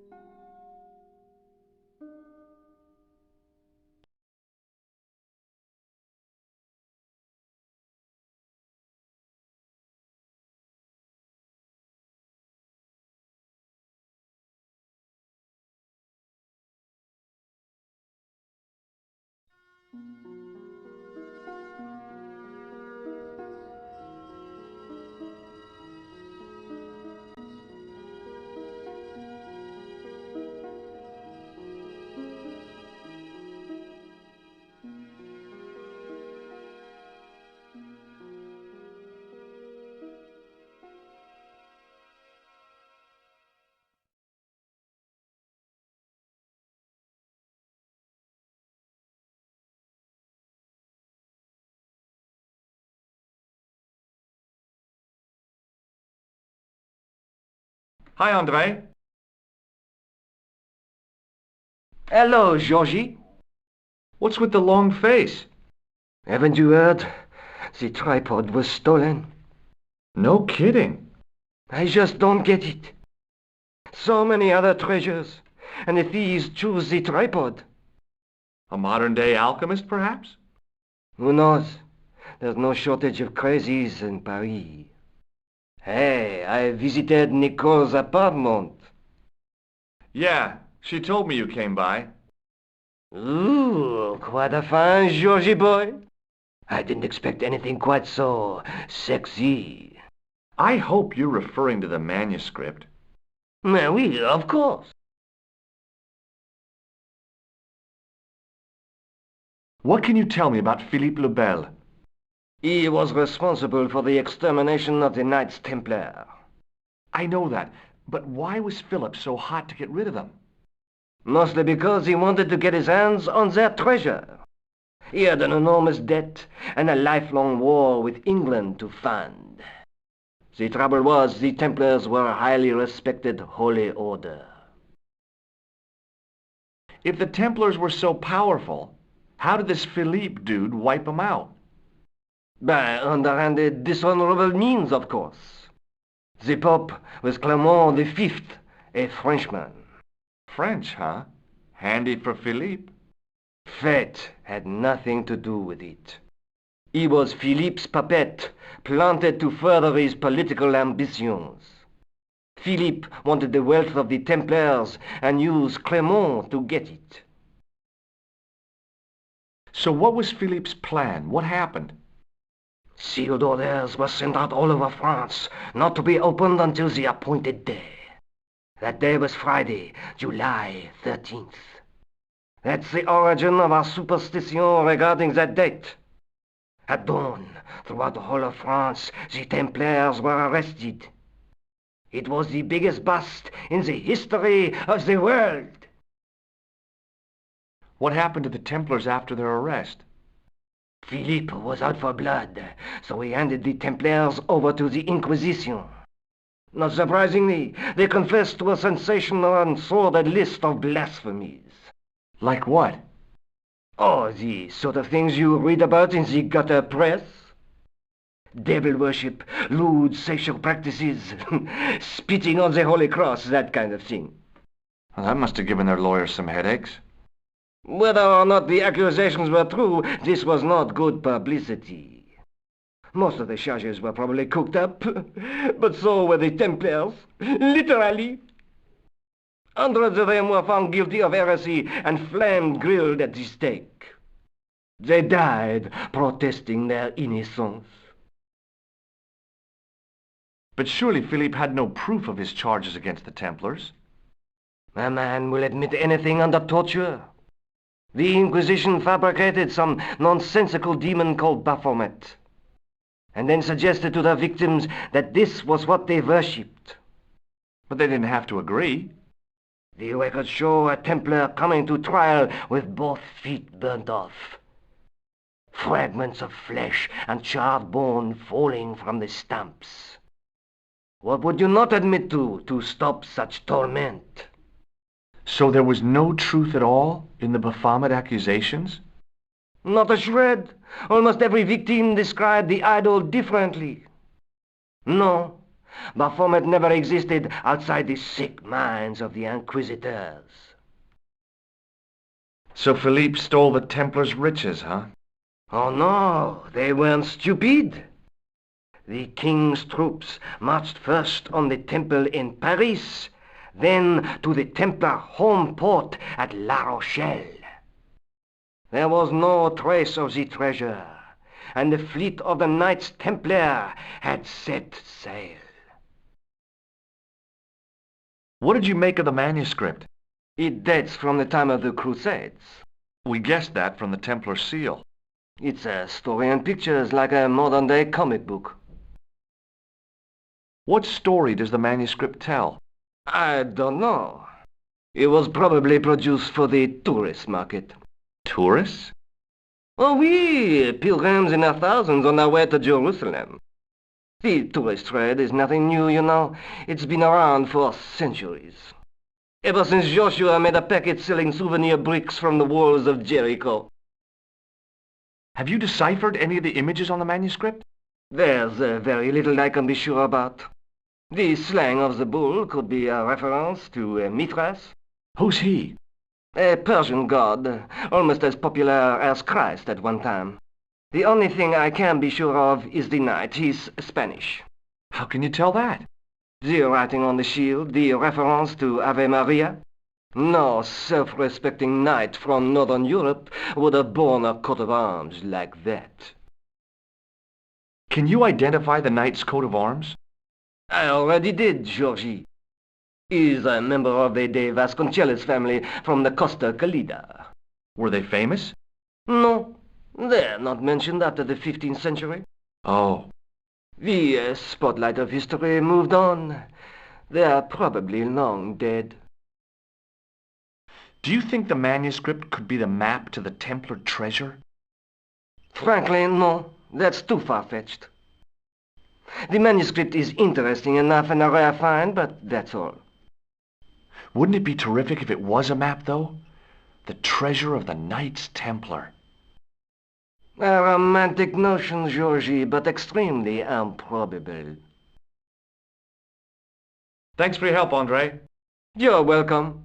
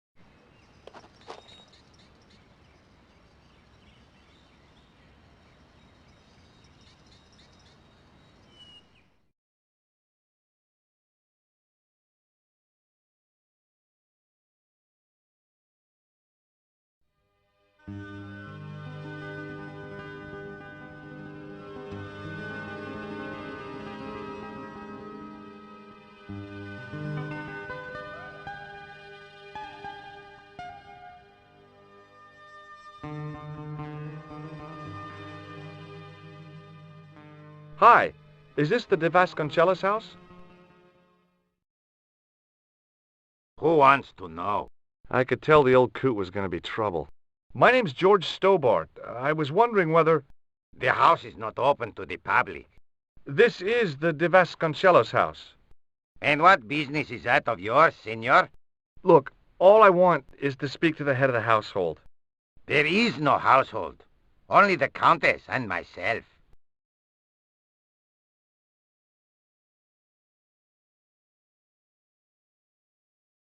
What do you know about the Templars? Who wants to know? Are you angling for a bribe or something? You have nothing that I want, senor, except the pleasure of your absence. The guy was obviously protecting the Countess against the whole world. But why? Tell me about the Countess de Vasconcelos. She doesn't receive guests. That's all you need to know. You don't even know what I have to talk to her about. She hasn't won the lottery, has she? Yeah. That's it. The Countess has won the lottery, and I'm here to give her the check. Marvelous. May I see it? No. No, I have to deliver it to her in person. The Countess doesn't do the lottery. Oh, for crying out loud. Why'd you lead me on, then? To amuse myself. To make you look a fool. To make you go away. Okay. Well, I'll see you around. Adios.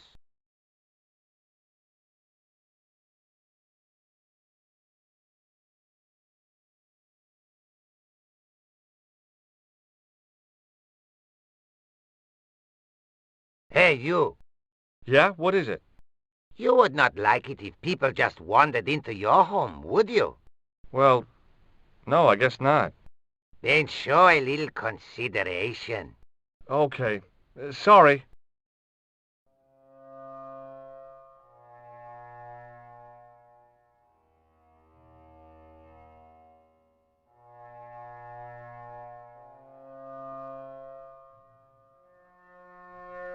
I didn't like the idea of carrying 30 yards of hose around me, so I left it alone.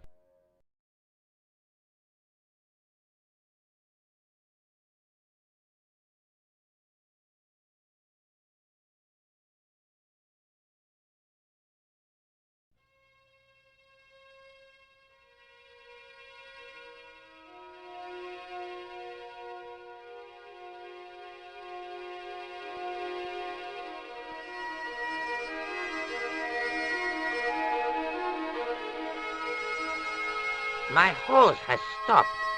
Yeah? See, my hose never stops. Well, I'm sorry to hear it. It's always sad when an old tradition comes to an end. Did you have anything to do with it? See, you. Well, I'm shocked. I'm mortified. How could you think such a thing? Very easily, senor. Very easily. I'm going to find out why my hose has stopped. And that means going into the house. You are not, absolutely not, to go in the house. If you do go in the house, I will set the dogs on you.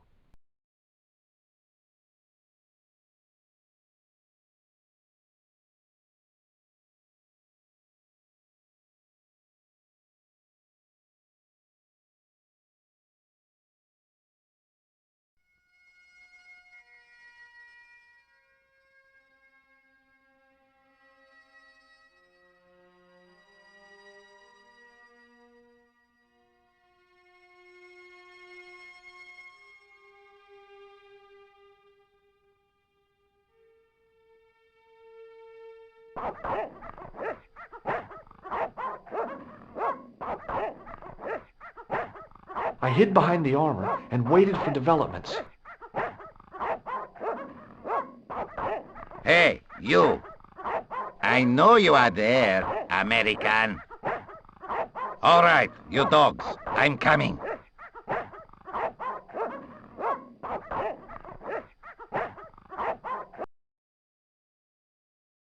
I love suits of armor. Who doesn't? Must have been traveling pretty fast when he hit the wall.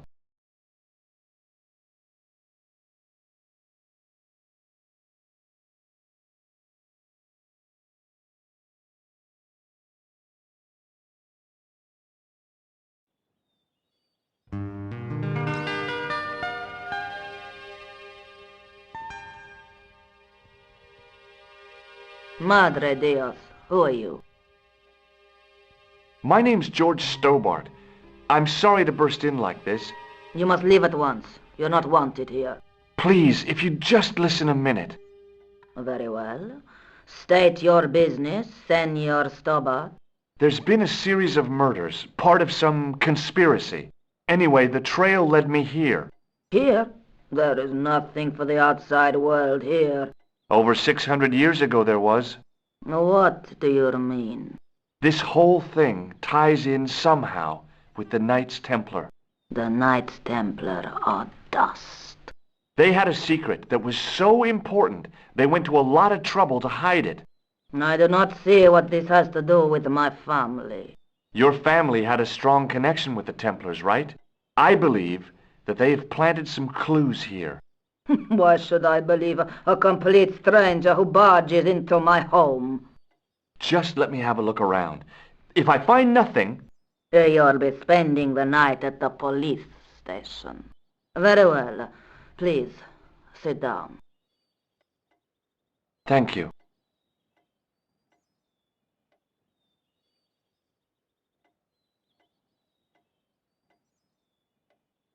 I know your family is involved with the Templars, but I don't know how. You should be asking how my family were involved, Senor Stobart. The Templars ceased to exist centuries ago, and as for the De Vasconcelos, the line dies with me. I'm sorry. Don't be. Okay, whatever happened almost 700 years ago. So, if the Templars left any clues, they're going to be in stuff that dates back to the early 14th century. Obviously. So, what do you have around here that's early medieval? Early medieval. Let me think. Well, the house is relatively modern, a scant 3 centuries old. Or, of course, the chess set. That chess set is over 600 years old? It must be worth a fortune. Indeed it is. Not that I would part with it, of course. No, I wouldn't either. That's the sort of thing that gets handed down to your children. Sorry. Its value is less than you might think. The set is not complete. One of the pieces is a modern replacement. As to the original, it was lost a long time ago. Nobody has any idea where it is? No. The children had it when they were taken. Children? What children? All in good time, Senor Stobart. May I examine the chess set? Certainly. But do not move any of the pieces. Okay, thanks. Close up, the modern piece stood out like a sore thumb. There was something else odd about the set. All of the original pieces had irregular bases. My lady, I have to warn you, there's a... You! Why, I'll feed you to the dogs. Lopez, what have I told you about feeding intruders to the dogs? But, my lady... Never without my permission. Senor Stobart, if I find that you're wasting my time, you will be fed to the dogs. Now, I want to show you something interesting. Follow me.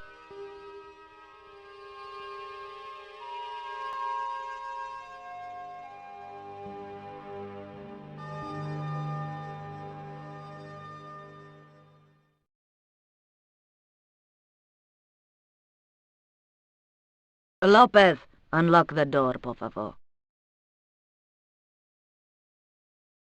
This is the only remaining structure on the estate contemporary with the Templars.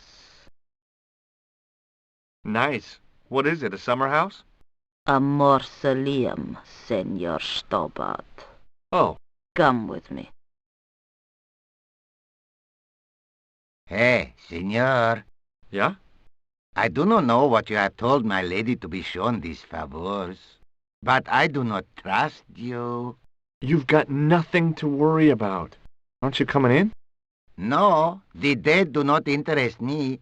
My garden is a living thing. I will be there.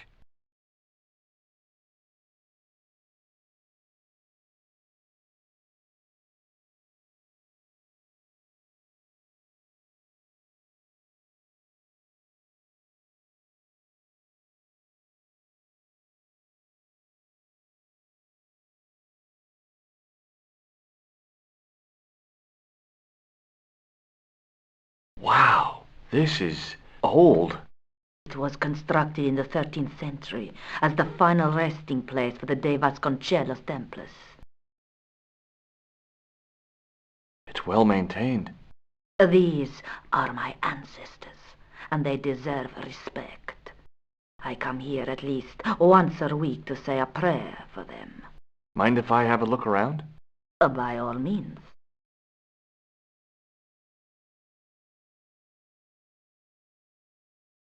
The mausoleum contained 5 tombs for 5 of the Knights Templar.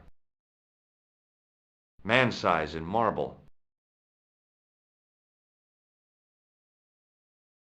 I wasn't about to start heaving at sarcophagus lids with the Countess standing there.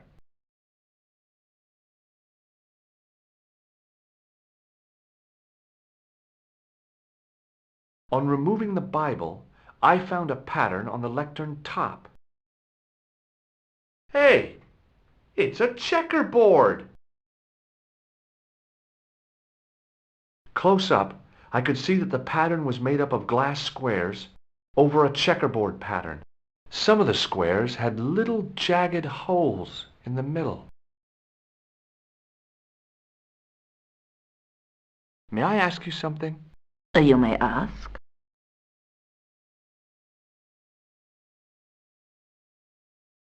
What's the story with the glass chessboard?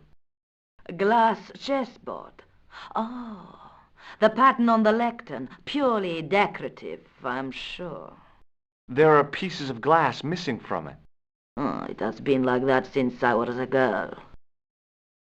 The gaps in the glass chessboard look awfully deliberate.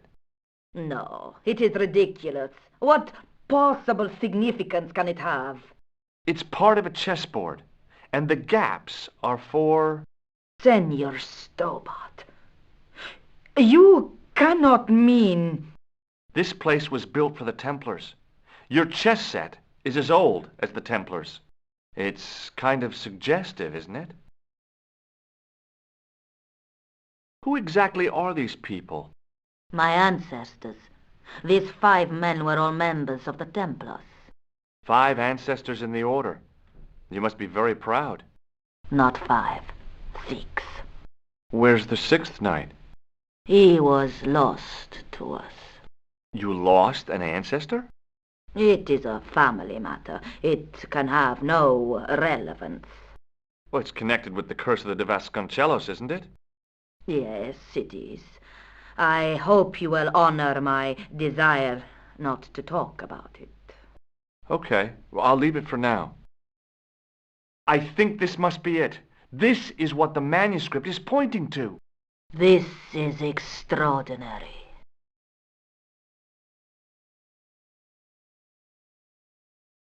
Am I to understand that the Templars left a puzzle here? And in all of this time we failed to realize that there was a puzzle? It was wonderful to watch the Countess change before my eyes. Right. Well, no time for wallowing in self-pity, eh, Senor Stobart? This mystery has had a good long run, but it ends here and now. All those years of fatalism were falling away from her. Lopez! Lopez! Put that hose down and listen! Go to the house and get my chess set. Yes, the old chess set! Oh, damn the game! Now hurry!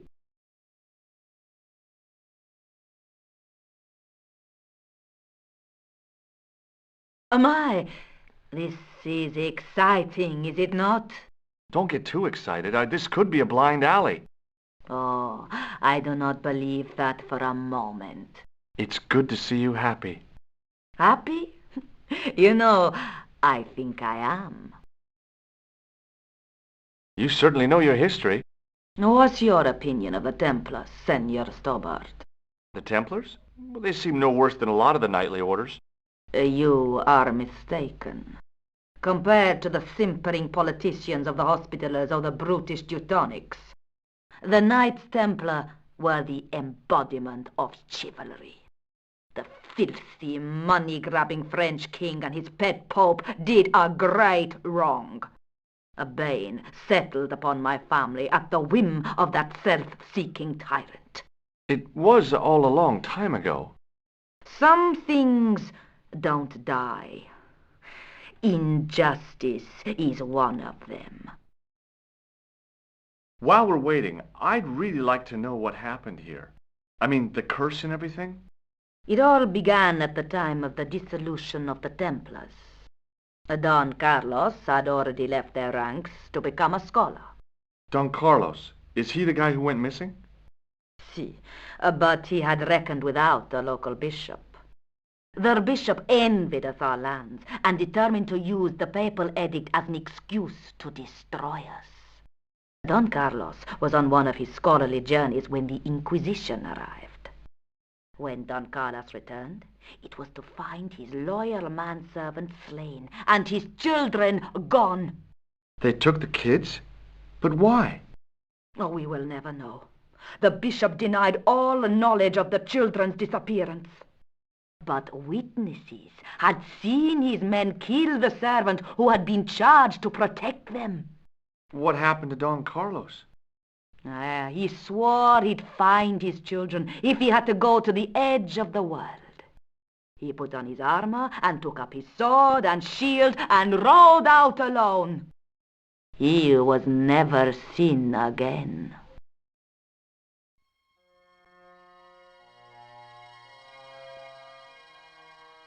Lopez, you have the pieces. Si, my lady, as you asked. Por favor, Senor Stobart, would you be so kind? My lady. Calm yourself, Lopez. I believe Senor Stobart's motives are pure. Very well, my lady. My lady seems to trust you.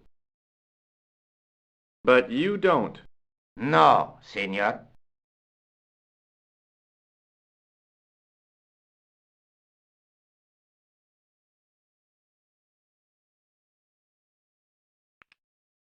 It fits, Senor Stobart. It fits. Working quickly, I found which pieces went into which holes.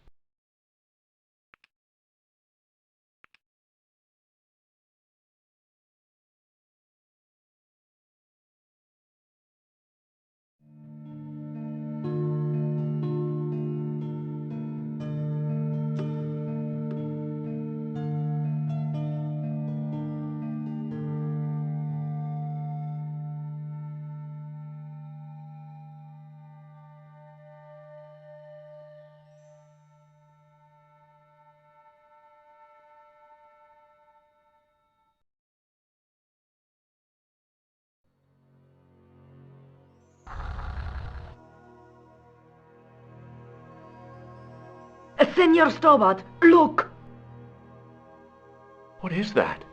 It's not the Holy Grail, is it? No, Senor Stobart. It is the communion chalice of the De Vasconcelos, missing for almost 700 years. Wow! Well, go on. I cannot. I can hardly believe it is real. Go ahead. Live a little. Are you sure? This is your moment of triumph, Senor Stobart. Sure, I'm sure.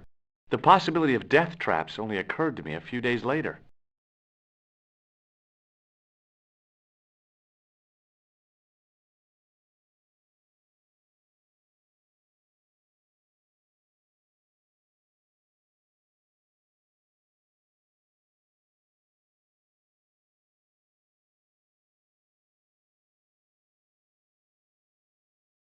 So the curse of the De Vasconcelos is lifted?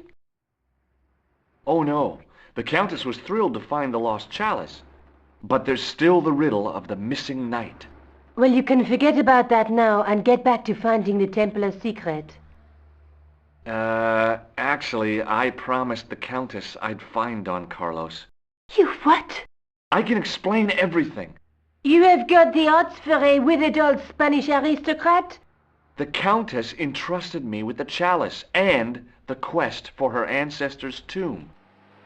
You're as crazy as she is. Haven't you got enough problems? Khan and the Templars? It's all part of the same thing. The chalice is important, I'm sure. The manuscript pointed us to the knight, and I have to find him. What then? I don't know. But when the knight and the chalice are reunited, maybe I will.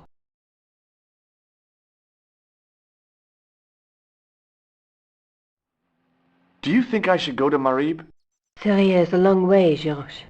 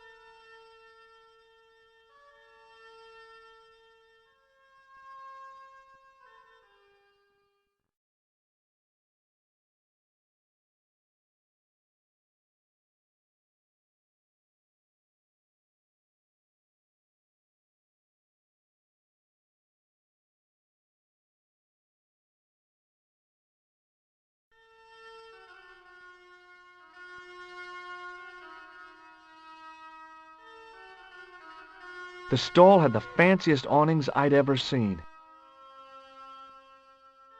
The carpet seller looked craftier than the offspring of a fox and an insurance agent.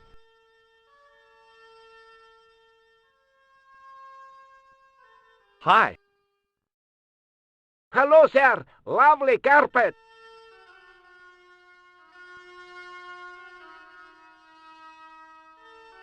Does this mean anything to you? Yes, yes, carpets, yes? What do you think of this? Lovely carpets, yes. Does this mean anything to you? Yes, yes, carpets, yes?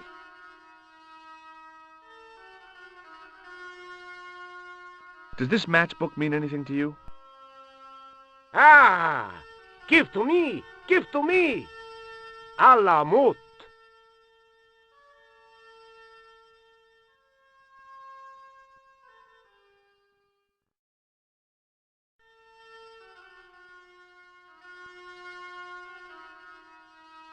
The carpet seller had an impressive collection of wares.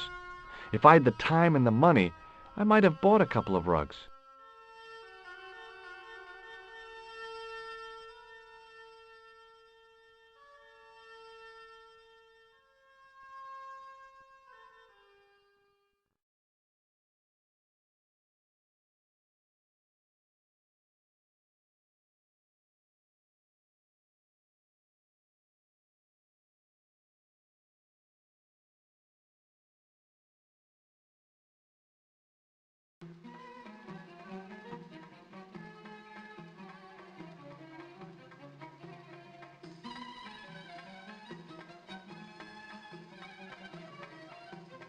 Many beneficent greetings, my most fortunate possible friend.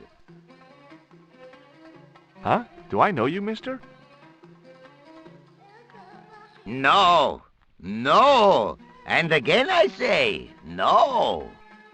But, my friend, do you not see our mutual good fortune in this meeting? How frank do you want me to be? You are a traveler, yes? Boy, you must be the world's greatest detective. No, I am told that is Sherlock Holmes of the big forehead and slipper full of shag. I, as contrast, am world's greatest luxury taxi driver. I can see where this is going. I am Ultar, taxi driver and luxury guide per excellent, yes. This I had to hear. Where does your heart desire to go? Simply mention the name to your obedient servant and we shall fly there, swift as the eagle. Oh, well, I don't really want to leave Marib yet, but I'm sure that if I do, you'll be the first to know. Is good. You know where you want to go, you come to Ultar. Thanks. See you around, Ultar. Be having a pleasant day, full of shining experiences and happiness, my friend.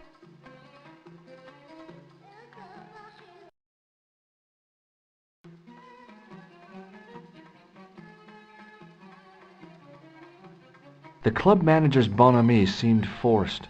Looking at the place, I could understand that. This is definitely not what they meant when they said the joint was jumping. Hi! Nice club you've got here. I was wondering if you could help me.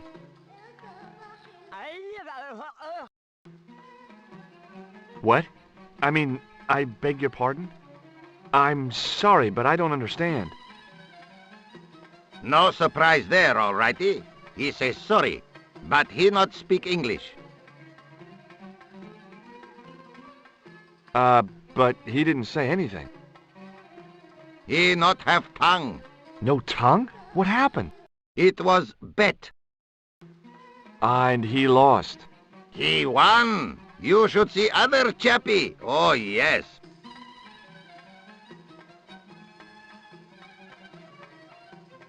The outside of the ornate spittoon was beautiful.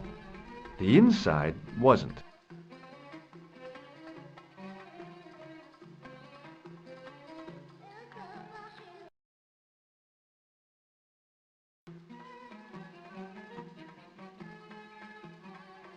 Damn, the door's locked.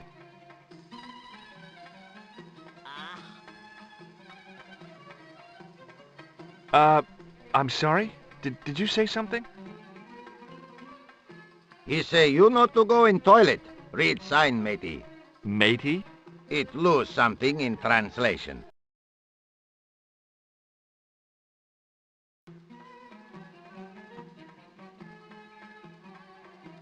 I knew the door was locked. I'd need the key to get in there.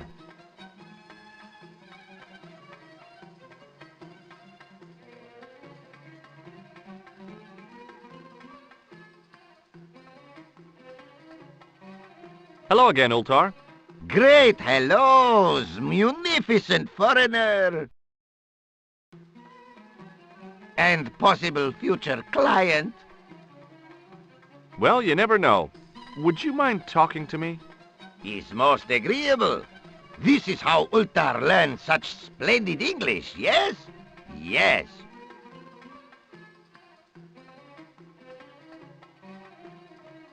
Do you know anything about the Templars?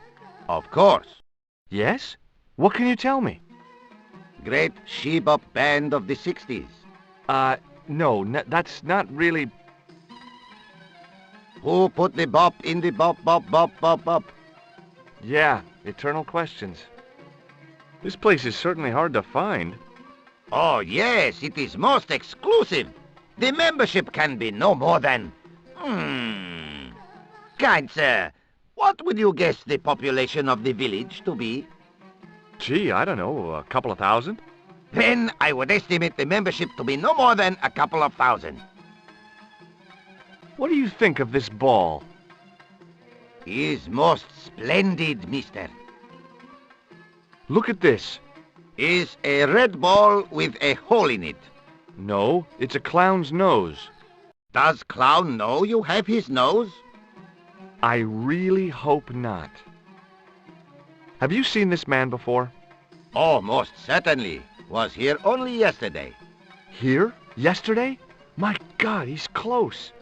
Yes, he was asking a lot of questions, just like you. What did he ask about? He asked about American called Stobie. Stobart? Yes, Stobart. You know him? The killer knew my name. What else did he ask about? He asked about German man called Klobner. I tried to remember the name of the man the conspiracy had lost in Syria. Was his name Klausner? Sure, that is what Ultar said. Klausner. I told this man in the picture, Klausner wanted to go up to Bull's Head. Hold on, he wanted to go where? Bull's Head. Big hill, 10 miles out of town. Maybe 60. When was that? Oh, maybe a week ago. You're sure this was the man? Yes, indubitably. Have a look at this. Shiny. This is a key for lifting manhole covers. You carry some strange stuff with you, mister. What do you think of this plaster? Not much there. Not enough to make tasteful garden gnome, for example. Shake my hand, Ultar. Ha ha! Remind me of thing that happened month ago. Maybe 6. Man come up to Ultar, say, shake hands, Ultar. But man have electric buzz thing in his hand. Ha ha! How we laughed! Then I broke his arms. Have you ever seen anything like this chalice? No. What does this grease paint stained tissue mean to you? Nothing. Why? What does grease paint stained tissue mean to you? What can you tell me about this Bull's Head Hill? It's most magnificent. Lovely views. Worth visiting. Yes, by indeedity. How do I get there? No. Let me guess. You need fine luxury guide to take you there in air-conditioned taxi.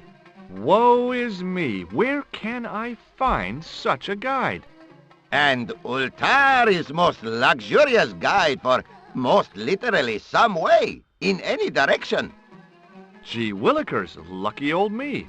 Are you desirous of my pleasant and luxuriant service? All right, let's go. First, I regret the formalities. A trip to the Bull's Head. 50 Yankee dollars, please.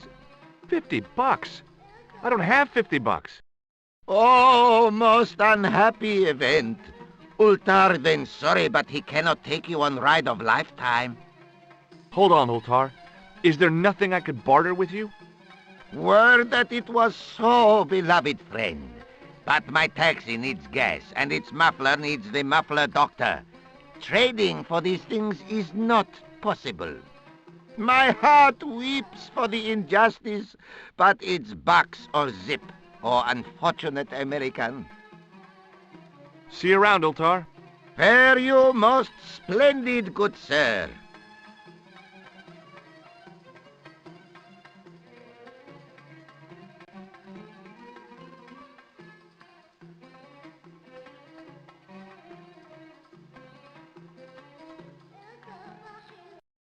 By staring hard at the notice and squinting, I discovered I couldn't understand a word of it.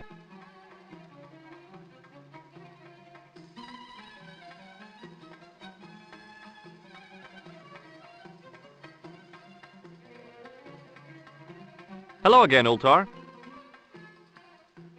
Praise be to Allah.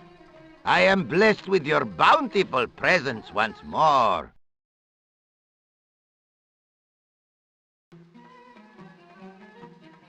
Could you tell me what that sign means?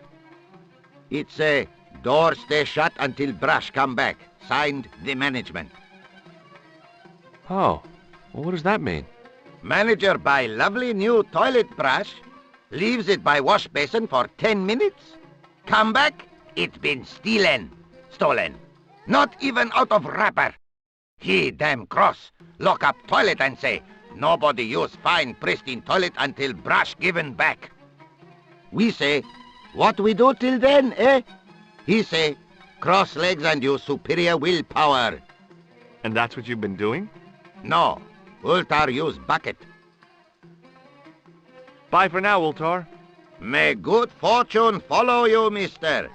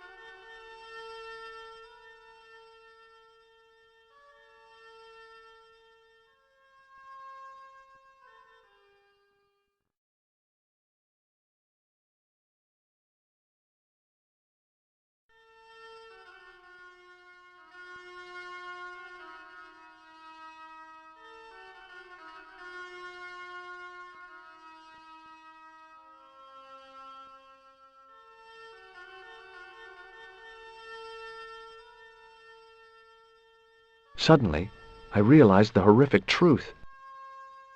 The guy was basting the kebabs with a toilet brush. It may never have seen the inside of a toilet bowl, but it was still hardly appetizing.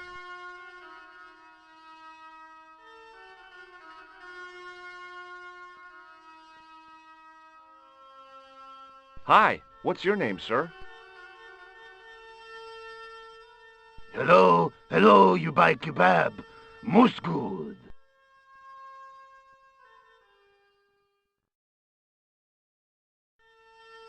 What do you make of this? Buy kebab. Most good. What do you think of this? Buy kebab? Come to eat? Well, goodbye. Have a nice day. Most good.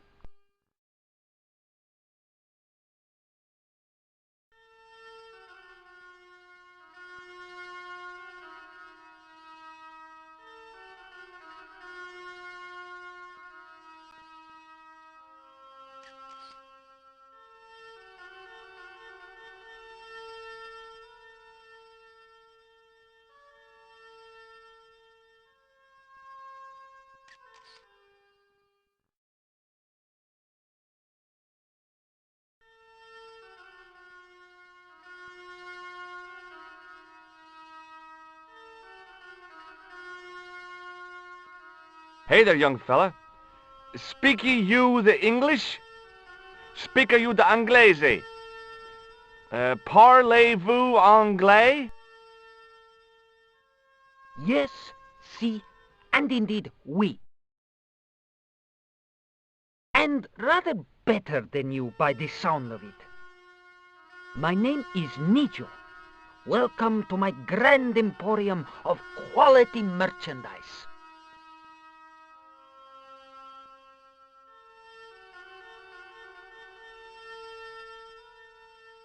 I met an interesting guy earlier, a cab driver.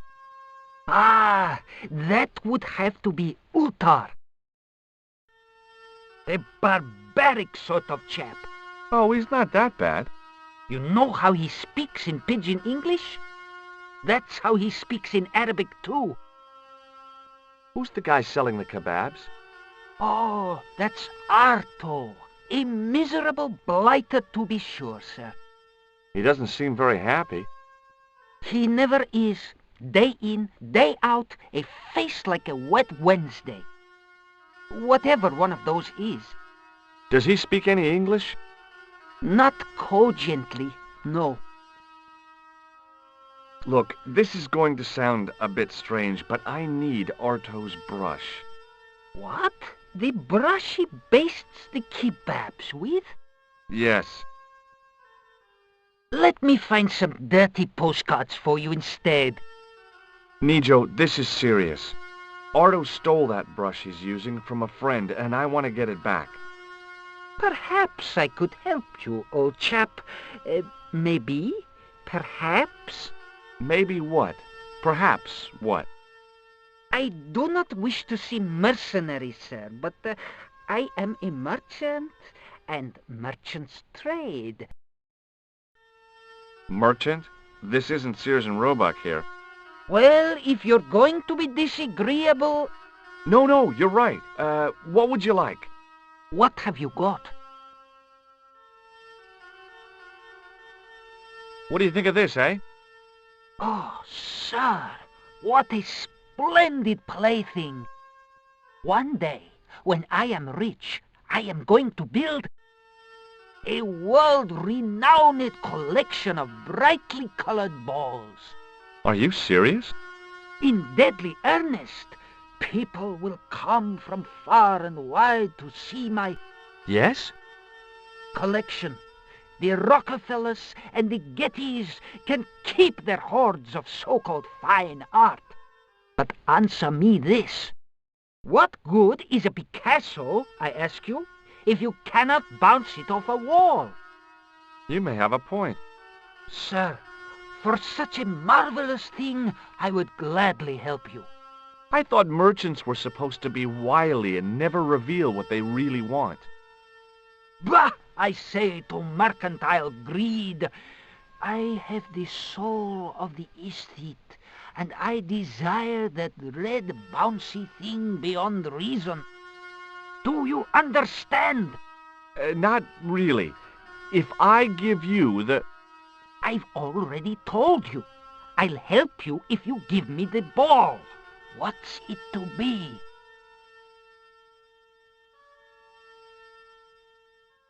All right, here you go.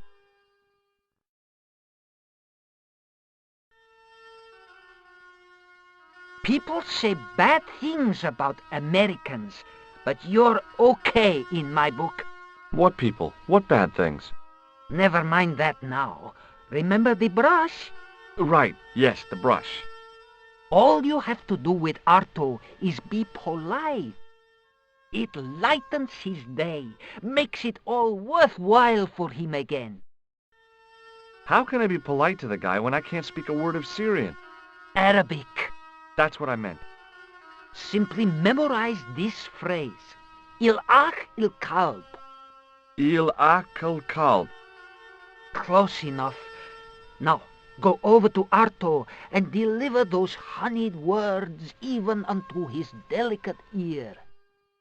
He won't be able to do enough for you. Really? Really. What exactly does Il-Akul Kalb mean?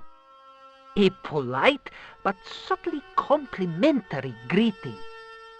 He won't be able to do enough for you. Does the word Templar mean anything to you? Templar. Ah, Templar. Templar! Why, yes, of course. It does? Yes, a splendid series of books by Mr. Leslie Charteris, featuring the roguish Mr. Simon Templar. Great. That's a real help, Nijo. Anything else?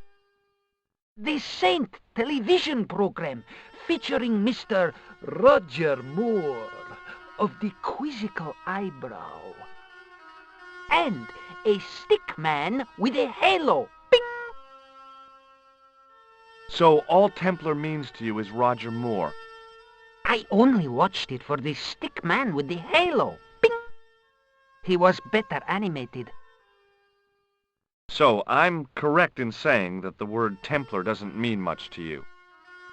Well, there was the Order of Knights who were wiped out in an Inquisition in 1312, I suppose. That's them. What else do you know?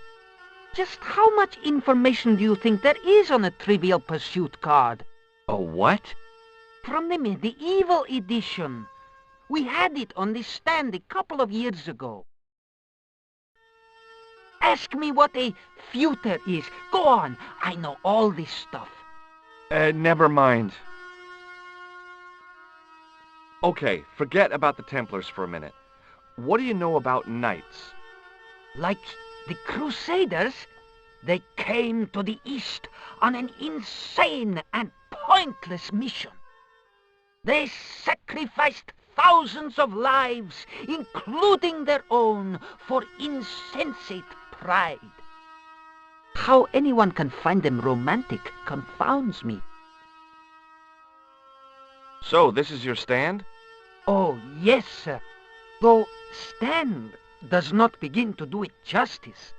The finest in this bustling metropolis. This is a bustling metropolis? Well, not per se, no. You speak very good English. Thank you, sir. I learned from tapes that my uncle procured. Oh, a language course. No, sir. Jeeves and Wooster. Gussie, Fink, Noto, Aunt Agatha, what ho? How much are those books there on the shelf? Have you any Syrian pounds? I think I might have a couple of Irish punt. Then they're too expensive for you, sir. So long, Nijo. Toodle pip, sir.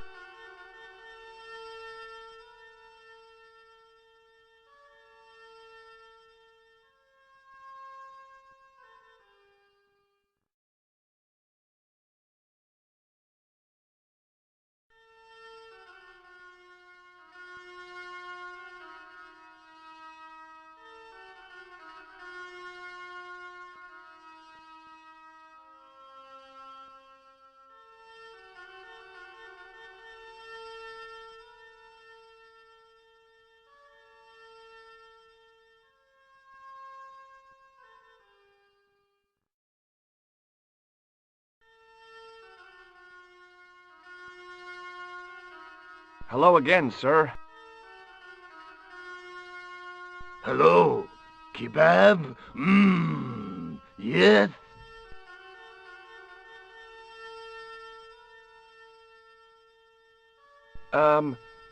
Il akul kalb?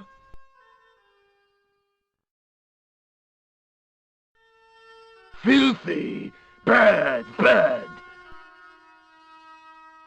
I'll kill you. Whoa! Calm down! I just... Feet, do your thing.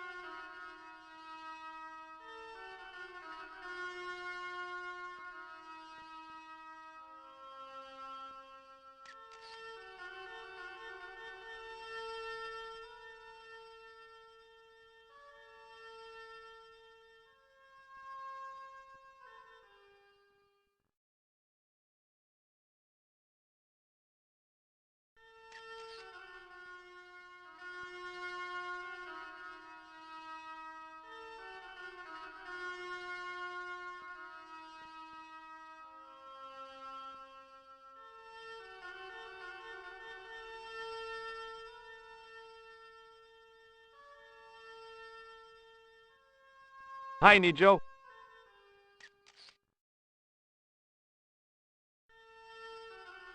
What the heck did you tell me to tell him? Patience, sir. Patience? Patience? I've been chased by a homicidal kebab seller, and you expect me to be patient? But consider, sir, while you were running from the irate Arto wasn't using the brush. Hold on. Are you telling me that I've been used as a diversionary tactic? Your brush, sir. I can't believe that you put me on that kebab seller's death list for a toilet brush. The ends justified the means, sir. Yeah, but I noticed it wasn't your butt that was on the line, though. They also serve who only stand and wait, sir. Oh, spare me. Oh, it's okay. Nothing.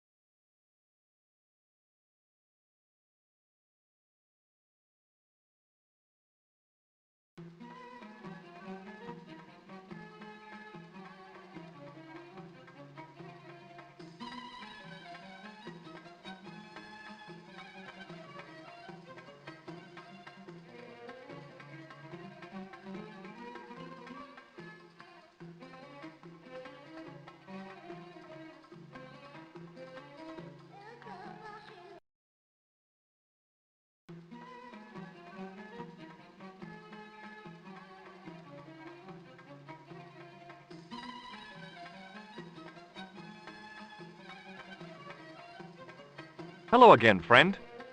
There wasn't much point in trying to launch an in-depth conversation when I couldn't speak Arabic and he couldn't speak. Period. Well, I did know a few words of Arabic, but doubted the wisdom of using them. Here's your brush, sir. It wasn't easy getting it back.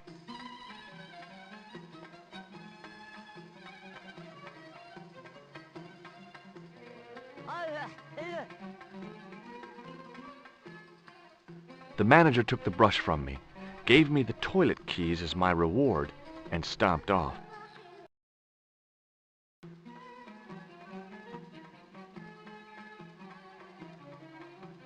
What was all that about? Manager, he say, "Bah, look at state of this. Need much cleaning and detergent before go around my, you bend." He said all that? Body language account for much, you know. Oh, yes, indeedy.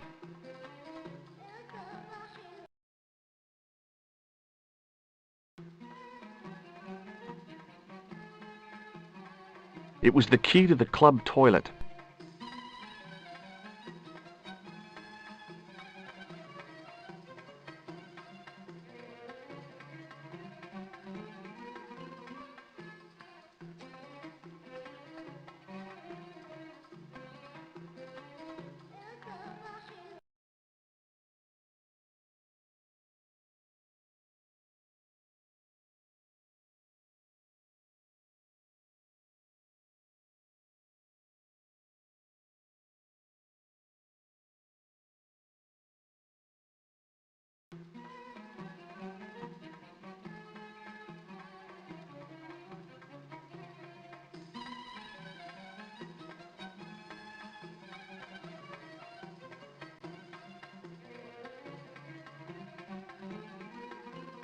It was a roller towel dispenser.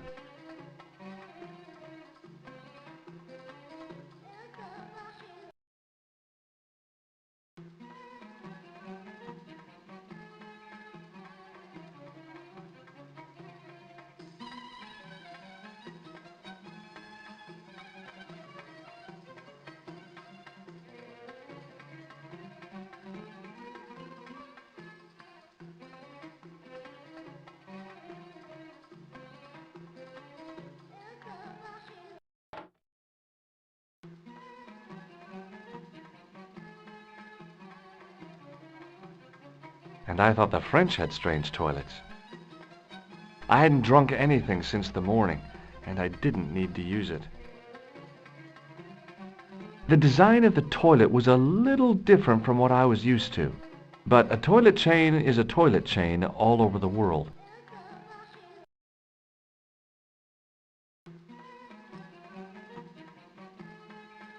Oops.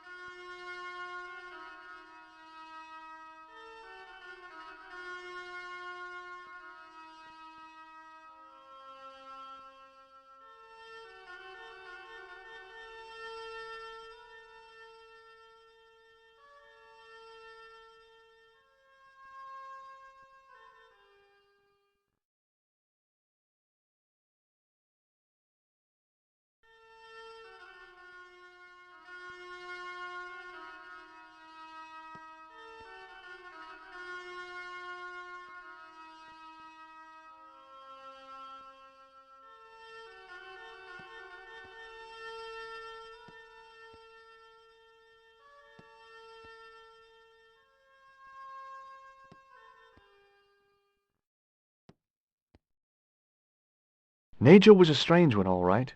He was smart, but a simple ball could still keep him happy.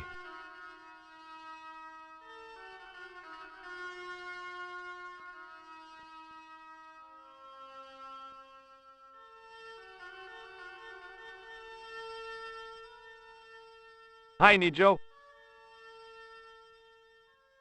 Hello again, sir. And how may I help you this time?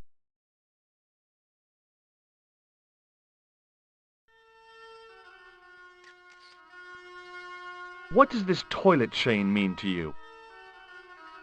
Are you building a bathroom in easy installments? I borrowed this from the Club Alamat. How nice for you. See you around, Nejo. Ta-ta for now, sir.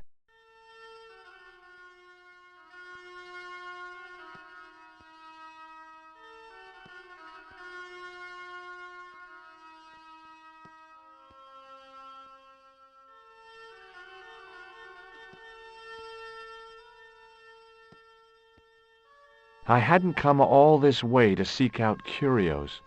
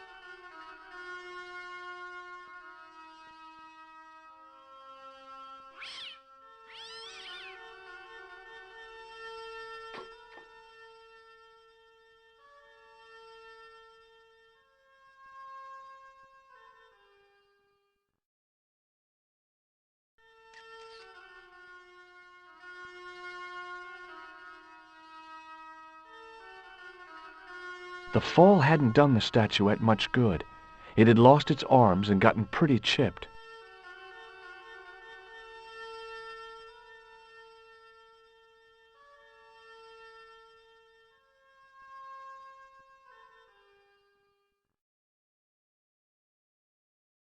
Hi, I was wondering whether you could help me.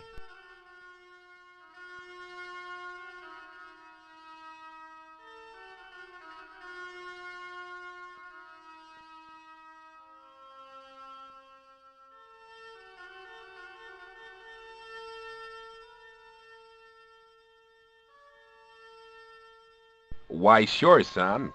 Always got time for a fellow American. The name's Henderson. Dwayne Henderson. Pleased to meet you, Mr. Henderson. Hell, boy, I'm not in the office.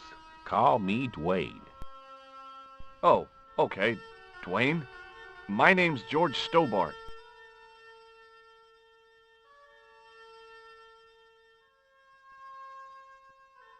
Have you ever heard of a hill called the Bull's Head? Can't say as I have. Where's that? I don't know. I'm trying to find out. Bull's Head, huh? I must remember that. Sounds scenic. Have you met Ultar? Almost luxurious air-conditioned taxi ride, mister.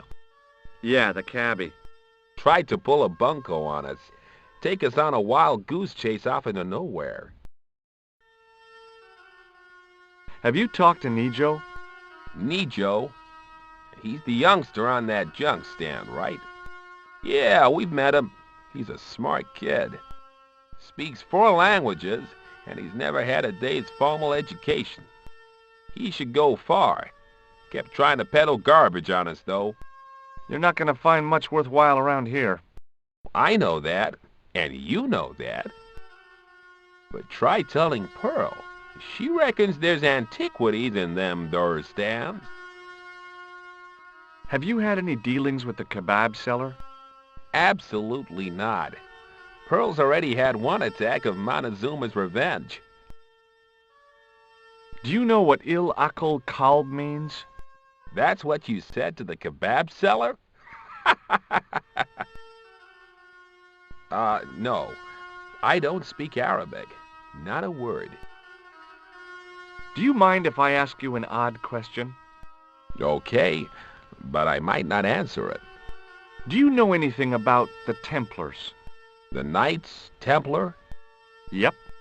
Nope. Nothing at all. Well, you knew they were an order of knights. What I know and what I say are two different things, boy. I haven't lasted as long as I have in this business without knowing that.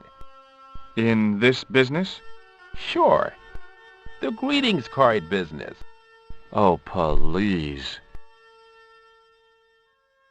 I saw a medieval picture of a woman. Royalty or nobility, something like that. She was looking in a mirror, but the reflection was of a man with 3 faces. What do you think of that? I think you should be in therapy. Does the image of a knight holding a crystal ball mean anything to you? Hell no. What would a knight want with a hunk of glass? I don't know. That's the prob. What's wrong, boy? It's not a crystal ball. It all came together in my head. What the conspirators had mentioned losing. The strange perspective of the manuscript. It's a lens. You're a long way from home, Dwayne. Could say the same about you, George. Me? Well, I'm just sightseeing, that's all. Without a camera, kinda lax to come all this way and not take pictures. Mind if I take a picture of you, George? What? Why?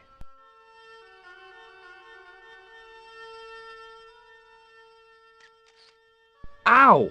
You could have warned me. You don't mind, do you, George? The folks back home will be real interested. Where is your wife, Dwayne? Pearl? Oh, she's around, looking for bargains. What does Pearl do for a living? Oh, I run a greetings card company, and Pearl writes the poems for 'em. You ought to ask her to recite some.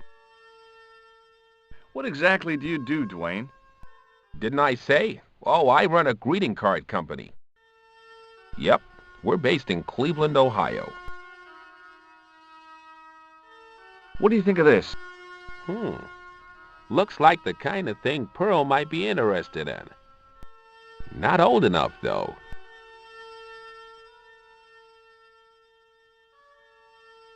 Okay, well, I'll see you around, Dwayne. Count on it, George.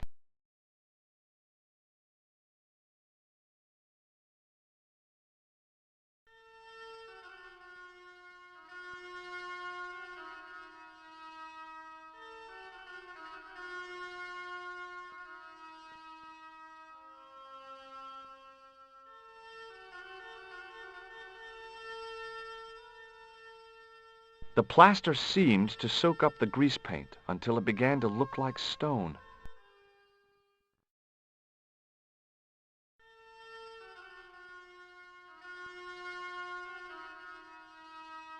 The grease paint had worked magic.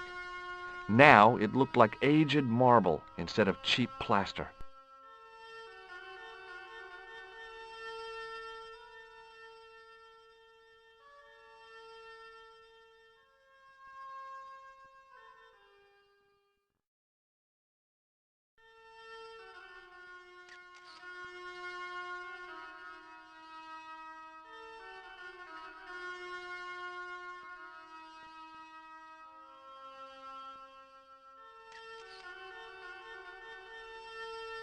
Hi there, Dwayne.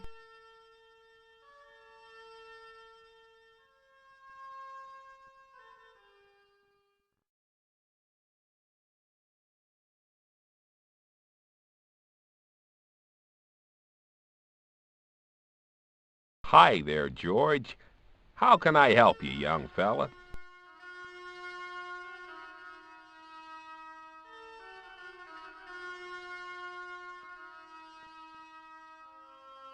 What do you think of this? Good gravy. Looks old. Yeah, I had to turn this town upside down.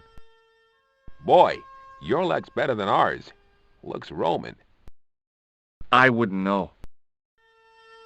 What'll they say back home? How much do you want, George? Oh, I couldn't. It's the find of a lifetime. I mean... $50. Take it or leave it. I'll take it. Here you go.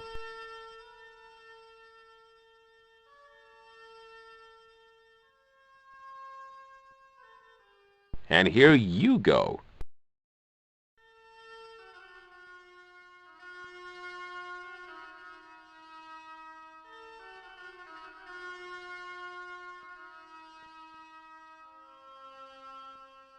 Okay, well, I'll see you around, Dwayne.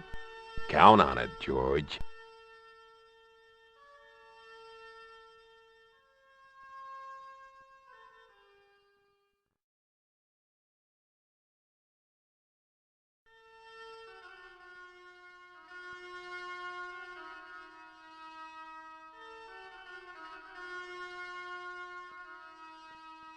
The stand was selling some fruit I didn't recognize.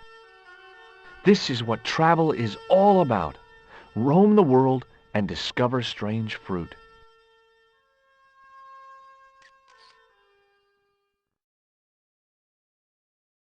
The guy running the stand seemed pretty happy. People always want fruit.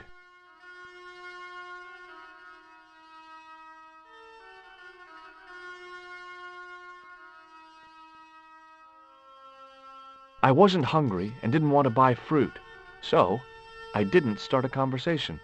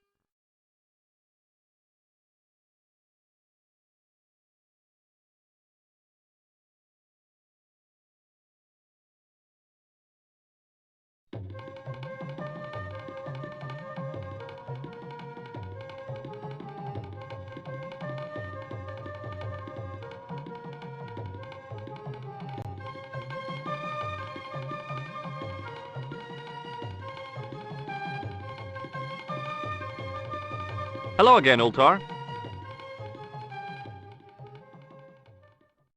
Praise be to Allah. I am blessed with your bountiful presence once more.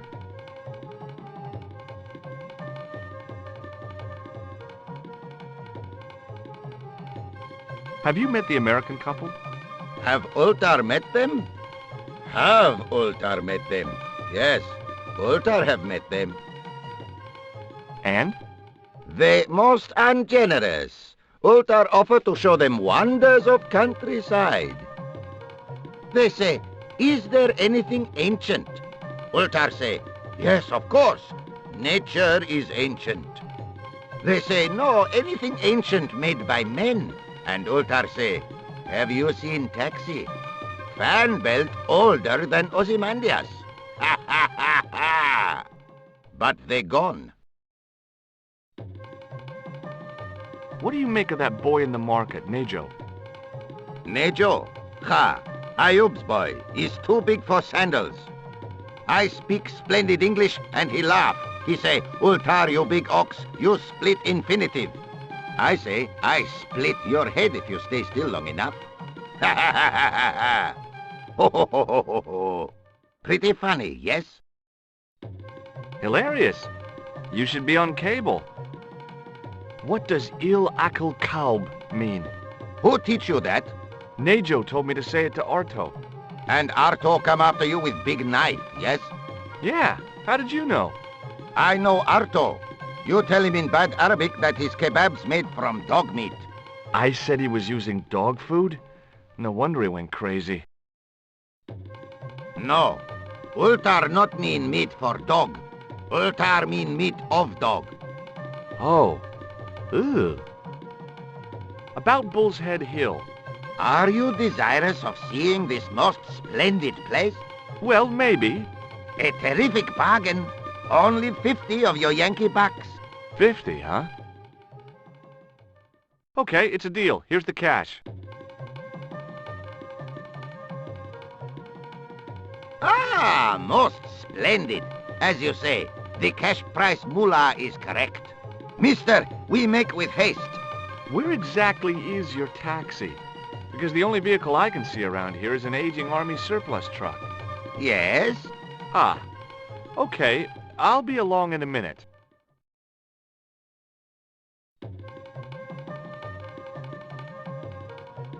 It didn't seem right to take off with the toilet keys, so I left them on the bar.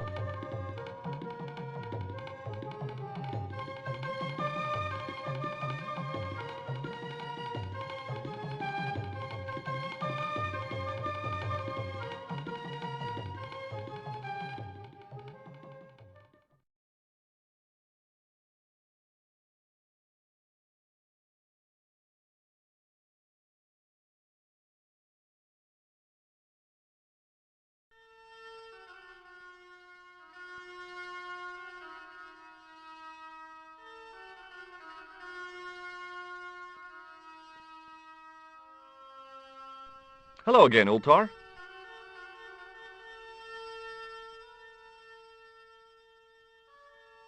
His most splendid and adventurous client.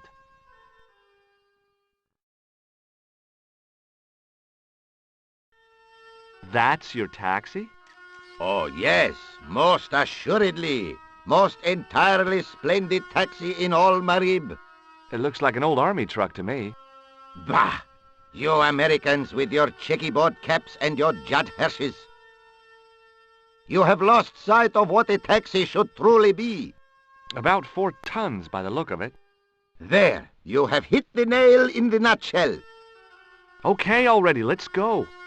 Regrettably not, most esteemed fair. There is a minor problem of a tiny nature. The fan belt has taken it upon itself to break. So, what are you gonna do? What can I do? I must wait for a ride to the garage for a replacement. How long is that gonna take? 1 day, maybe 6. I can't wait that long. We gotta get moving. But how, my friend? I'll think of something.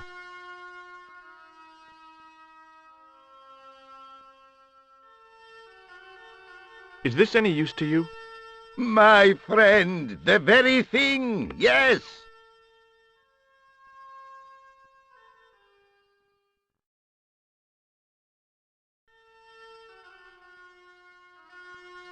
Ultar took the towel from me, cut it in 2 lengthways, and gave me half back. With his half, he did the kind of fan belt replacement that's normally done with stockings. Now, if I knot the ends together, so... Serviceable, yes? Very serviceable indeed. Stockings might work on a Bentley, but on a truck, the coarse toweling did the job nicely. Come along, my friend. You want to see the bull's head? Yes?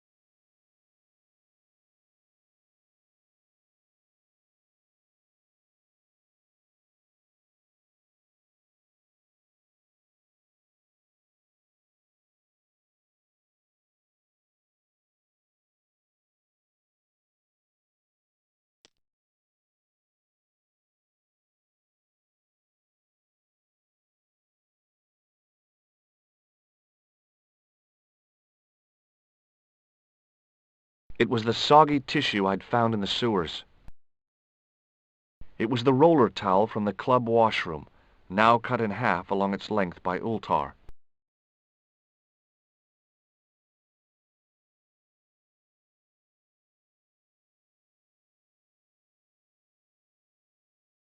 With a flourish, I tied the end of the towel to the stick with a textbook reef knot. I was now in possession of the patented Stobart stick towel. If I could only think of a use for it.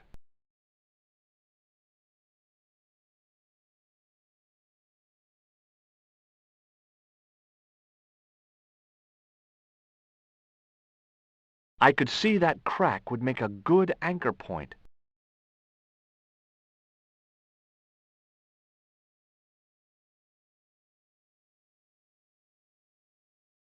Centuries of hot days and cold nights had opened a crack in the cliff edge, deep into the living rock. Well, that looked really safe, but I had no choice. I hadn't anticipated going mountaineering when I'd come to Syria.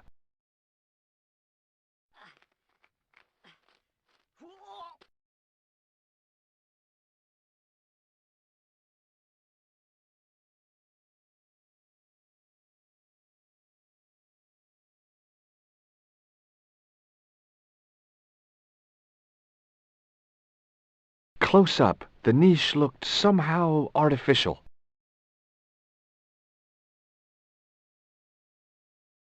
I didn't like the idea of putting my hand in there. But there was something in there. A metal ring, as wide as my hand.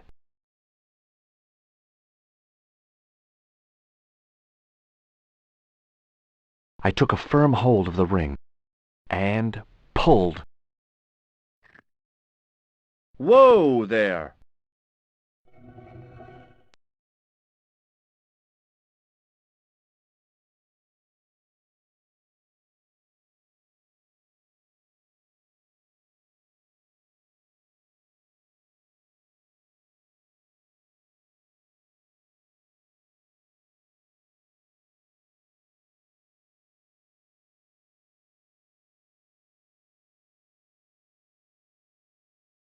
Around the corner, I found the corpse.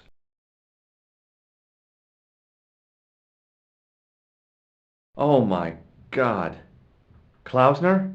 Large as life and twice as dead. I'd hardly had time to accept the fact when I heard the door mechanism start up again.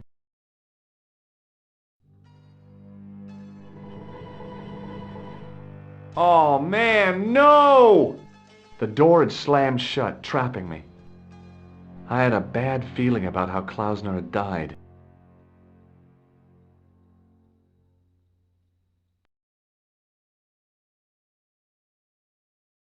I couldn't think of anything to do with the statue, apart from scaring small children with it. Okay, all right.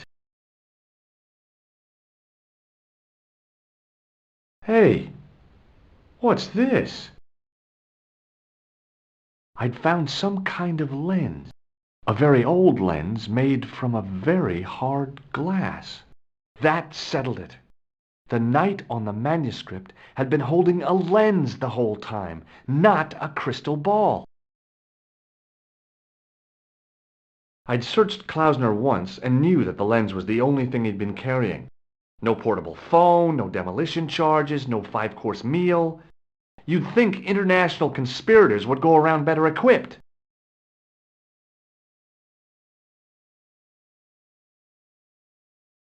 I couldn't take the inscription with me, and I didn't have a notebook or a camera to record it.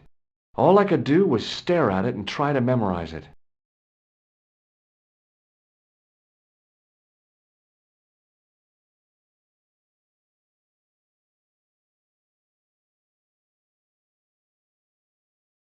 In occidenta cita est, in ora mundi. Okay.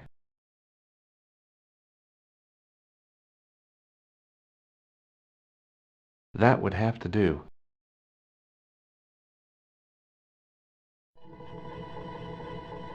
The mouth's opening. It must be Ultar. My God, if he comes in, we'll both be trapped. Ultar! Don't come in! It's a trap! Stay where you are! You! Hello, Mr. Stobart. We meet in the most unusual places. Please, do not make any sudden moves. I have no desire to maim you. Did you say maim? I did. Dead men tell no tales, as you say. And I want to hear everything that you have to tell me. And what if I don't want to talk? Then I shall, most regrettably, have to kill you. Rest assured, however, that I am an excellent shot you would not suffer. Oh, that's good. Believe me, I'm really assured. It is rather dark in here. I think we should conduct our business outside. Why should I make myself an easier target? If I fire at you, Mr. Stobart, I shall hit you even in here. But, unfortunately, my marksmanship will suffer. It could be the difference between hitting you in the leg or the groin. Boy, it sure is hot in here. No sudden moves, Mr. Stobart.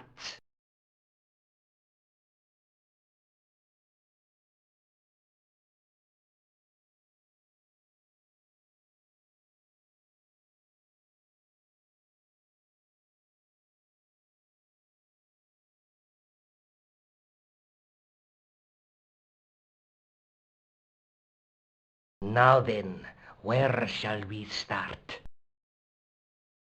How about being bosom buddies and you putting that gun away? Klausner, do you know where he is?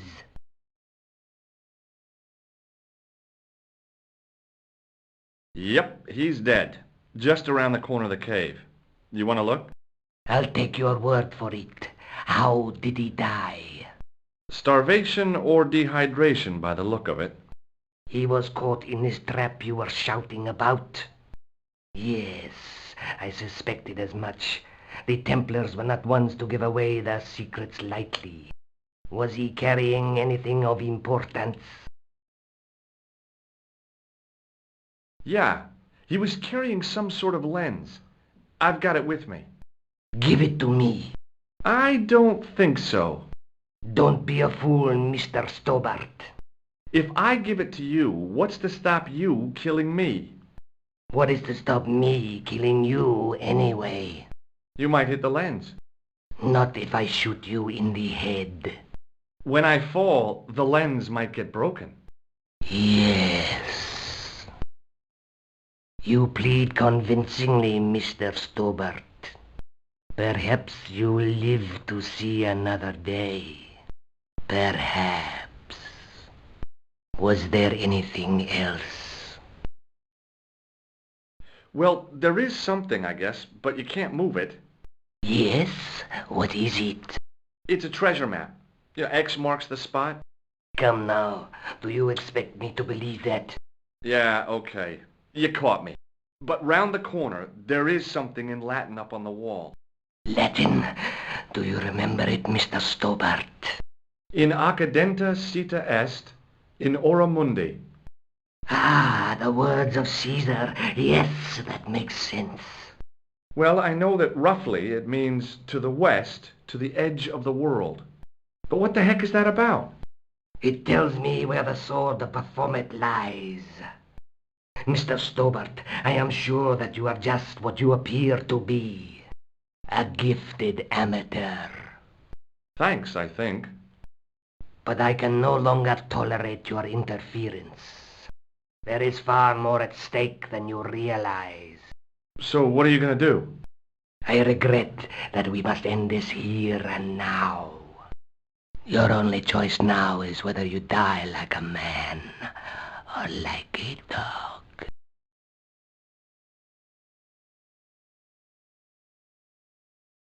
Okay, you're the boss. I'll take my medicine.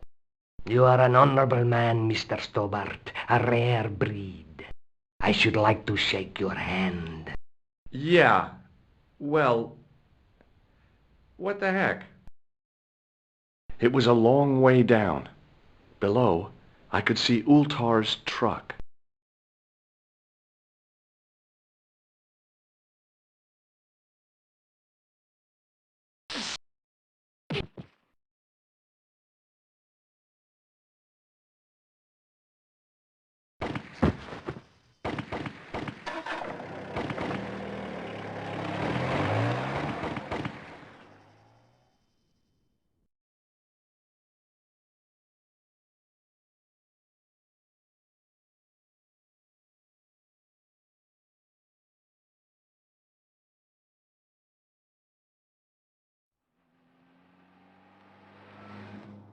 Luckily, the canopy on Ultar's truck broke my fall. Thank goodness for that. The worst part of the experience was Ultar's driving. What about the lens? Is it still in one piece? Oh, yeah. Well, it's good to see you again, George. Really? Well, I have to say, I'd have enjoyed Syria a lot more if you'd been there. I wouldn't have been much help. Anyway, you did just fine on your own.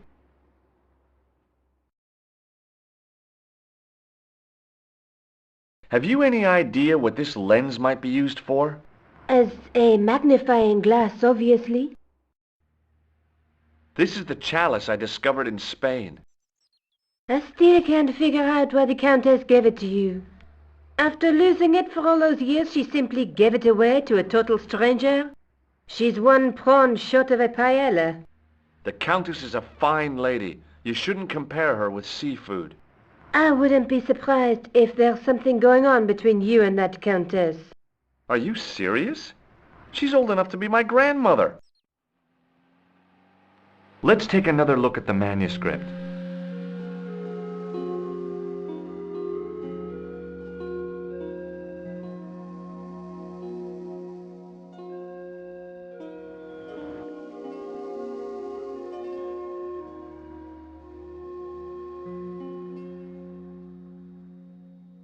That's the face of the statue I saw at the Bull's Head.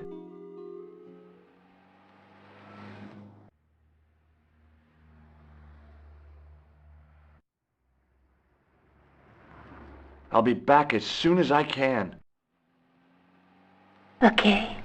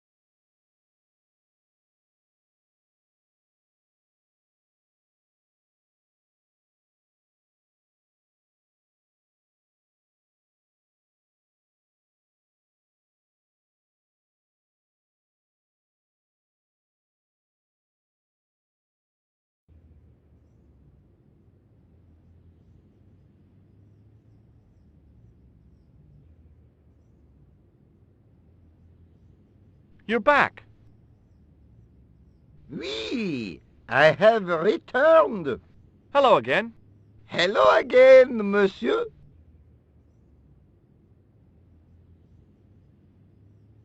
Well, I wasn't expecting to see you back here again. No? Well, it is a strange thing, but I am here on duty. On duty? But you're just sitting there drinking wine. No, I am not just drinking wine. I am undercover. I must be missing something. You're in uniform. Precisely, monsieur. My cover is that of an indolent, wine-guzzling police officer. You've got me convinced. Merci. But in reality, my every muscle is poised, every nerve honed. I am drawn tight, ready to pounce. Pajang! Who or what were you planning to pizzang on? You must have heard, monsieur, of the terror that is gripping Paris. You mean the killings? Oh, at last, someone's taken action. People die every day. No, I am on the trail of Sieur Jacques. Who? Sieur Jacques, the terror of the subterranean city. He pops up here, he pops up there. The cops, they seek him everywhere. Is he so hush or beneath the neck, that damned elusive Sieur Jacques? Bravo, that's very good. Merci. I was up half the night writing that. Who is this Sieur Jacques character anyway? Ah, if we but knew that, we could have him in custody in an hour. But he is cunning. To despoil the sewers of our fair city, he has committed many deceptions. He has pretended to be a police officer and deluded a poor war veteran. Uh-oh. He has pretended to be a jongleur. Wow, is that the time? And an American tourist. What nationality are you, monsieur? Canadian. Well, gotta go now. See ya. Well, it's not everyone who can say they started an urban myth.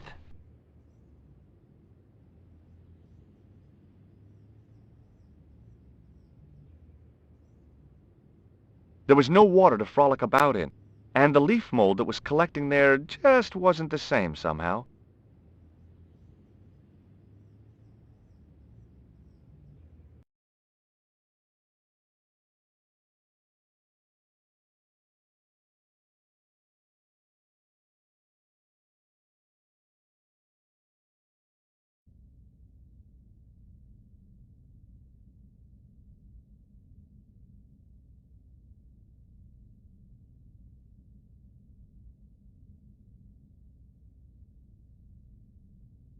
A knight's tomb, his effigy in marble lying in perpetual state, waiting in prayer for the judgment day. Biblical references engraved into the tomb edge to guide his way to the next world, I guess. A knight there in the company of his fellows.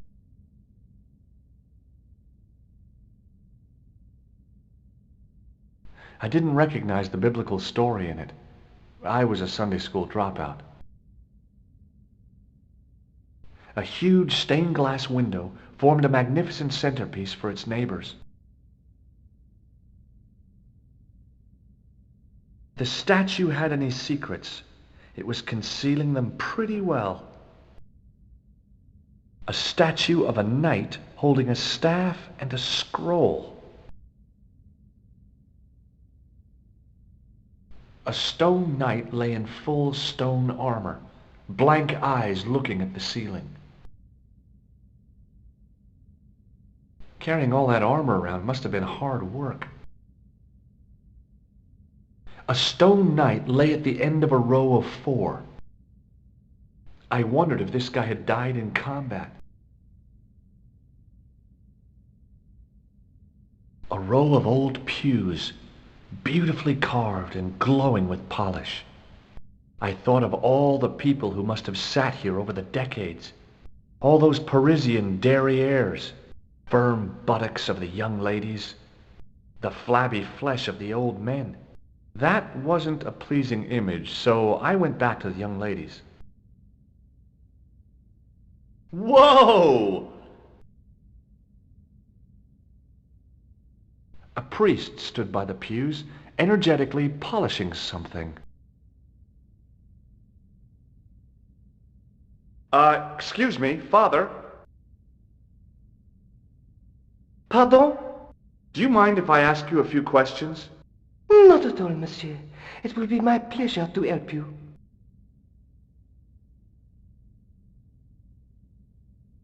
You must be proud to have such an incredible collection of stained glass. Pride is a sin, monsieur, but it is hard not to marvel when the light shines through them. It is a fine example of the artisan's genius. What do you know about the Knights Templar? You have come to the right place, if that is your interest. Many of them were executed in the square outside. It was a disgrace to France. Well, the Pope was right behind it, though. Clement V was a man of mammon, not of God. That's kind of forthright for a priest, isn't it? You think so? It is hard to be sure what happened. It is so long ago. How long have you worked here? Hardly work, monsieur. This is a calling. I have been helping Father Flambert for nearly 6 months now. I guess you don't know much about the history of this church, then. Just a little. You've got quite a shine on that candlestick. Ah, oui. Anything less than best would be an insult to the Almighty. I guess so. I never thought of it like that. I've got a red nose. Oui, so you have. Have you seen this man before?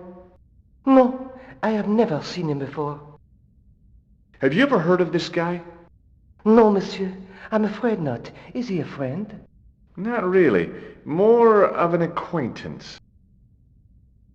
I thought about using the shake and shock on him, but I couldn't do that to a priest. What do you make of this chalice? It certainly looks very old. About as old as this church, I think. There seems to be an engraving on it. Yeah? What does it say? I do not know. It is very tarnished. With your permission, I could try polishing it. I promise I will be very careful. That'd be very good of you. This shouldn't take very long. Feel free to look around. Okay, thanks.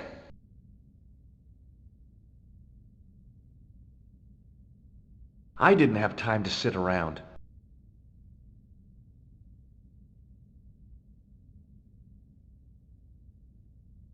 Just think, there's a dead guy under there.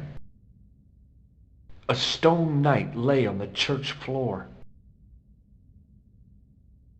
The second stone knight in a row of 4 lay on the church floor.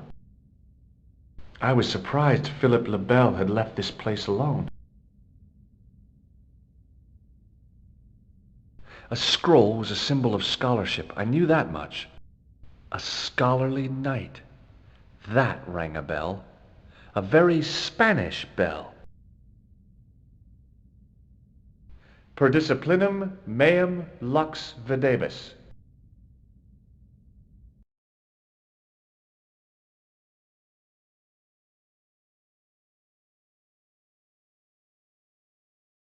A bit of a stained glass window. Wow!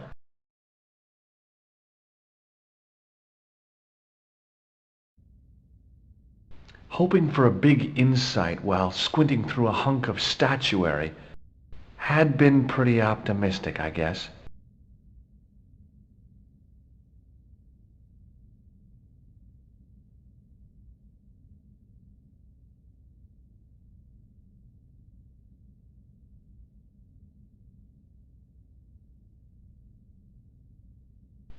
The lens fitted into the end of the scroll like a hand into a glove. Hey!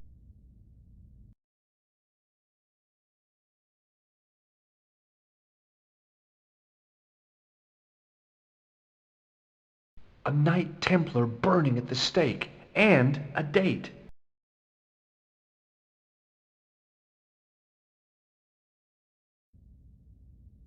Let me see. MCCCXIV. That's 1314.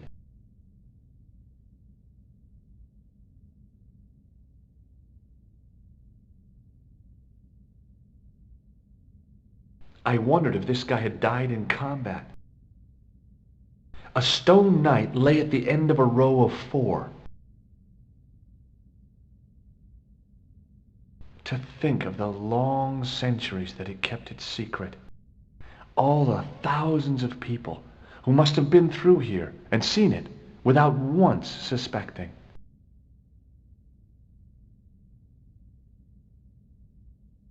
The Templars were demonstrating a pretty good grasp of physics. If the dissolution hadn't happened, we'd have had cold fusion power last century.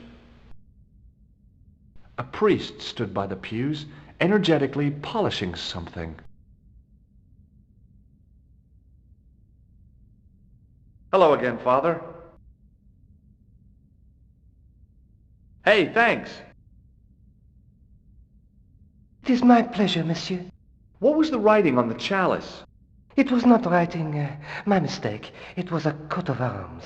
The remarkable thing is that it seems very familiar. Yeah?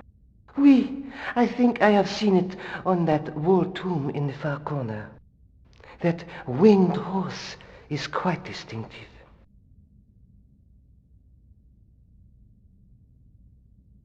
Did you know that the center window conceals an image of a man burning at the stake? The burning man? What, you knew? That there was a hidden image? No. But the church has a reputation for being haunted.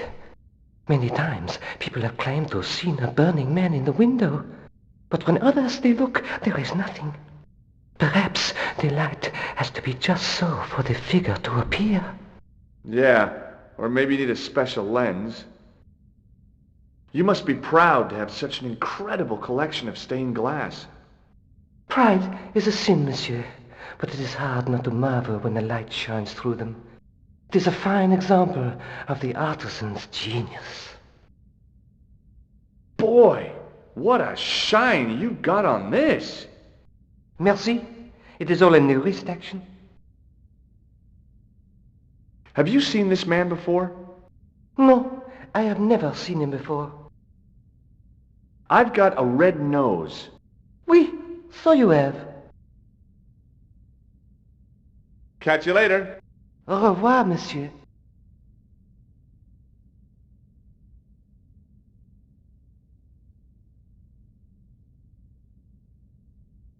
Now that my attention had been drawn to it, there was no mistake.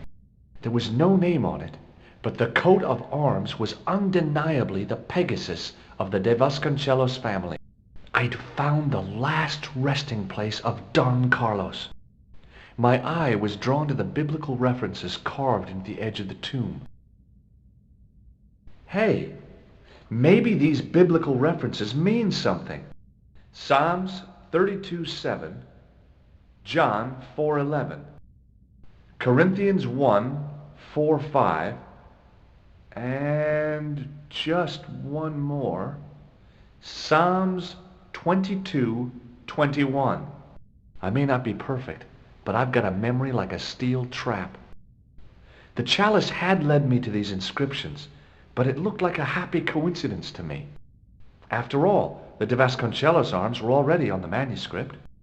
Nope, I was still convinced that the chalice had some significance all of its own. The tomb of Don Carlos de Vasconcelos. It had to be. I couldn't wait to tell the Countess. I'd have to find out what the chalice was for first, though.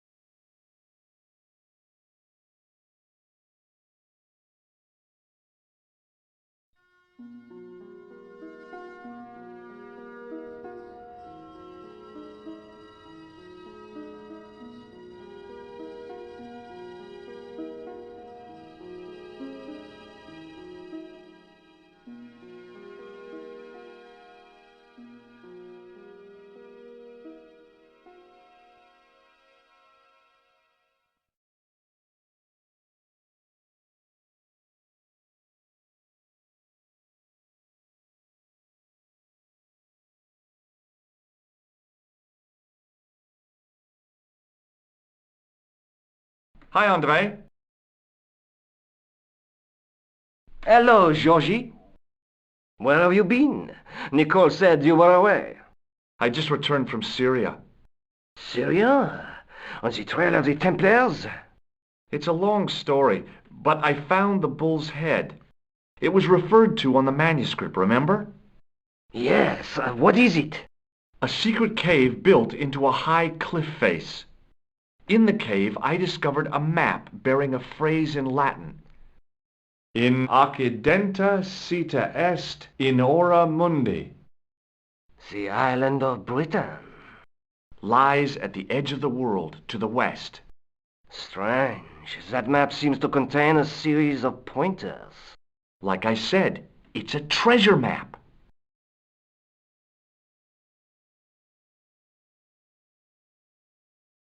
While I was in Syria, I discovered a strange pagan statue. It was like a head with 3 bearded faces. Horrible. That sounds as if it could be Baphomet, the idol described by the Templars. The poor Knights of Christ had an idol that looked like that? Allegedly. The description of the idol came from the evidence extracted by the Inquisition. Mind you, not one statue or idol was ever found on Templar property. Until now, that is. Just last month, a statue of Baphomet was unearthed right here in Paris. Where? At the Institut Hermétique de Nerval. The statue is beneath the foundations. It was discovered by some workmen while renovating the building. Can you tell me any more about the statue of Baphomet? It's a fearful image, even now, a bearded head. The base of the statue is carved with Templar symbols. One of the workmen noticed a curious stain at the base. He claimed it looked like blood. Blood? That's right. Thanks for your help, Andre. You're welcome.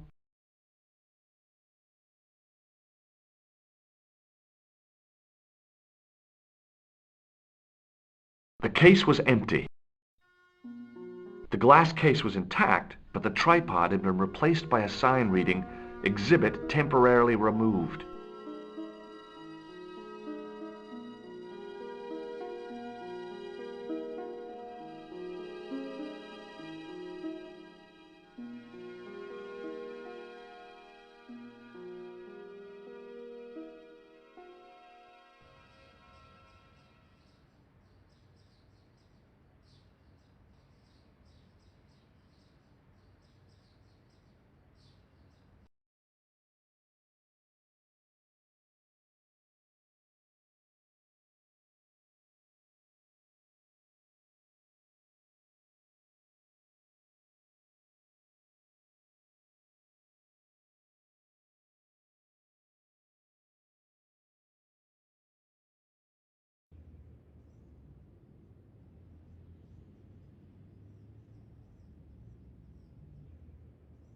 The painter didn't seem to regard the painting as too important.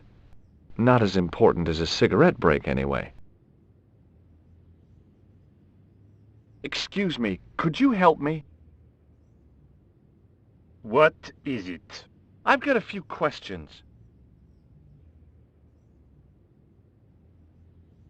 What does the word Templar suggest to you? Templar? Nothing. Nothing. You're doing a fine job. Merci. I have my professional pride. I don't think I've ever seen a Gauloise smoked so stylishly. It's a natural talent. I'm being sarcastic. I'm being indifferent. You're very good at that as well. Merci. Vive l'indifférence. So, what are you doing here? I am having my break. Yeah, I mean when you finish your break. When I finish my break, an interesting concept, monsieur. You'll probably need to think about it. I could have another cigarette while I consider. Perhaps tomorrow too? Okay, let me put things differently. What were you hired to do here? I was hired to keep the archaeological dig in the basement of this building clear of debris, and to touch up damage to the door frames with my little pot of paint. It's a very responsible job. Unfortunately, I'm not a very responsible person. So what do you know about the excavation? I know they won't let me in to do my job. I would complain to my union, but You couldn't be bothered to join. Right. Tell you what, though. I'm surprised at the sort of people interested in this excavation. What's unusual about the visitors to the excavation? None of them look like archaeologists to me. Do you know what an archaeologist looks like? Three-piece suits, crocodile-eyed attaché cases, Rolex oyster. But no archaeologist dresses like that. Quite right, monsieur, quite right. So, who are they? Who cares as long as they pay me? Be seeing you. Au revoir, monsieur. There was a dumpster full of debris, from the excavation, I guessed. The gate was surrounded by some pretty fancy ironwork.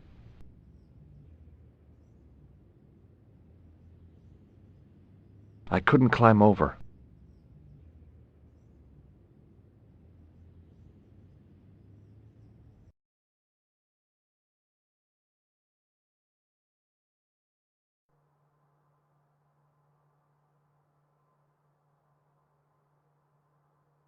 A guard stood by a door I guessed led to the excavation. He looked pretty pompous. Well, not so much pretty, just pompous. There was a closed door with toilet scratched into the cheap veneer.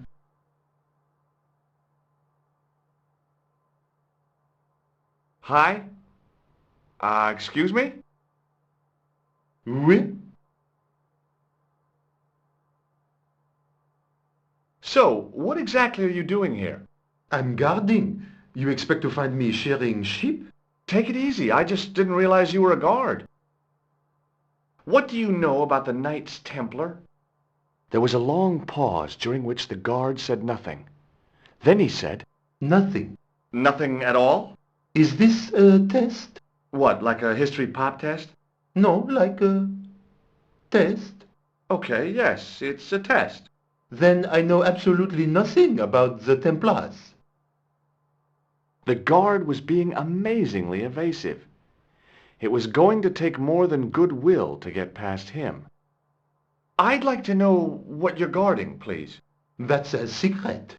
It wouldn't happen to be an archaeological site, would it? Are you asking me or telling me? I'm telling you. Then why ask? I had a feeling this was no normal hole in the ground. Talk to you later. Au revoir, monsieur. Yep, that was definitely debris. I couldn't see any use for a collection of dirt and half bricks. A dumpster with some debris in it.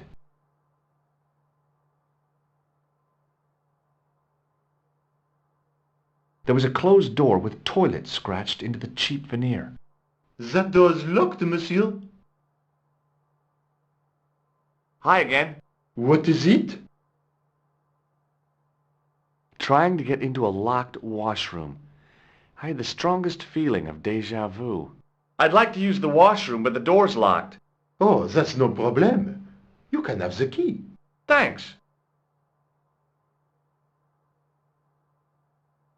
Talk to you later. Au revoir, monsieur.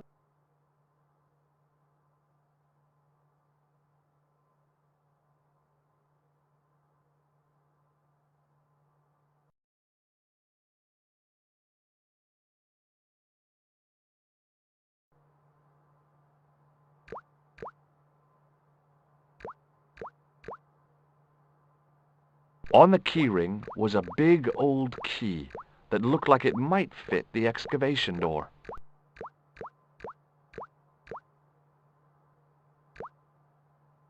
Being in a charming comfort station like this made me think fondly of the toilet in Syria. That place was kept in pretty good order. At least, it had been until I vandalized it. Still, it was all for a good cause. I wasn't that interested in what might go into a restroom's garbage to investigate. A bin stood in the corner. It didn't look like it had been emptied for a while. The thing felt really hot. Big demands seemed to be being made on it.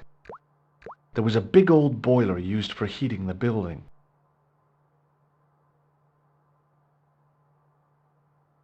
I didn't want to use that unless I really had to. A filthy wash basin hung on the wall. The taps were rusty. Oh boy! The cold tap's washer looked to have failed. It was just dribbling down the sink.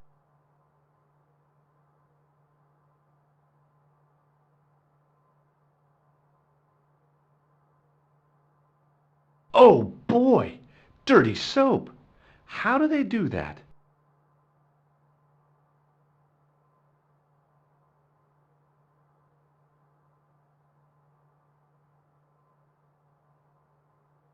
I made an impression of the big key in the cake of soap.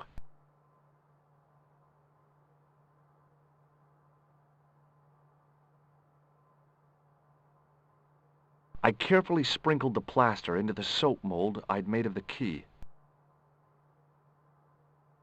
I had filled the key's imprint in the soap with dry plaster.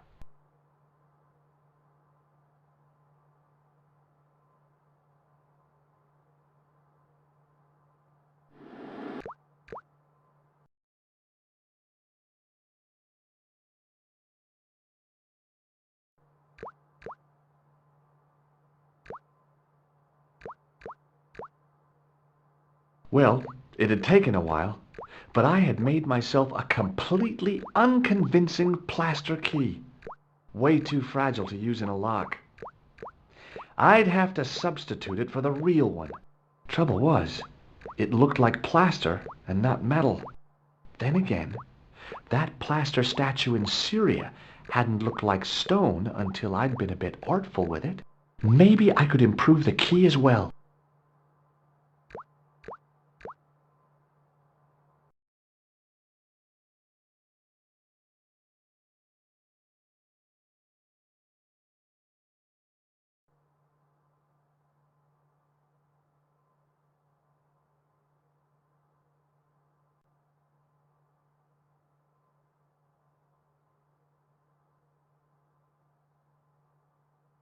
What is it? Here's the keys. Thanks. Merci, monsieur.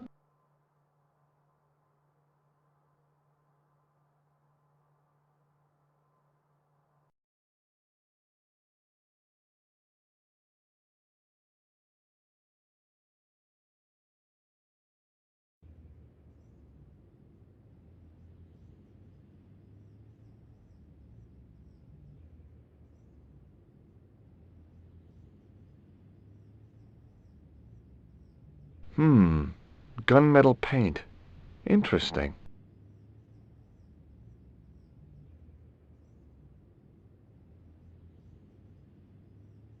It was my plaster copy of the excavation key. Trouble was, it looked like plaster, and it felt like plaster.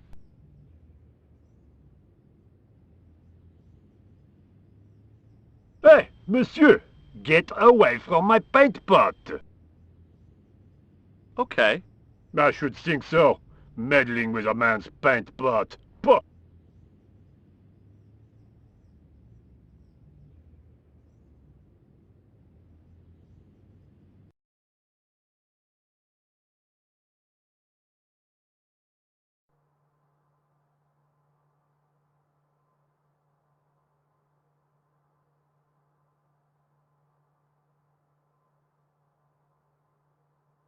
Do you mind if I use the phone?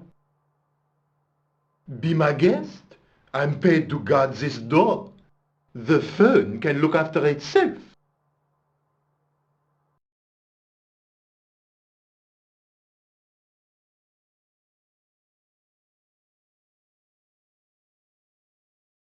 Killer! Hi, Nico. It's me. I'm at the excavation site. Hi, Georges. What's happening? I'm at the excavation, but they won't let me in. Damn! We need to know what's in there. Don't worry. I've got a scheme. I'm going to need your help, though. Okay, what do you want me to do? I want you to keep somebody on the phone for a while. Who? A painter. I need to get at his pot. Oh, okay. Stay on the line. I'll go and get him.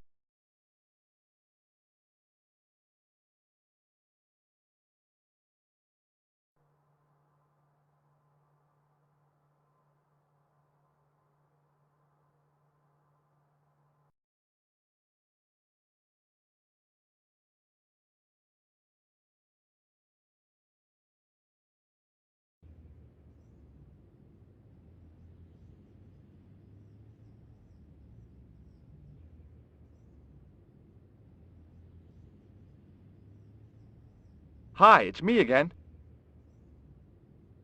What now? You've got a phone call. For me? Are you certain? It's a woman. She sounded hot. What woman? You must be mistaken, monsieur. Well, she asked for that hunk of a man with the nicotine fingers and his ass hanging out of his pants. Certainly sounds like me. Stand back. It wouldn't do to keep the lady from her hunk.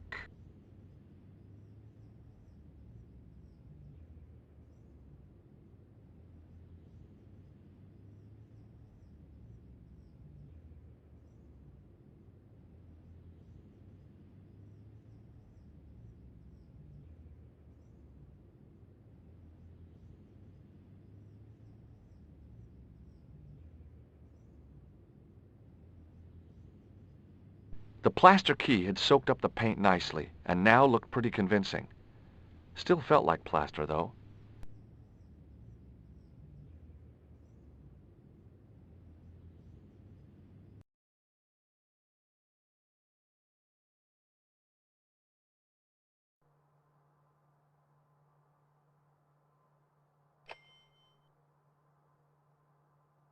Well, monsieur, what a strange woman. She was all over me, and then suddenly, nothing but abuse. Really? Why, abuse? Ah well, I have a cigarette to finish. And monsieur, if she calls again, I am not available.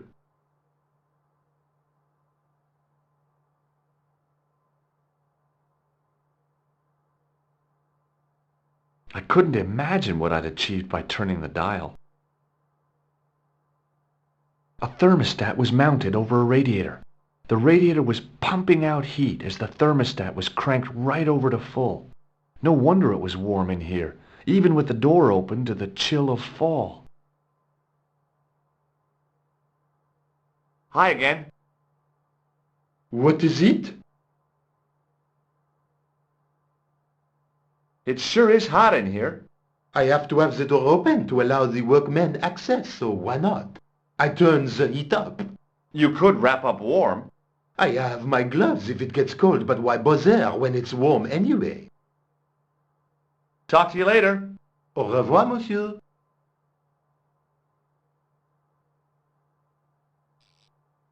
I turned the heating off. Hi again. What is it? I need to use the toilet again. Again? Already? I have this problem. How technical do you want me to get? Never mind. Here's the key.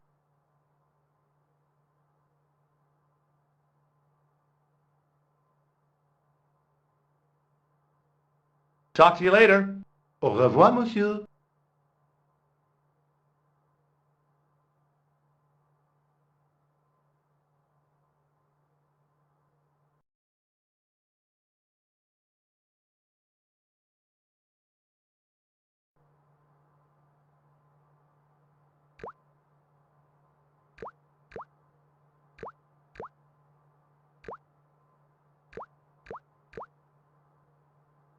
Quickly and without fuss, I swapped the fake key for the real thing.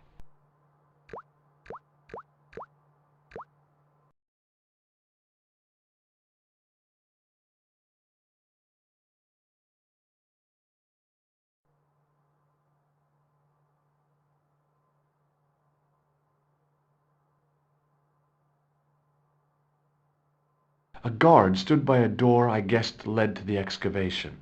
He looked pretty pompous. Well, not so much pretty, just pompous.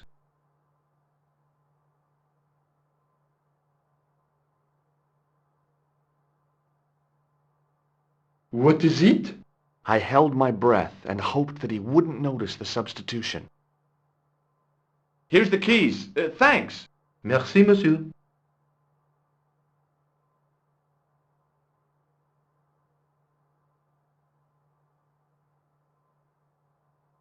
I couldn't get to the door while the guard was there.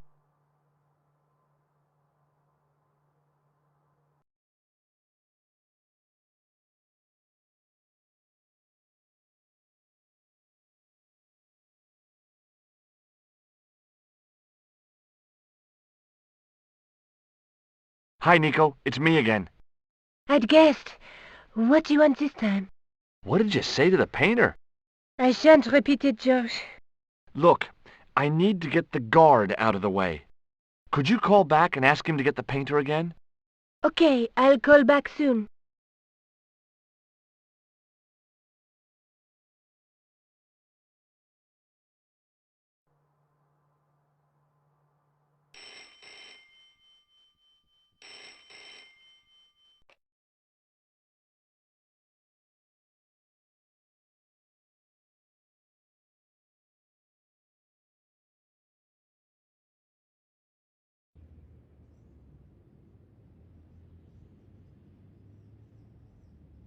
This looked like a good place to watch things develop. Hey, you! It's the phone! Yeah? Who is it? How should I know? What am I, your social secretary? It's not a chick, is it? Yes, it's a woman. Are you going to answer it? Does she have a warm, sensual voice like molten chocolate? Yes, she has a really sexy voice. Now get a move on. I'm not talking to her. I can see that. You're wasting time talking to me. No, you don't understand. I refuse to talk to her. You refuse? You refuse? I'm wasting valuable time. Don't make me laugh. Your time valuable? You just stand around all day. I have a highly responsible job. Pah! Don't pah me, you elephantine oaf. My job is important. Impossible. They would have hired somebody competent in that case. Meaning what? Instead of which they hired a dismal rent-a-cop like you. All epaulettes and no brains. Why, you... This looked set to carry on for some time. It was too good an opportunity to miss.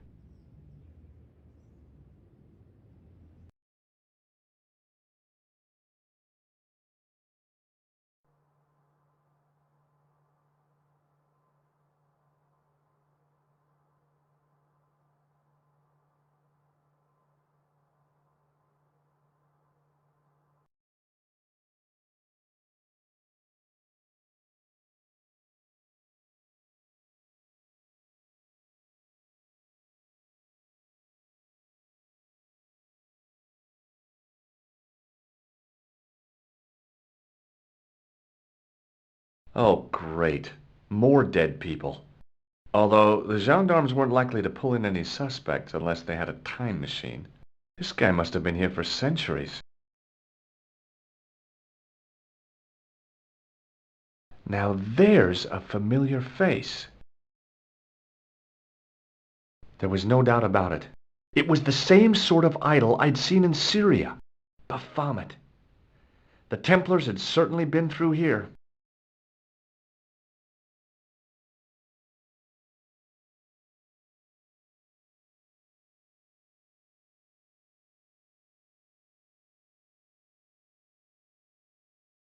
And there it was, decoded by the curves of the chalice, the image of a church.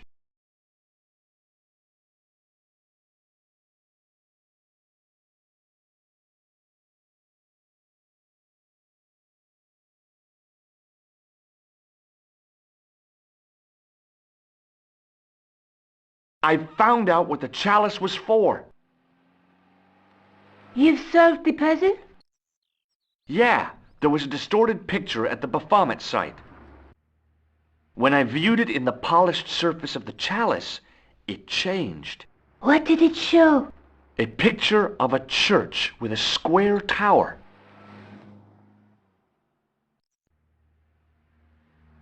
Let's take another look at the manuscript.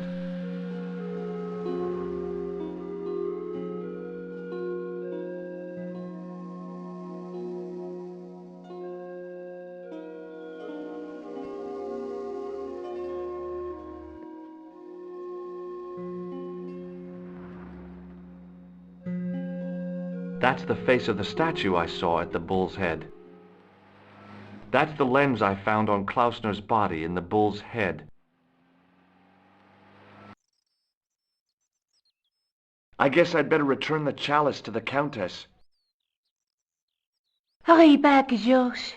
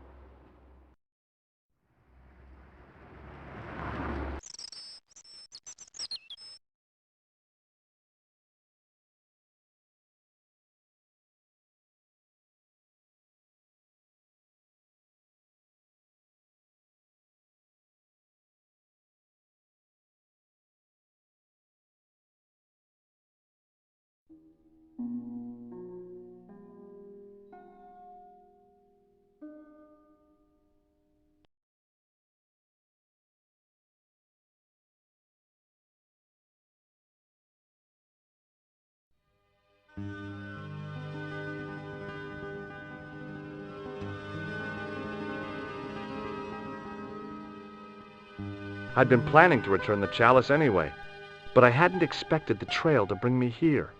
The Villa de Vasconcelos was as picturesque as ever. The weather was still clear, and Lopez was still watering the damn lawn. I was beginning to suspect that he was surgically attached to that hose.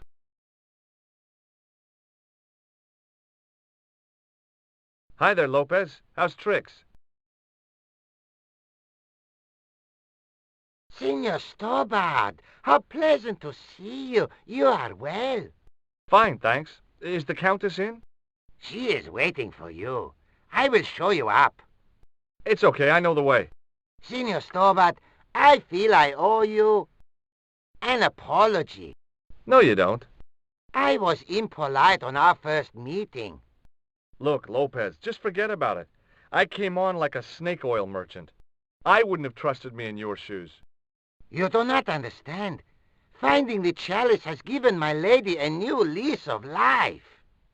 It's a marvel. She smiles, she laughs.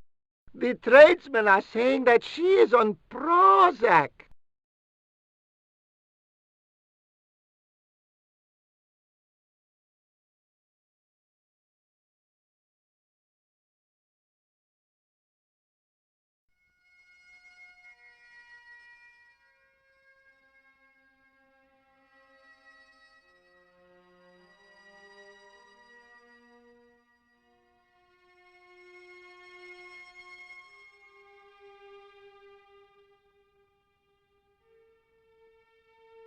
It was just a little utility room with no exit, unless you counted the window, and I didn't. It was a small mirror hanging over the sink. From the scum in the sink, it looked like he shaved there.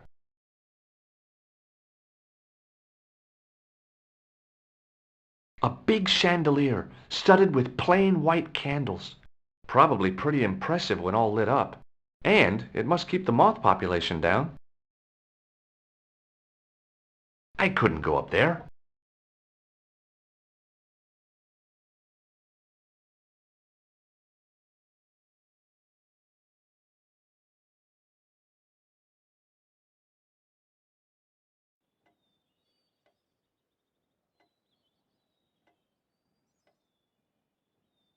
Senor Stobart, oh, what a pleasure. Please, sit down. Hi, Countess. The pleasure's all mine. I've brought back your chalice. Why? You've had it cleaned. Yeah, I met an obliging priest with a soft cloth. Have you resolved the Templar mystery? No, not yet. I don't even know what it is I'm after.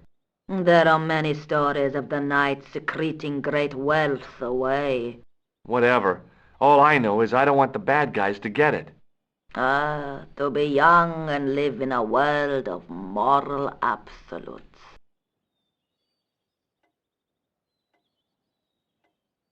There's something else that I discovered carved on Don Carlos's tomb. Biblical references. What are the references, Senor Stobart? Psalms 32:7, Corinthians. I am not a good enough scholar to know the Bible chapter and verse. I meant, what are the quotations? You know, I forgot to ask the priest. I discovered something amazing with that chalice. In Paris, I found a church where they recognized the coat of arms. I found the tomb of Don Carlos de Vasconcelos. You are sure? There can be no mistake? The coat of arms on the chalice matches the one on the tomb. Incredible. You have my most profound thanks. I must go there as soon as possible. Yeah? Well, I'd be happy to show you the city. I'll have a look around if that's okay. My home is your home. I shall remain here.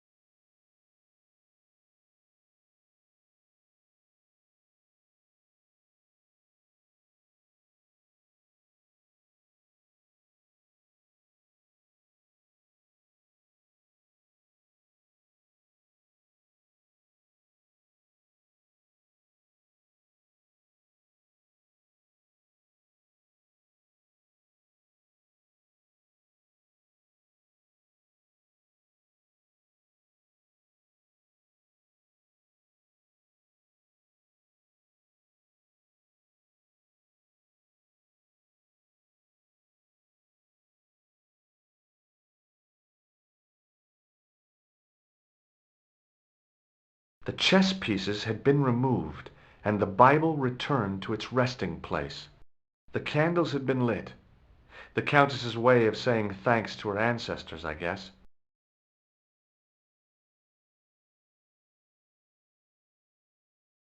It was too delicate to move.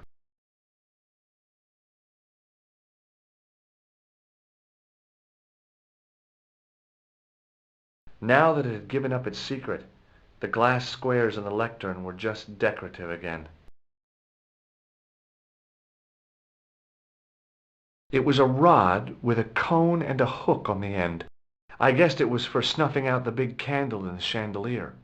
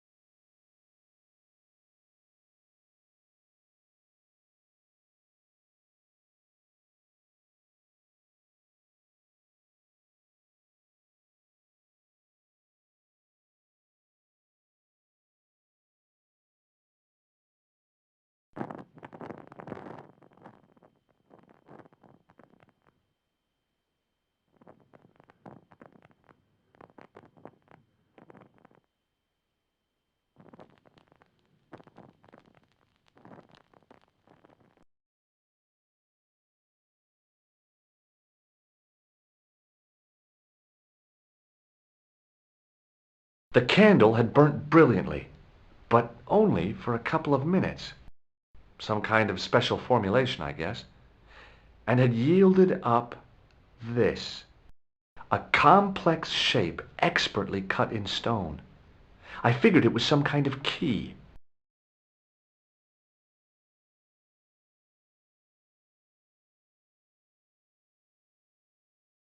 It was a smooth, intricately carved piece of stone that had been concealed inside the great candle.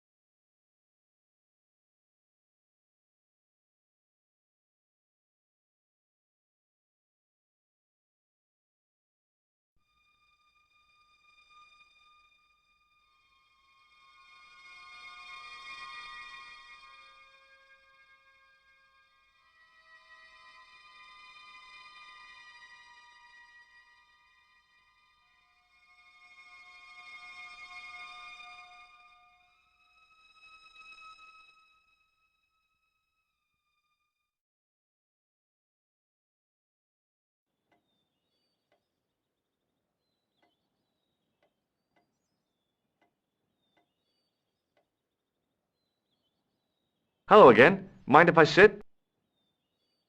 Please, be my guest.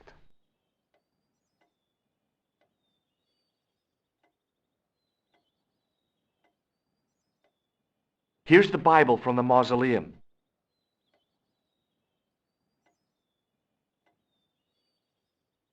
Very well. Let us begin. The first reference.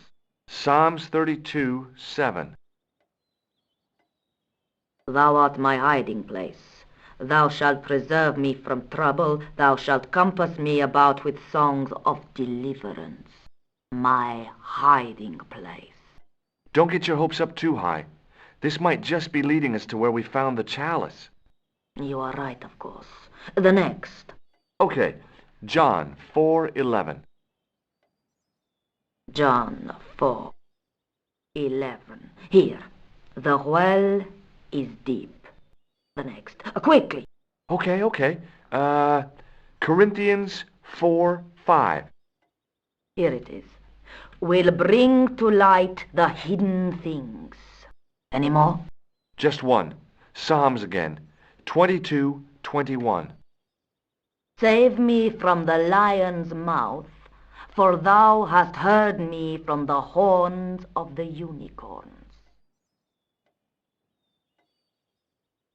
The last is confusing. Lions, unicorns, what does it mean? I can't guess. Salient points seem to be a hiding place and a deep well. In no sense is their mausoleum a well, Senor Stobart. Is there a well in the grounds? I do not know. I suppose that there must have been once upon a time. Lopez is the man to ask about anything pertaining to the estate. What do you make of this? It looks like some sort of key. Where did you get it from? It was buried inside the great candle in the mausoleum. Inside it? What have you done to it? I, lit it. But it is irreplaceable. Listen, the candle was to be lit in case of Moorish attack, right? Well, it burnt down in no time and revealed this key thing. Maybe that was the real purpose of lighting the candle. What are you suggesting? That lighting the candle was the equivalent of break glass in case of emergency. Sentiment must not stand in the way of solving this mystery. You did the right thing. I don't suppose you know how to recharge an electrical vibrator, do you? What an extraordinary request. Don't knock it. This thing saved my life in Syria. I'll just have another look around. Very well.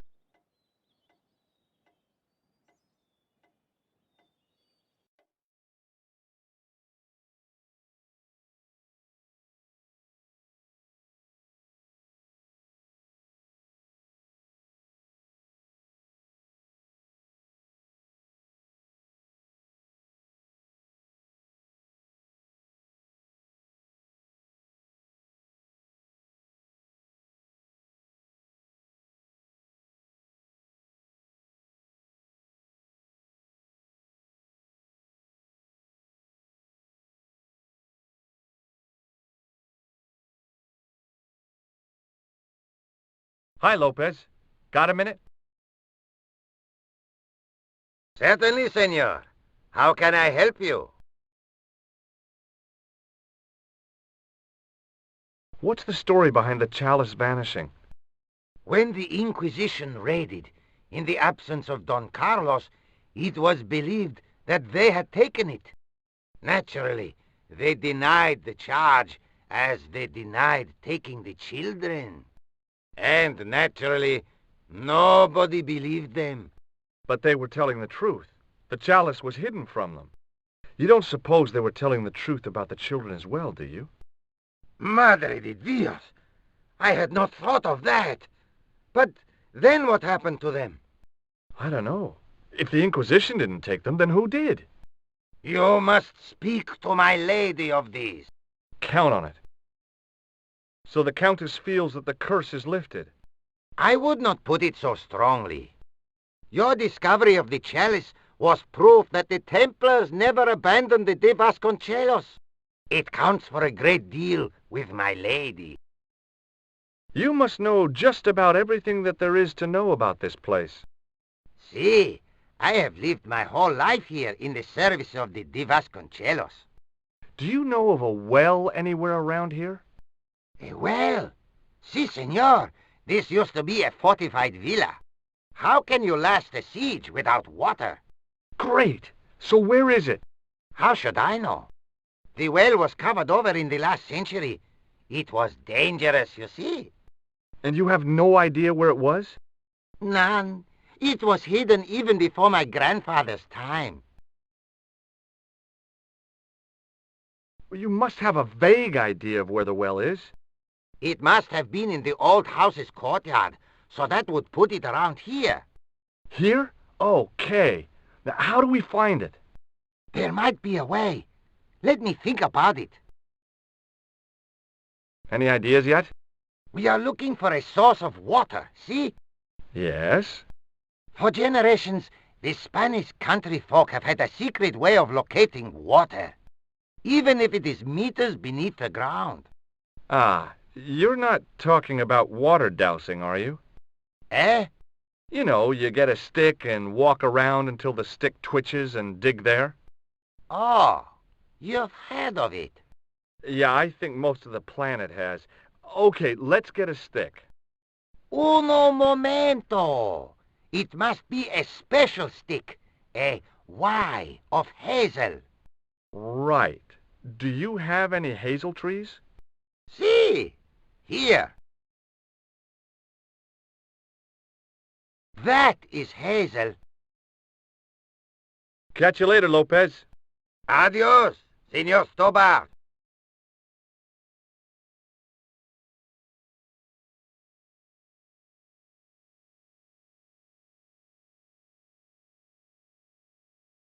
I went over to find a suitable stick.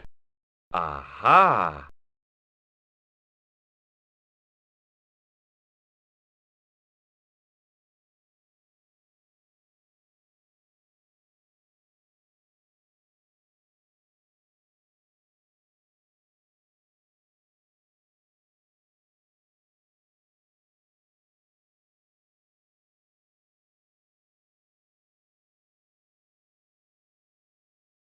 Hi, Lopez.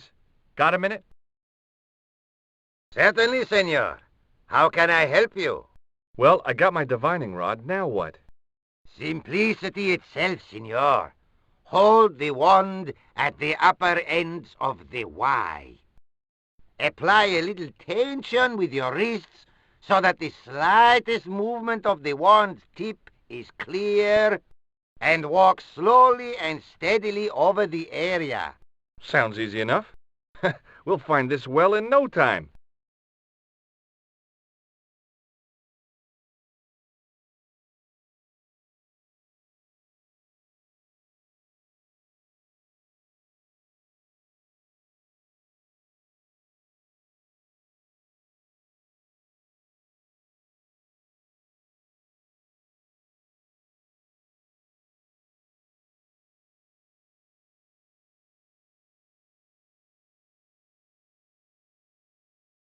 Signor Stobart, you've found something. This is it. This is where we find the secret of the Templars. Hidden here for hundreds of years. Lost from the sight of man until now. The mystery is revealed. It's a tin can. I've been walking up and down with a twig in my hands, looking for a tin can. It had water in it. That's what the dowsing stick must have detected. I'd have to check with an archaeologist, but I don't think the Templars left that. In truth, Signor Stobart, the loan was laid many, many years ago. This can could date back to the Napoleonic Wars. Get rid of it and I'll try it again. Lopez threw the can away. It seemed to fall an awfully long way.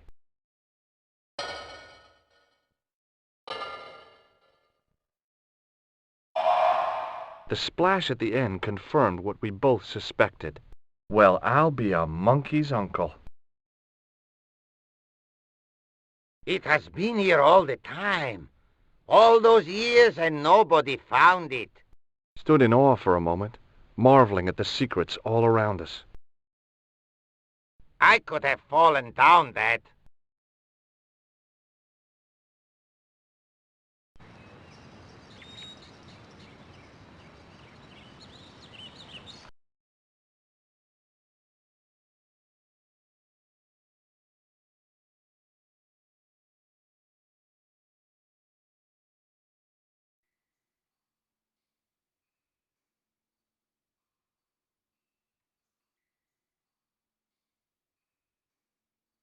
The well had been lost for decades at least.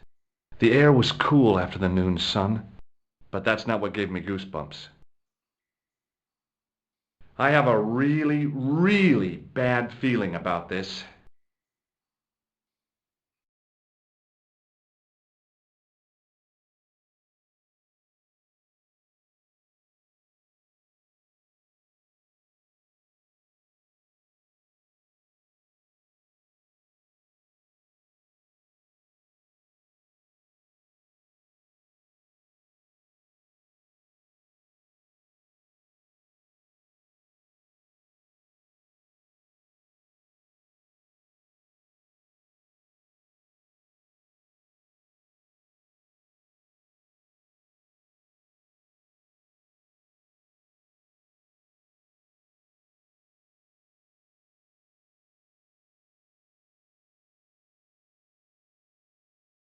From a distance, the lion's head had been impressive.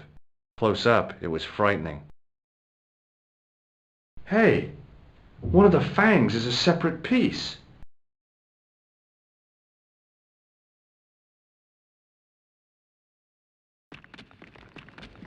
I could hear the sound of a lot of stone moving, and I knew I was in danger.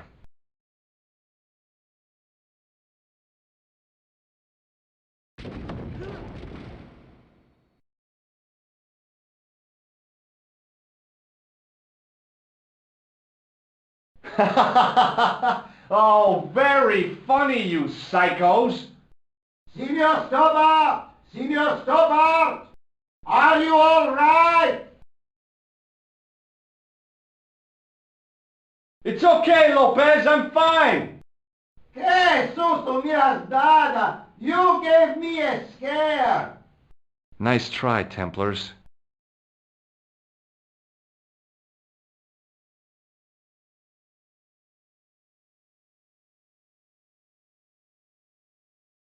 In the deep shadows, it was hard to make anything out.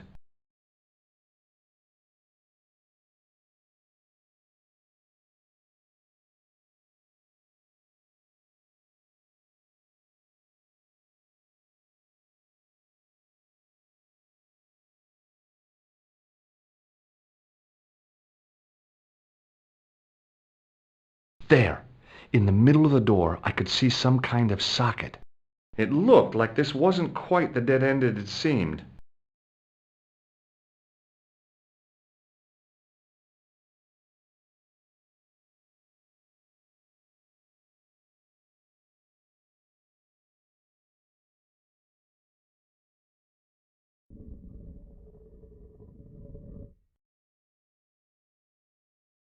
Open sesame!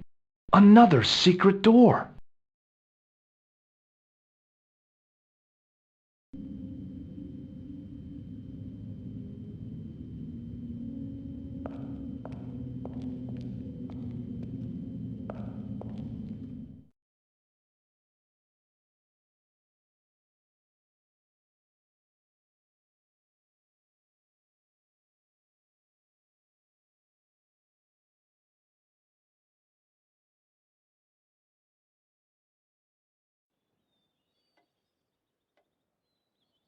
Before I left, though, there was one last thing to do.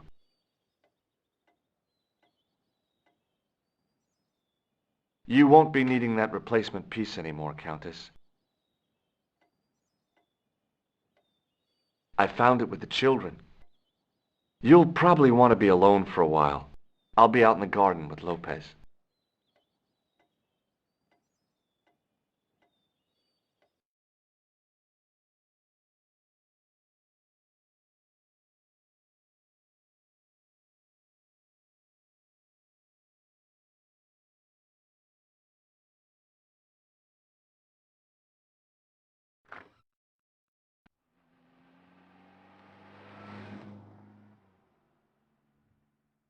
Georges, welcome back. Come in, Georges. It's good to see you again. Is it? Sure. What did you find in Spain? Without André, we wouldn't have got this far, Georges. Yeah, I know.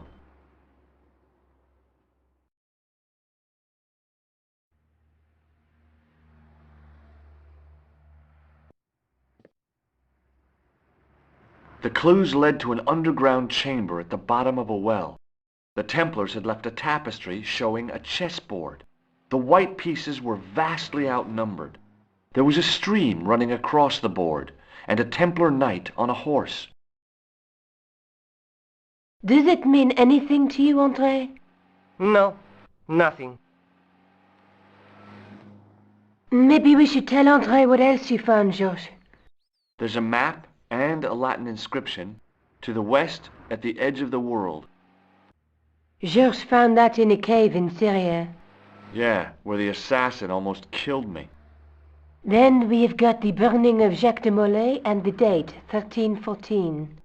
From the window of the church in Montfaucon Square, one of the few places where nobody tried to kill me. Then we have the image of a church that Georges found at the excavation. I don't recall anyone trying to kill you there either, Georges. And finally we have the tapestry in Spain. Did I mention I almost got killed there? Not yet, but I'm sure you're about to. It was only my cat-like reflexes that saved me from certain death. Cat-like reflexes, eh? And while I was risking life and limb, where were you, André? Getting your glasses fogged up over an Etruscan vase? That's enough, boys. Can we get back to saving the world? Of course. My apologies. He started it. Well, the Latin phrase are the words of Julius Caesar. He was describing the island of Britain. Are you sure? The map didn't look much like Britain. How come Caesar described Britain as being at the edge of the world? To the Romans, the Mediterranean was the center of the universe. Britain was a remote, unfriendly place, inhabited by blue-painted savages. It hasn't changed much. They've stopped painting themselves blue. Except when they go to a football match. They used an extract from a plant called woad, Icetis tinctoria. The Scots were using it until fairly recently in the wars with the English. Fairly recently? I don't recall the Scots being at war with the English. How recently are you talking about? I believe William Wallace's men used it in the 13th century. They might well have been using it as late as... You can't remember, can you? 1314. Ah, we're back onto that, are we? André, what is it? What do you mean? 1314 in Scotland. The Battle of Bannockburn. That would explain the stream on the chessboard. That's what a burn is. Right, André? As in Bannockburn? Right, George. And it gets better. Tradition has it that the Scots were helped by a shock force of, well, can't you guess? Knights Templar? Yes, a group of outlawed Templars. They are said to have turned the tide for the Scots. And it all ends at a church in the Isle of Britain at Bannockburn in a church. What are we waiting for? I'll call a cab.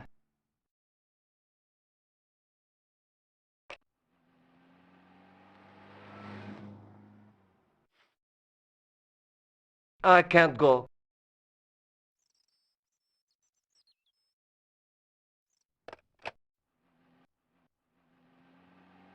André, you've been loads of help, but... What George is trying to say is that you shouldn't feel guilty. I was? We understand you've got commitments. Oh, listen, we have to hurry. Let's go, George. We'll see it through. Oh, and, don't worry about us.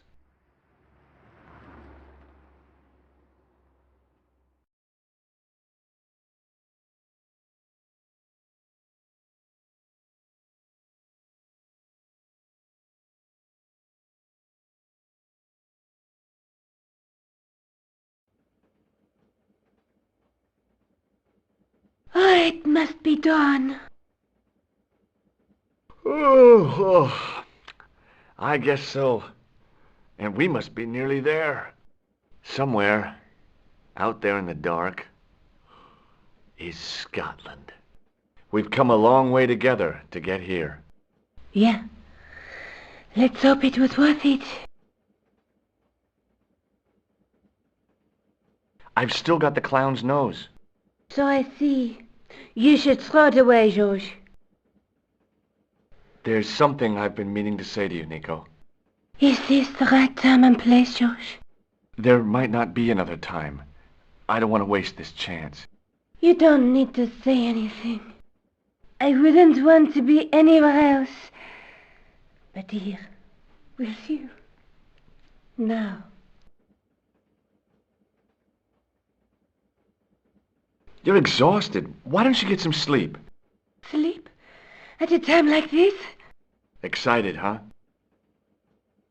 Would you like something to help you sleep, dearie? I've got some tablets in my bag. Oh, no. Thank you. Thanks all the same, ma'am.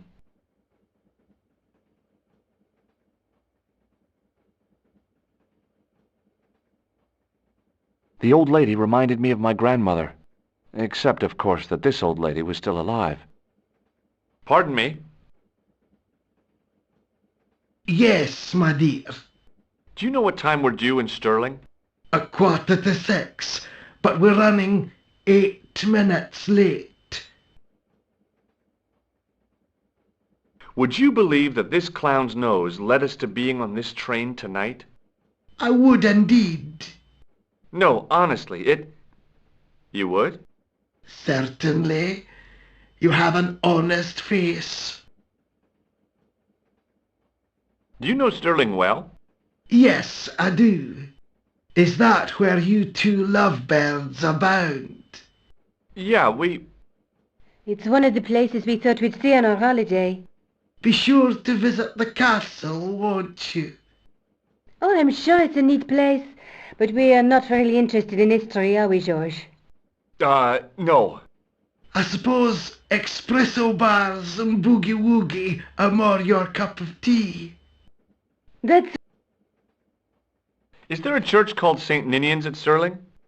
Yes, there is, and I know why you're going there. You do? Of course I do. It's obvious you're in love. You're eloping, and they say romance is dead. What's the book you're reading? Oh, it's something I picked up at the station. A medieval detective story. Quite well written for that kind of thing. It's been out of print for years. What's the title of the book? The Crooked Crusader Caper by Molly Pegram. I assumed the author was a woman, but apparently not. His real name is... Professor Nigel Pegram. That's right. Do you know him? No, I never met him. George is a great fan of his, though.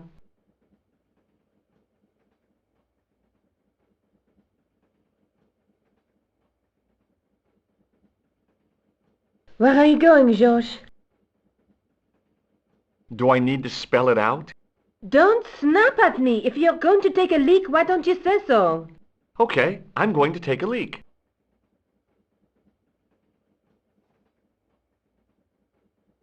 L-E-A-K. Tickets, please. Oh, hi.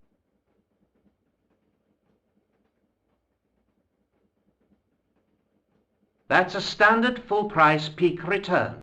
Don't you have a senior citizen's rail card? I rarely travel by train.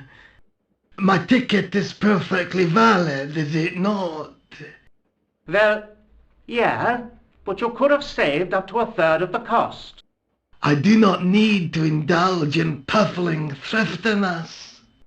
Blimey, you're a funny old bird and no mistake. Tickets, please, sir. Here.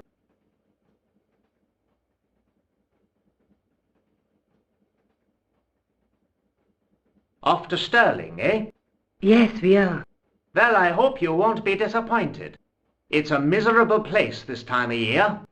Still, there's plenty of pubs and a lovely view from the castle. Thank you. I don't want to worry you, but there was something familiar about that guy. Are you sure? You're tired. Perhaps you're mistaken. Maybe. But I didn't like the look in his eyes when he spoke to you. Can't you sit still, George? I need to go to the John. While you're there, check out the buffet car, George. Unthinkable though it is, I am hungry enough to eat English food. Okay.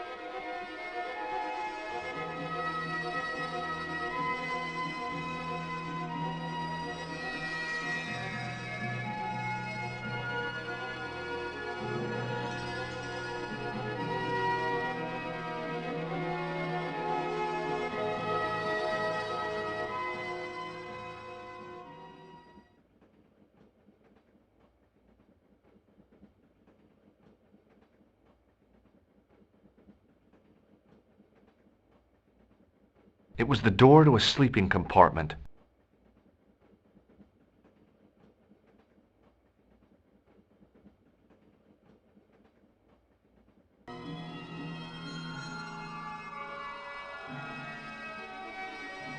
Oh, no. That gangster creep from the hotel, Guido. Well, he didn't scare me. Hey, Buster. This is a no-smoking car. Okay, maybe he did scare me.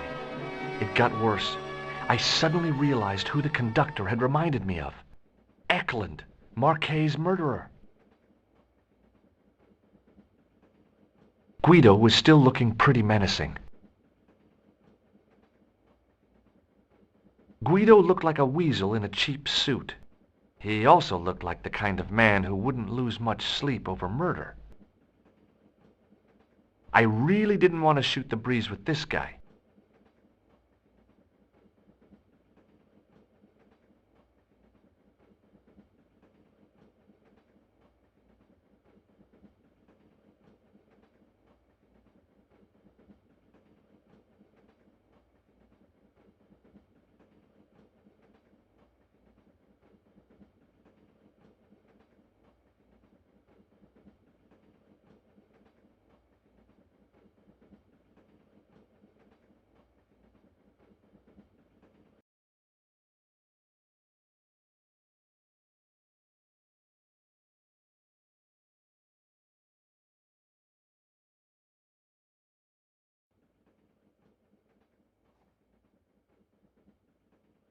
I should have known better than to leave Nico and the old lady alone.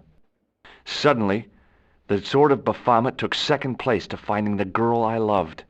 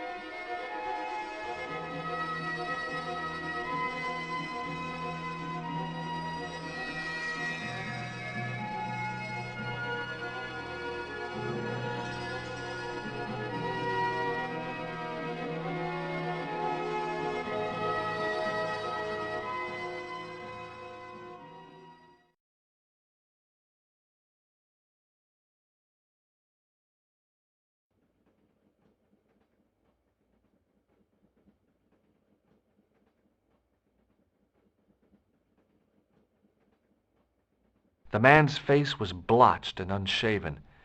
I guess he'd been traveling all night. Red-rimmed eyes stared fish-like above his broken nose. Hi! Having a party? No, this is British. Come on, join us, man. Away, Basha, wake up, man. What's company? His breath was like the outlet from a chemical factory. Excuse me, mate, he's taking a nap. Sleeping like a bobby. I'll wake him up when we get to Newcastle. We passed through Newcastle half an hour ago. And I never noticed. Would you like a red nose? No, thanks, pal. I got one of my own. Did you see what happened to the young woman in the next compartment? No, pal, I didn't. Have you lost her, like? She's disappeared. The old lady, too. I think they're in trouble. Away, man, an old lady, too? Yeah. You gotta help me. Maybe they went to the toilet, like? I don't think so. They never go on their own. Always in pairs, you know? No, she's been abducted, I'm sure. I've got to go look for her. What's stopping you, pal? The conductor. He's not what he seems. You want to avoid him, like? That's about it, yeah. No problem. Listen, I need your help. What's the matter? There's a guy on this train who's trying to kill me. Relax, man. He wouldn't try nothing with us in Basharia. We are veterans, like, so action at Brightlingsea.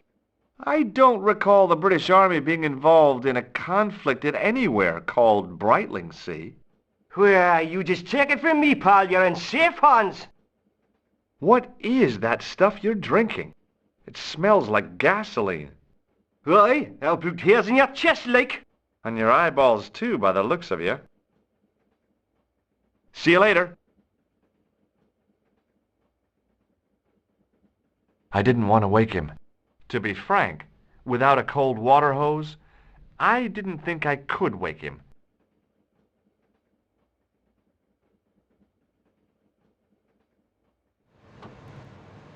Don't do it, pal. Don't jump. I don't intend to jump. I'm going to climb on top of the train. You're kidding, aren't you? Just watch me.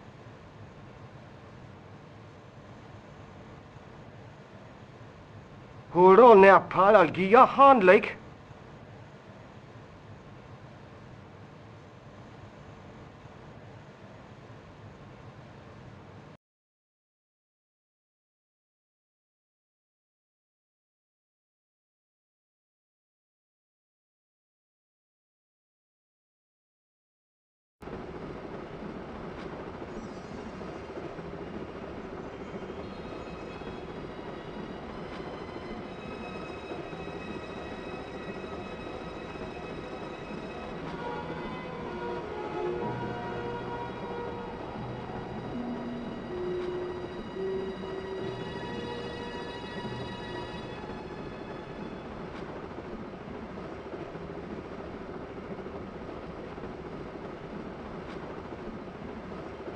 It was a sliding door on the side of the baggage car.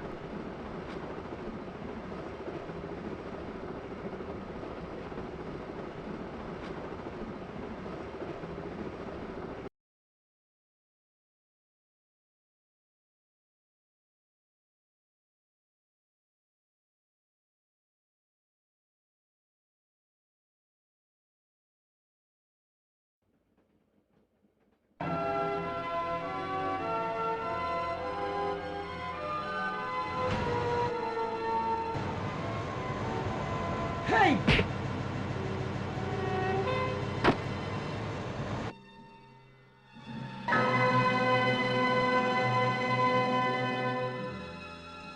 I'd always wanted to stop a train, and now was my chance.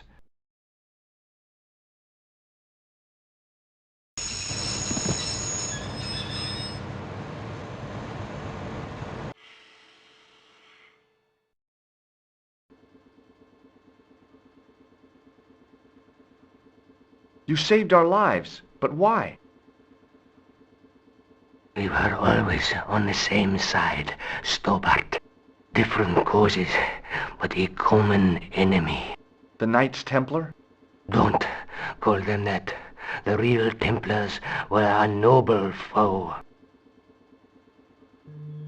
These barbarians have no right to that name. These men are no better than dogs. What are the Neo-Templars after? What is the Sword of Baphomet? Not what you think, my friend. It is a weapon, yes, but one which our enemies will find difficult to wield. A double-edged sword. A power older than Demolay, older than Solomon.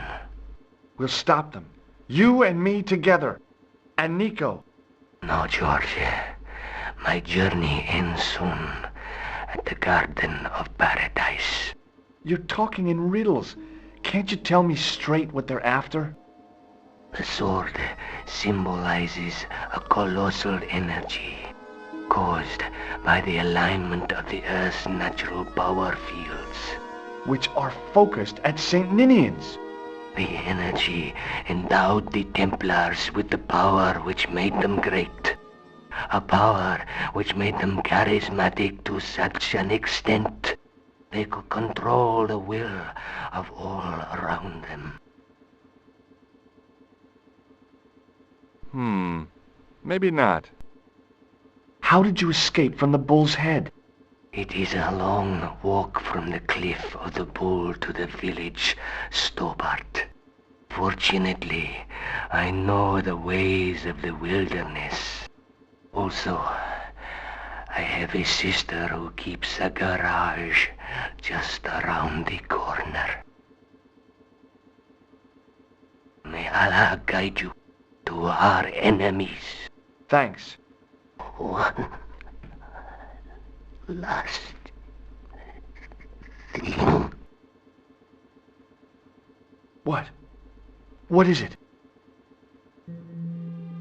He's dead.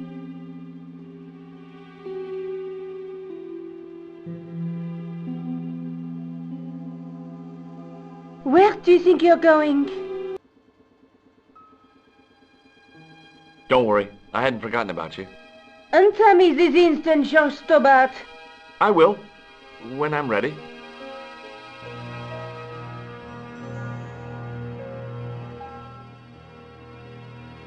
That's not fair, George.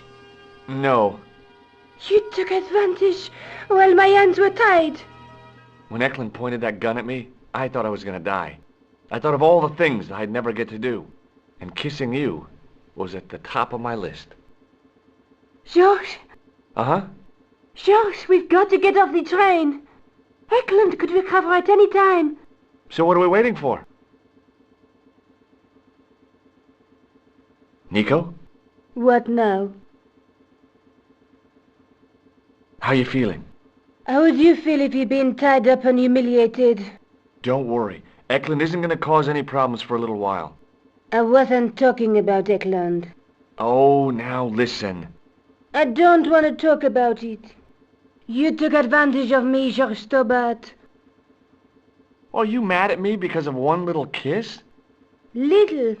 You have a tongue like an horse. You're such a sweet talker, Nico.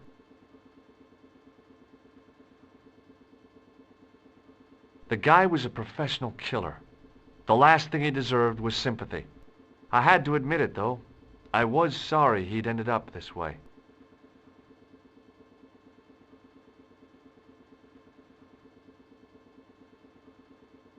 Underneath that heap of tumbled crates was Eklund.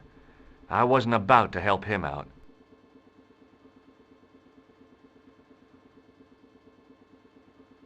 What are you doing?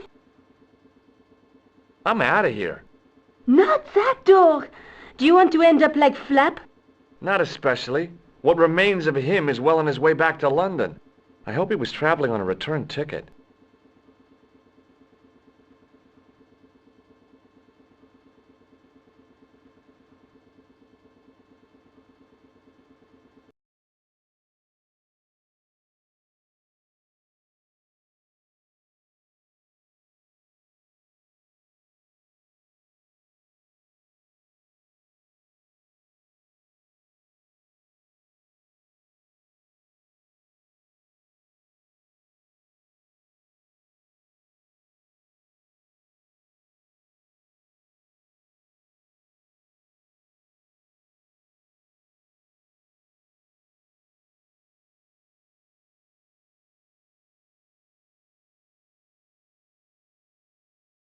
I'd feel happier if we had a gun or something. Khan gave me something. What? His handbag. Oh, great. If we run into any killers, we can give them a good buffeting. Didn't he have any weapons? You don't know the half of it. This bag's full of C4. Wow. Why didn't you say so? Boy, we'll show 'em now. What's C4? Plastic, George. We're going to shop our way to victory? 2 kilos of plastic explosive. The detonator's broken now. No problem. We'll buy a box of matches somewhere. It doesn't work that way. It takes a small explosion to start the big explosion. Well, that's not much use then. What does that sign say?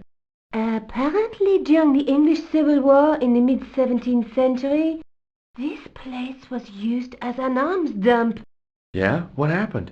Look at the state of this place, George. You work it out. Oh, stray spark? You got it. The tower was the only thing to survive the blast. I hope the explosion didn't destroy the Sword of Baphomet. Do you? I rather hope it did.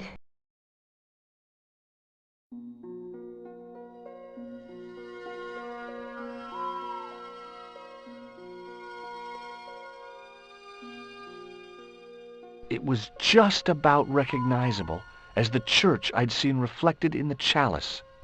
Templars, Roundheads and Cavaliers. This place has seen a lot of history. A large arch led into the tower.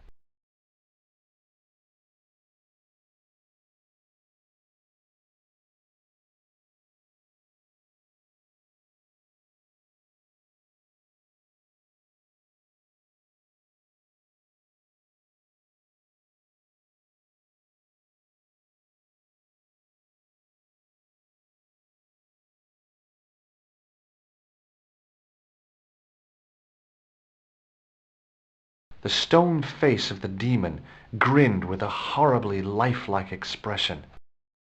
It was so realistic, I could imagine the sculptor carving it from a live model. The wheel had a serrated edge which meshed with the turning cog.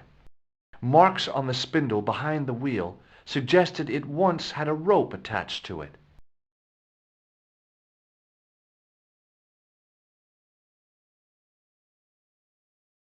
The wheel turned reluctantly with a creak of complaint. There was no obvious way of removing the wheel from its housing. It was a simple cog arrangement with a handle to turn the larger wheel.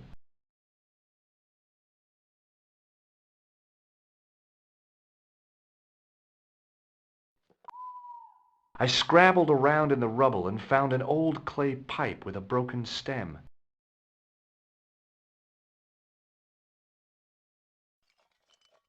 Under one of the stones, I found a metal coin which was green with age. It was caked with soil, but what I'd found was a small cog and spindle. With mounting excitement, I felt something between my fingers. It was short, hard, and black, something I hadn't expected to find here. It was a plastic pen top. I didn't find anything.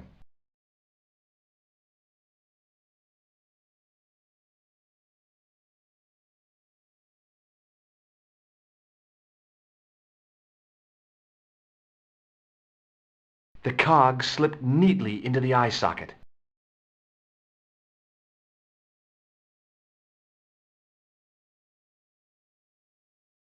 I pushed the pen top into the mouth, and it disappeared somewhere inside the statue. It had probably gone straight to Biro Hell.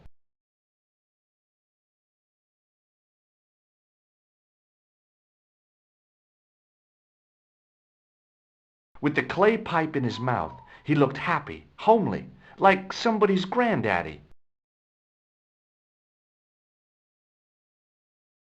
What do you think you're doing, Josh? I wondered if there was a secret mechanism in the demon's mouth. Maybe you should show a little more respect. For a mythical medieval demon? Give me a break.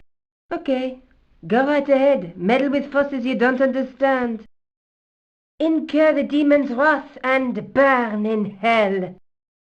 Just see if I care.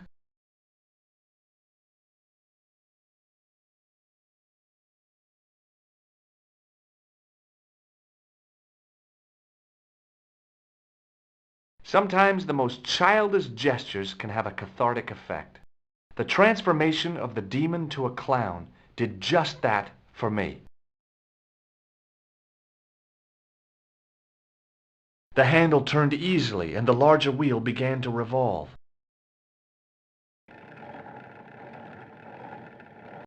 Damn!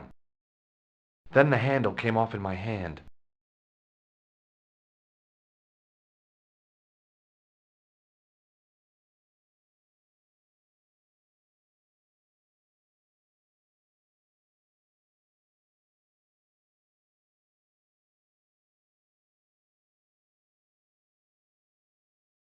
Now that the handle was gone, it was easy to remove the cog and spindle.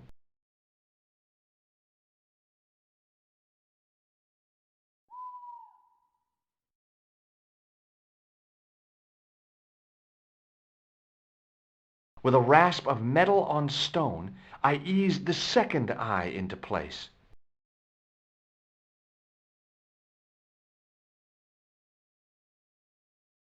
With the clay pipe in his mouth, he looked happy, homely, like somebody's granddaddy.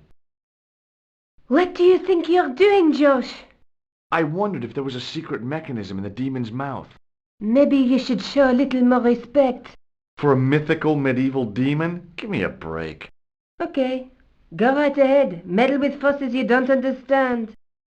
Incur the demon's wrath and burn in hell. Just see if I care.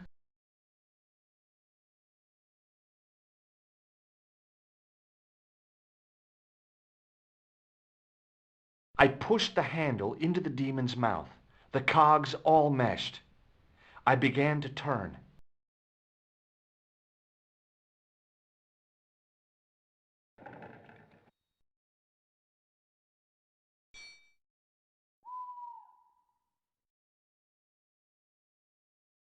Nico? Uh-huh.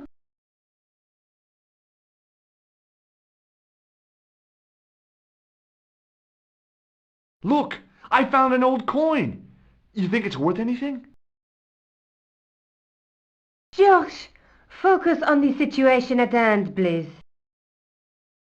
Nico, I found an old clay pipe. George, I don't care. Maybe not.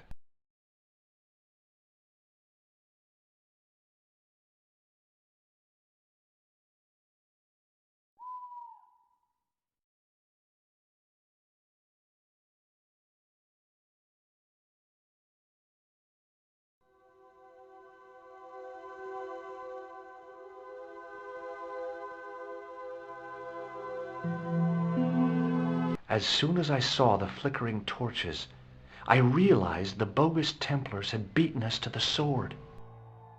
But where were they now? And why was it so quiet?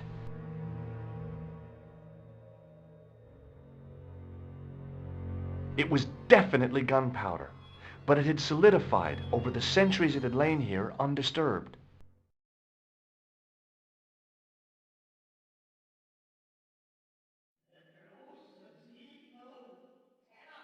Listen, I can definitely hear chanting. You're right. I hear it too. What do you suppose they're doing? It wouldn't surprise me if they were holding some kind of satanic sex ritual. So, what are we waiting for?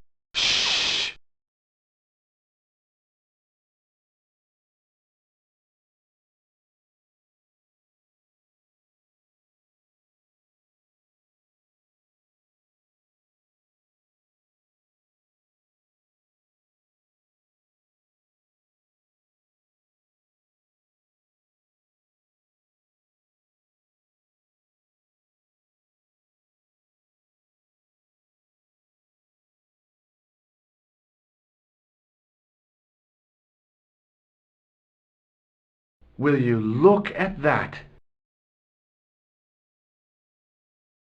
Baphomet. Lobineau was right. This place was ancient even to the Templars. This whole place? This is Baphomet? Finally, the truth. The Templars had never worshipped this graven image, no more than they'd worship a rainbow. But, like a rainbow, they regarded it as a symbol of a covenant with God, who'd revealed this place to them.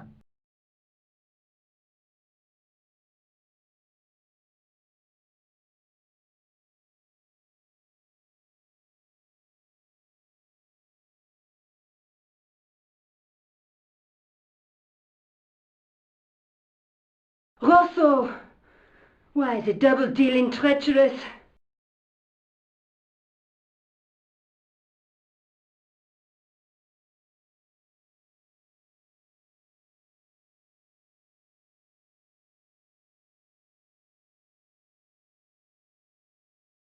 On the contrary,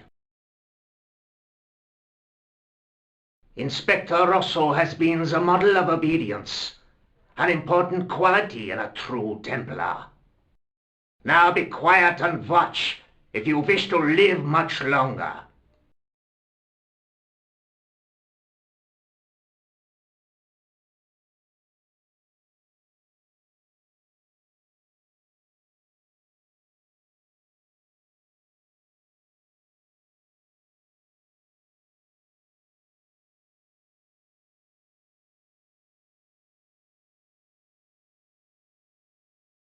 Brothers and sisters, we are gathered here to witness the reforging of the sword that was broken. Here before God's sentinel, Baphomet.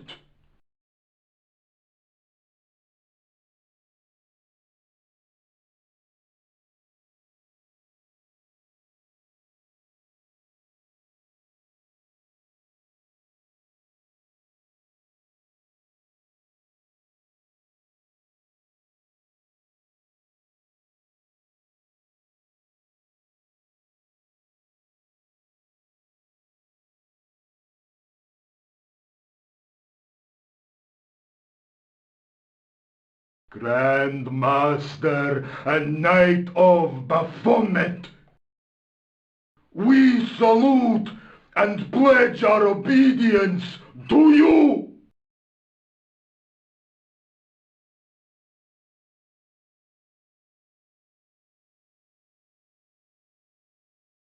I salute you, gatekeeper of the temple.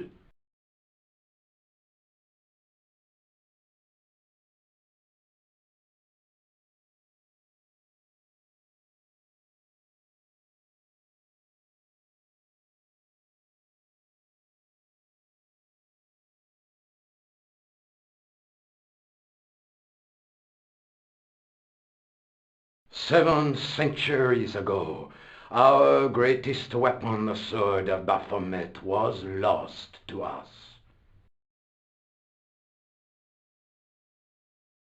Now we prepare to reforge it, to wield against new enemies.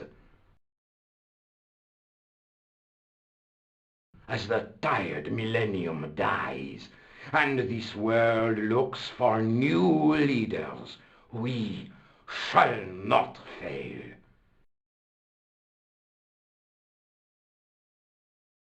We shall lead the people to a new order, wherein all borders will dissolve. All will be united under the red cross of the Templars.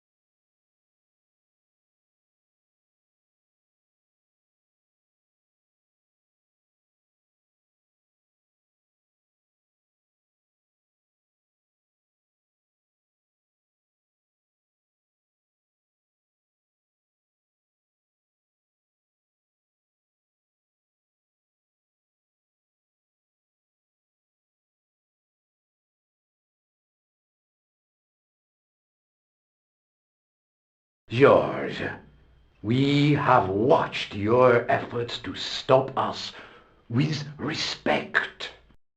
But surely you realize that you have been misled by our enemies.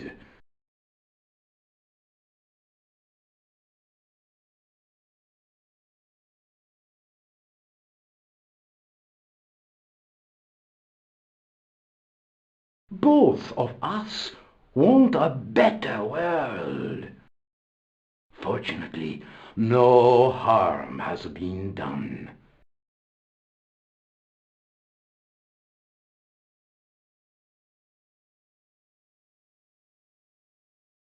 We need determined, resourceful men like you. Join us, George. Join us in true brotherhood.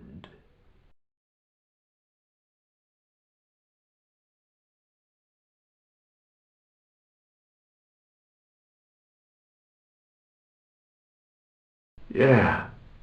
True. Wait. Brothers?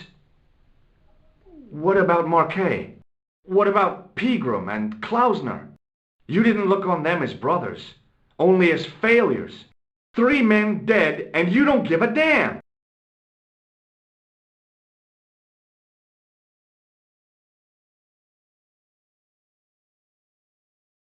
George, you know that sacrifices are necessary. Every great undertaking.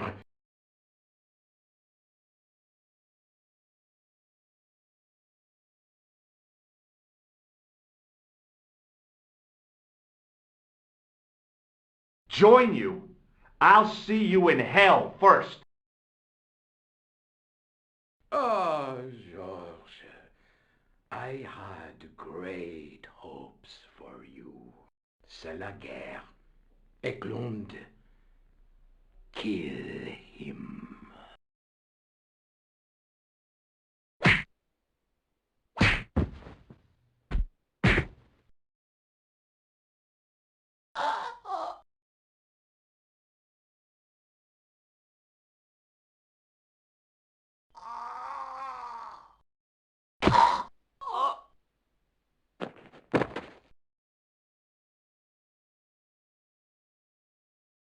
I swear, I just wanted things to be right. Take them. Kill them. They will not escape.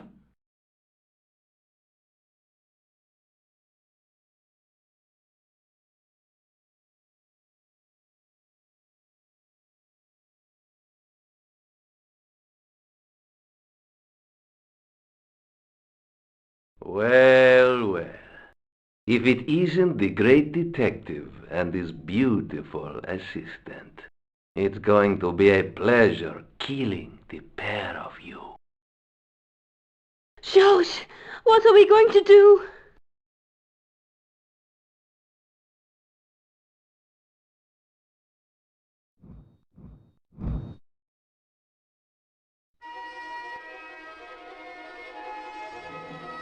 Come on, Nico. We're leaving.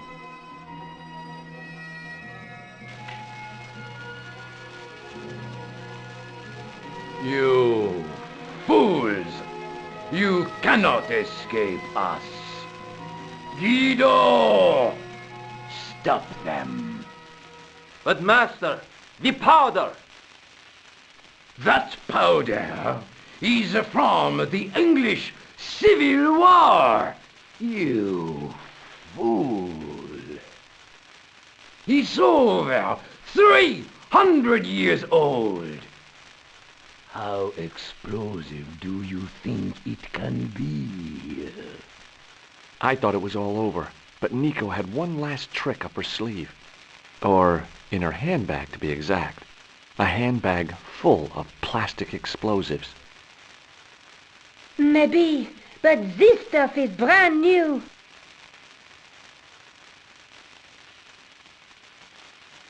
Oh, dear.